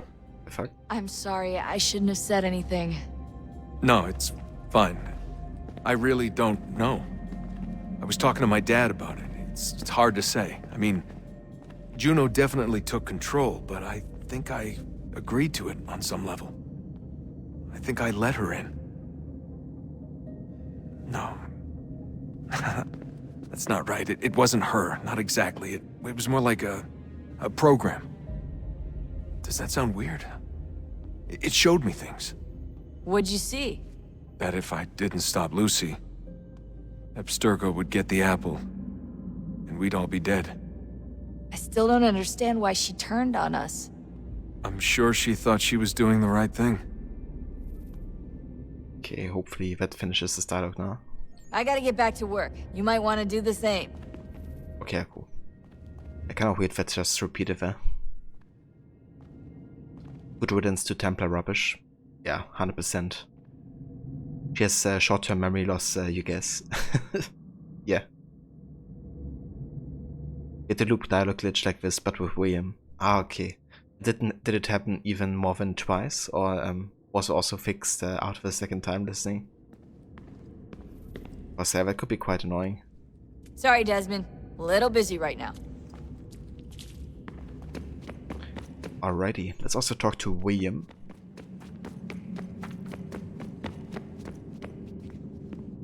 Ah, never mind, I can't talk to him. Well, in that case, we're gonna have a look at emails. There's probably some new ones. It happened a few times. Ah, okay, I gotcha. Yeah, I think it just happened for me because it was like too far away from Rebecca, maybe. But it's a bit weird that cancelled the dialogue. Rebecca. Am I the only one who thinks we should buy a few space heaters? And I might be already read this.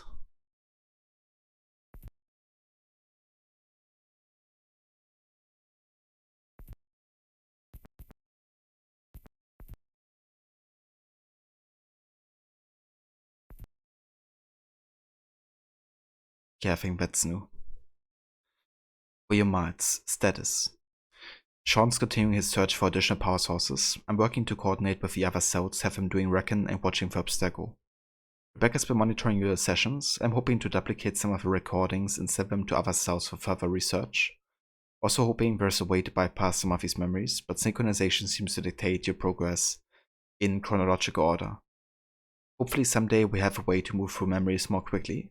Would certainly save us a lot of time in situations like this. Juno, hurry. Why do you delay? If you do not retrieve the key in time, all the world will perish, and you with it. Yet you stop to talk, or rest. Rest later, when your work is done. If I seem aggressive, if my words feel more imperative than request, it is because I fear that you will not succeed in time, and then all of us are doomed. Sure, Juno, you care about Desmond so much. Juno, murderers. My father was taken from me by human hands. A war they called it, for their freedom. They were not even meant to exist. You were not meant to exist. We conjured you. A mistake.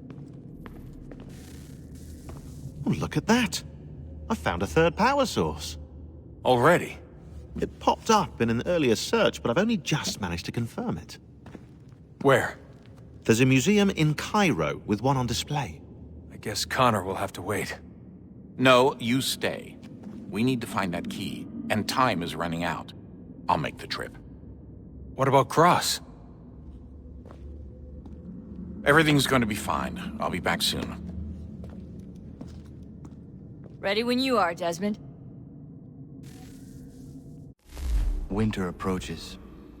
The air is still and sharp with grim expectation. The others sense it too and go about their work with uncommon urgency. I would like to help them, but more pressing matters now demand my attention. The Templars have targeted George Washington directly, and will not rest until he is dead.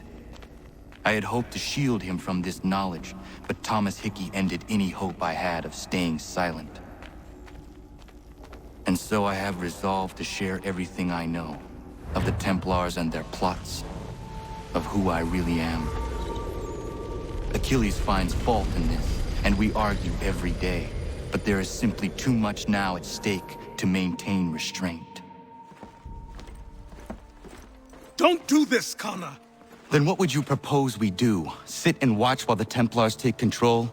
We are sworn to stop them, or have you forgotten? Assassins are meant to be quiet, precise. We do not go announcing conspiracies from the rooftops to all who pass by. Who are you to lecture anyone? You locked yourself away in this crumbling heap and gave up on the Brotherhood entirely. Since the day I arrived, you've done nothing but discourage me. And on the rare occasions you've chosen to help, you've done so little, you may as well have done nothing at all. How dare you! Then tell me, on whose watch did the Brotherhood falter? Whose inaction allowed the Templar Order to grow so large that it now controls an entire nation? If I sought to dissuade you, it was because you knew nothing. If I was reluctant to contribute, it was because you were naive. 1,000 times you would have died and taken God knows how many with you. Let me tell you something, Connor. Life is not a fairy tale, and there are no happy endings. No. Not when men like you are left in charge.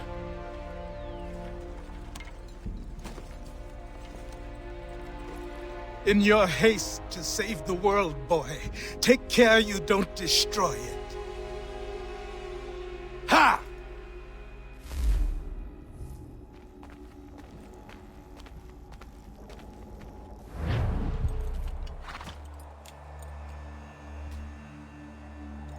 Yeah, exactly, if you're just showing, you know, how good the writing is in this game as well, you know. It's very grey between, like, the Assassins, the Templars, but also, you know, Connor and Achilles. But yeah, I'm not gonna continue with the main story just now, because this is actually set in 1777. However, we're still moving in the year 1776, so we have to finish off a few things that still take place in that year, and that includes, for one, the naval, but also it includes Assassin's Creed Rogue and more of Liberation as well. We're not gonna be getting into Rogue today, nor Liberation, but I think I'm gonna do at least another naval mission. Just gonna have a quick look at my timetable here to see which ones we have to do.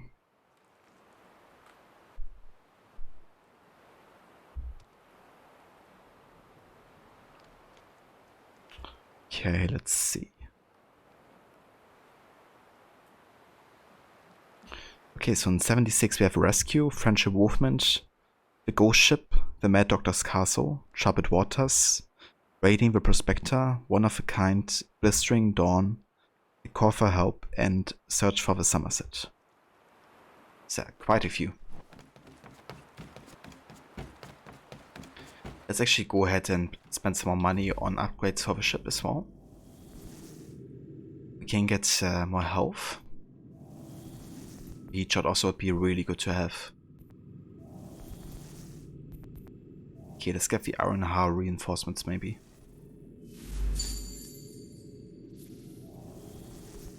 And then we don't have enough of a heat shot, unfortunately.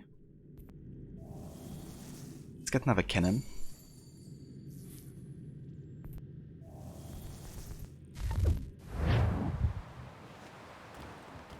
but almost maxed out with a ship there.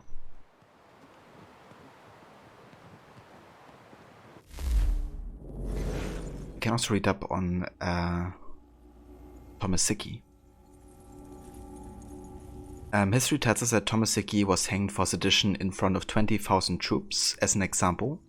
That's an interesting interpretation of events, but since New York didn't have stadium seating at the time, I doubt many of the soldiers had a great view of execution. The important message for them was, don't be a traitor or you get hanged. Not the niceties of who was on the gibbet. Any word on the new AC game, the one Rod will love? Or you mean Infinity? Or do you mean AC Rift?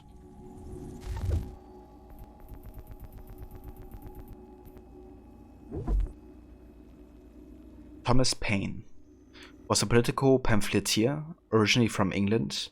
His book Common Sense was an argument for American independence and became one of the most popular books in American history, mainly because Americans thought it was a book about common sense and on some level knew they needed it. At the time, most of the literature about independence was written by lawyers and politicians, in the kind of self-important flawed language that can only be understood by college graduates or written by me.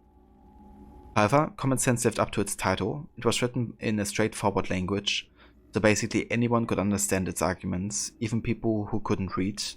The book was so popular there were numerous public readings of the text, making it an early audiobook in many ways. But the book wasn't what convinced Congress of the value of independence, they already knew. It did cause a groundswell of popular support, and that was important because Congress needed the public on their side, and they needed to convince soldiers to fight for them.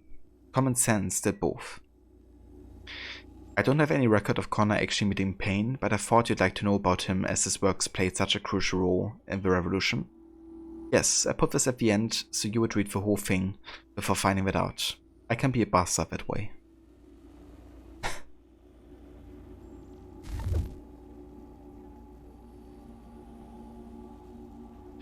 Beginning with Dawn of Ragnarok, you decide to buy a new AC content without taking time to research it, and study is 0%. Yeah. I'm definitely feeling similar about it.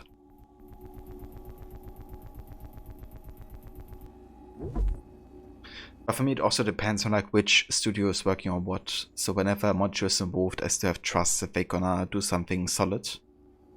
But whatever Quebec or Sophia are coming up with, I'm just skeptical. Alexander Hamilton was one of George Washington's trusted advisors during the American Revolution, and the first Secretary of the Treasury of the United States. Hamilton was born in 1757 in the West Indies and was orphaned at the age of 11. However, his cleverness showed early and his employers pooled their money to send him to university. Either that or they just wanted him out of the building. Hamilton moved to New York in 1773 and began attending King's College, later Columbia University. By 74 he was writing pro-rebel articles, not really in the spirit of attending somewhere named after the king, and by 75 he joined the volunteer militia. Again, probably not exactly what his sponsors had in mind when they sent him there. Hamilton fought during the occupation of New York in 76. He was natural leader and George Washington appointed him an aide-de-camp, a job he held for 5 years. However, Hamilton was eager to get back into battle, and in 81 he commanded troops during his decisive victory at Yorktown. Hamilton became a member of the Congress for New York in 88, and he developed a particular fixation on the funding of the federal government, which at the time was, well, broke, as it wasn't allowed to demand any taxes from the member states. While that may sound wonderful when you're looking at your federal tax bill, it meant the government couldn't do things like pay the army, soldiers, like getting paid after all. In 87, Hamilton was named the first Secretary of the Treasury, where he fought for a strong federal government in a heated opposition with Thomas Jefferson, who promoted states' rights. Hamilton was responsible for creating much of the foundation of the US fiscal policy, the details of which are probably important but so indescribably boring, I can barely be bothered even to finish the sentence. But I did, because I care. Oh man, these comments by Sean are just gold.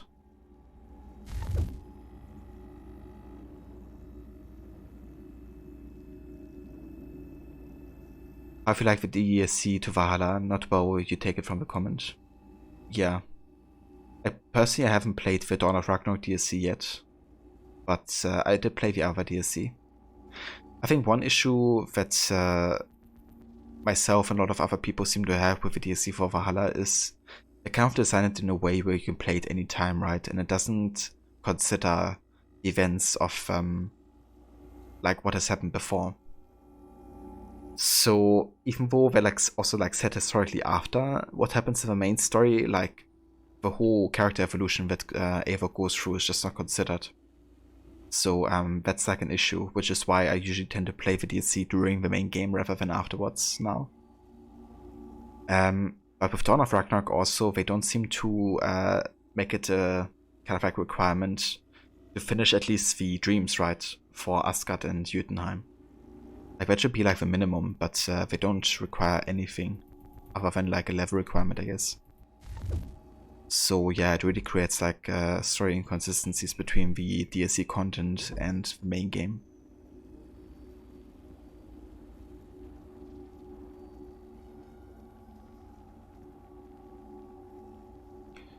What has been so negative about how they handled the franchise? The lack of direction, or more internal politics about Ubisoft alleged sexual harassment, or does the play factor? I mean, yeah, it's a lot, right? Like the whole sexual harassment and toxic behavior work culture is definitely not helping them in any way. And you kind of like have to ask yourself why it could come that far. And I mean, there's still people in charge, you know, that are known for having done something of the sort. So yeah, that's definitely an issue, but I don't think it's the decisive one about the issue with AC at the moment. Like, it's more that they kind of like try to outsource their different stories and games to multiple studios. And that creates like a lot of inconsistencies, like having multiple writers from different kind of like studios that don't seem to communicate well together at times. Which is why you have games like Rogue, which tries to make connection to both Black Flag and 3 but fails miserably. Or Odyssey, I guess. But yeah, that's like just an issue. Like, as long as they had like Montreal, even with the different teams within Montreal work on the series, you had like a really strong, consistent narrative between the games. But as soon as they outsourced it to other studios, like it really, you know, fell flat more and more. So I guess we just gotta hold the people that, you know, made AC kind of what it is, and maybe install somebody like a, you know, lore master, somebody who oversees like the general direction of the games and what has to happen. But if they give studios like Quebec so much liberty, like they did with Odyssey, it just convolutes the story much more. And then Valhalla has to go out of its way to fix all of the issues that Odyssey created. That's like my personal biggest issue with AC right now. But I also, you know, value story about anything else, so for some others that might be gameplay related, or like, you know, what happens internally in Ubisoft. For me, it's more like the story that I see take like a hit.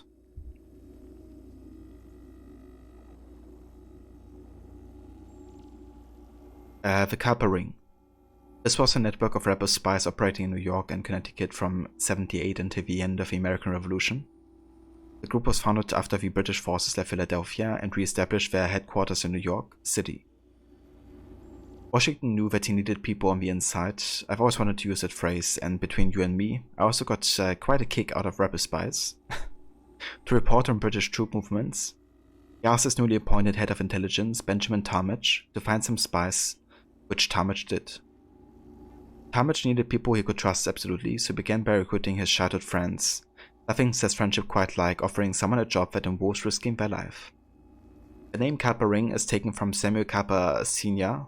and Samuel Kappa Jr., the code names of two of the Ring's main informants. I don't know who they were, but I imagine one was slightly older than the other. The group's biggest accomplishments was probably informing Washington of a plan to take on the French forces in Rhode Island in 1780. Also credited with uncovering Benedict Arnold's betrayal of West Point, though the evidence for that is sketchier. In any case, the ring delivered secret messages for years, with none of its members ever being captured, with one possible exception, a woman referred to as 355, whose real identity and fate isn't known. The group is credited for being the most effective intelligence operation in the war, on either side. You can't know how much it pains me to write that. It took ages.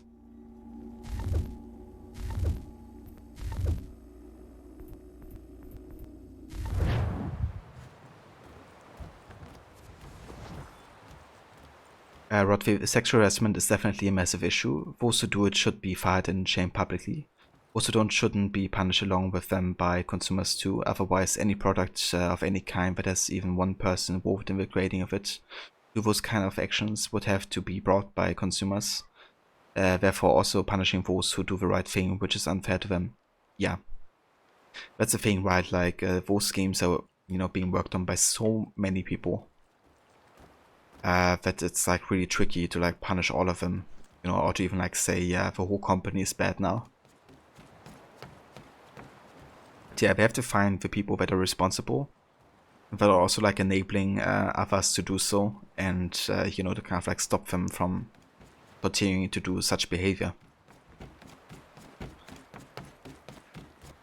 As much as it pains me, to see Ashraf Ismail go, because he had like a really good influence, I think, on the AC series, like gameplay wise and story wise, like, yeah, he abused his position to for those kind of like purposes, and he deserves to be fired.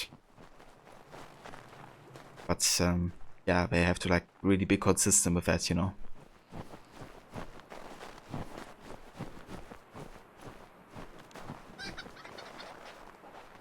You watched the first couple of seasons of the AMC show featuring the Carper Ring. It wasn't too bad. Oh, very nice, Anabasut. I haven't heard of that show yet, but I like AMC, considering they're behind Breaking Bad and Better Call Saul, right? Speaking of Better Call Saul, the new season is about to be released, or at least the first episode of the last season. And I'm super hyped. Can't wait to see it. Here you see so lack of focus towards maintaining the canon correctly, sort of like how Disney has botched the Star Wars stories, and it was ironically better in the Lucas days with all of the EU or Legends that they call it nowadays. I guess you could compare it like that. I haven't really been too much into Star Wars to make a statement about the old and new movies. The only Star Wars movie I actually enjoyed so far that I watched was Rogue. Ironically. Or Rogue One, or whatever it was called. But yeah, like from what I heard about it, it seems to be, I guess, comparable, where like different people get put in charge and really butcher like characters that already have been established or something. Like Luke Skywalker. I mean, even the actor who played Luke Skywalker said they did bullshit, right, to his character and to the overarching story, and I mean, he seems to care a lot about the franchise. So, I guess it's comparable. And I mean, with what Quebec wants to do with Infinity, it seems to only get worse.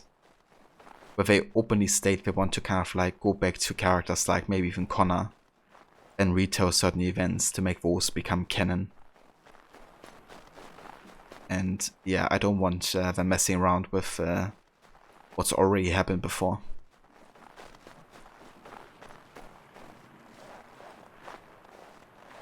It's called Turn, if you ever watch it. Ah, nice. I'm gonna remember that if I come across it again. Momster's Legacy Cable TV, new season of Better Call Saul premieres on your birthday, 80th of April. Oh, really? That's the same birthday as my sister, actually, my oldest. But yeah, man, I'm looking forward to it. It's gonna be really interesting seeing, like, more connections between Breaking Bad and Better Call Saul now that the time is aligned. Like, more and more.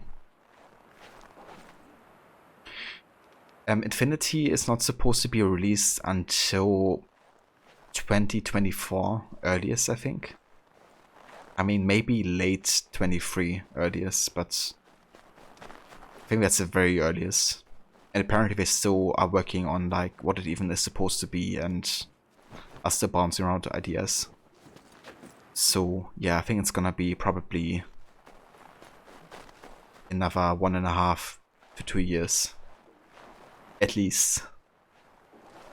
But in between, they're supposed to come out AC Rift and maybe even another shorter game, so who knows.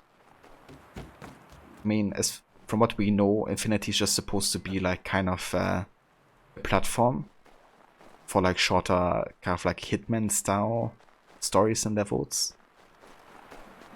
And they still seem to be working on like major open world AC games the way we know them in between. But yeah, I mean, obviously it's just like, you know, kind of like leaks and people that have like a history of like releasing the right kind of like leaks, or they turn out to be true, but it doesn't mean that it's actually happening that way. Excellent day to have a birthday. Yeah, I mean, with release of the new season for sure. But yeah guys, I don't actually have much more time to start another naval mission, so I think this is where we call it for today. But yeah, we're currently more than halfway through the game. 51%. And also fully finished with sequence 8, so now we only have sequence 9, 10, 11 and 12 left. Which isn't all that much, it's like another 11 main missions or so. But yeah, what we're gonna do next time is actually focus on the naval missions that are set in 76, which is quite a few, actually most of the remaining ones here.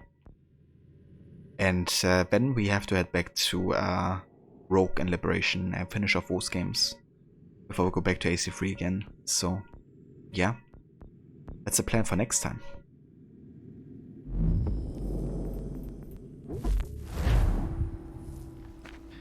But you think that the AC DLC for Watch Dogs Legion could also be a clue as to how they want to approach Infinity, and part of what could be to make content non-canon with lore? Yeah, that's true as well. You know, like it was just like a gimmick for Watch Dogs, but it's like confirmed to be non-canon. So there's a real point in like considering it. You know, like it's just like, yeah, okay, here's an assassin, but actually she doesn't exist. It's kind of like make you question, okay, what's the point, you know?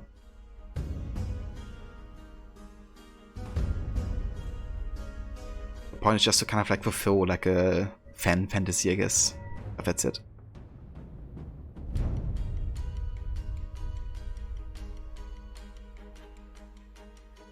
And that's so very all Rod. Thank you so much again for coming by and also for the raid earlier. Thanks Gislek and Walnut also for the raids today. And Samurai, thank you also for the follow too earlier. And yeah, everybody else, thank you for, you know, being here, watching the stream, lurking and chatting. My next stream is maybe gonna be tomorrow. I haven't decided yet. Kind of depends how much time I will be having. But yeah, if not, then on Friday with more of The Witcher 3, Blood and Wine DLC. It's not gonna be much longer until we finish it, so I think another two or three streams. And we can probably finish off the Blood and Wine DLC, and with it our Witcher 3 playthrough. Yeah, then we have to decide which game to play next. I haven't fully decided yet, but I'm kind of like arguing between Uncharted, Shadow of the Tomb Raider, or the Batman Arkham Knight game. Maybe even something completely different, but yeah, still bouncing around some ideas.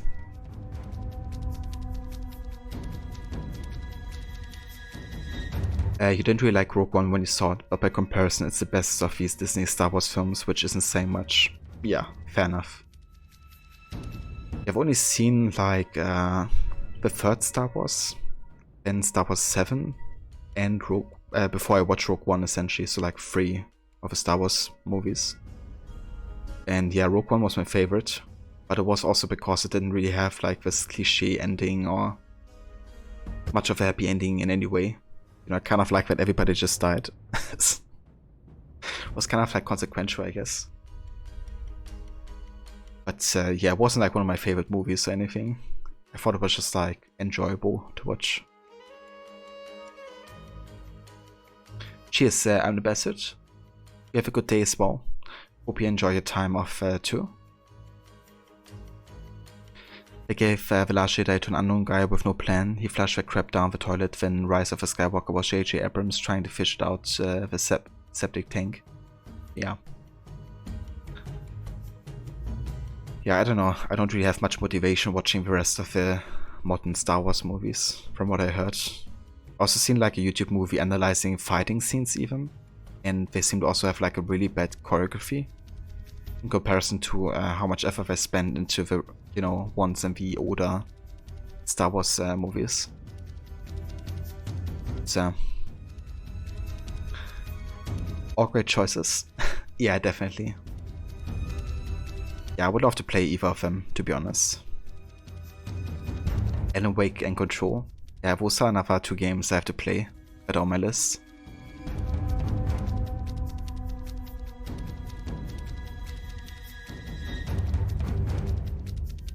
Wait, J.J. Abrams was director on Breaking Bad? Really? Yeah, Fortnite's Out was right. I definitely had some good, like it has some good moments, I guess. Definitely some funny ones. But yeah, guys, I think we're gonna go over and say hi to Lucinda. She's playing some Days Gone currently.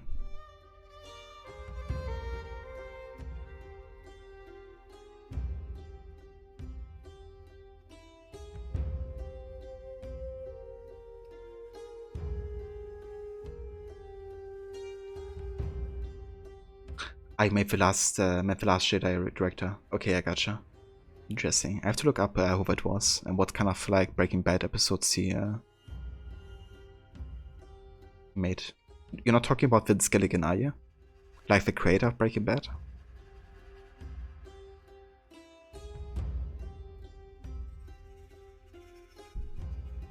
But yeah, if you guys want to hop along with a raid and say hello to Lucinda, here's also my raid emotes that you can post in her chat.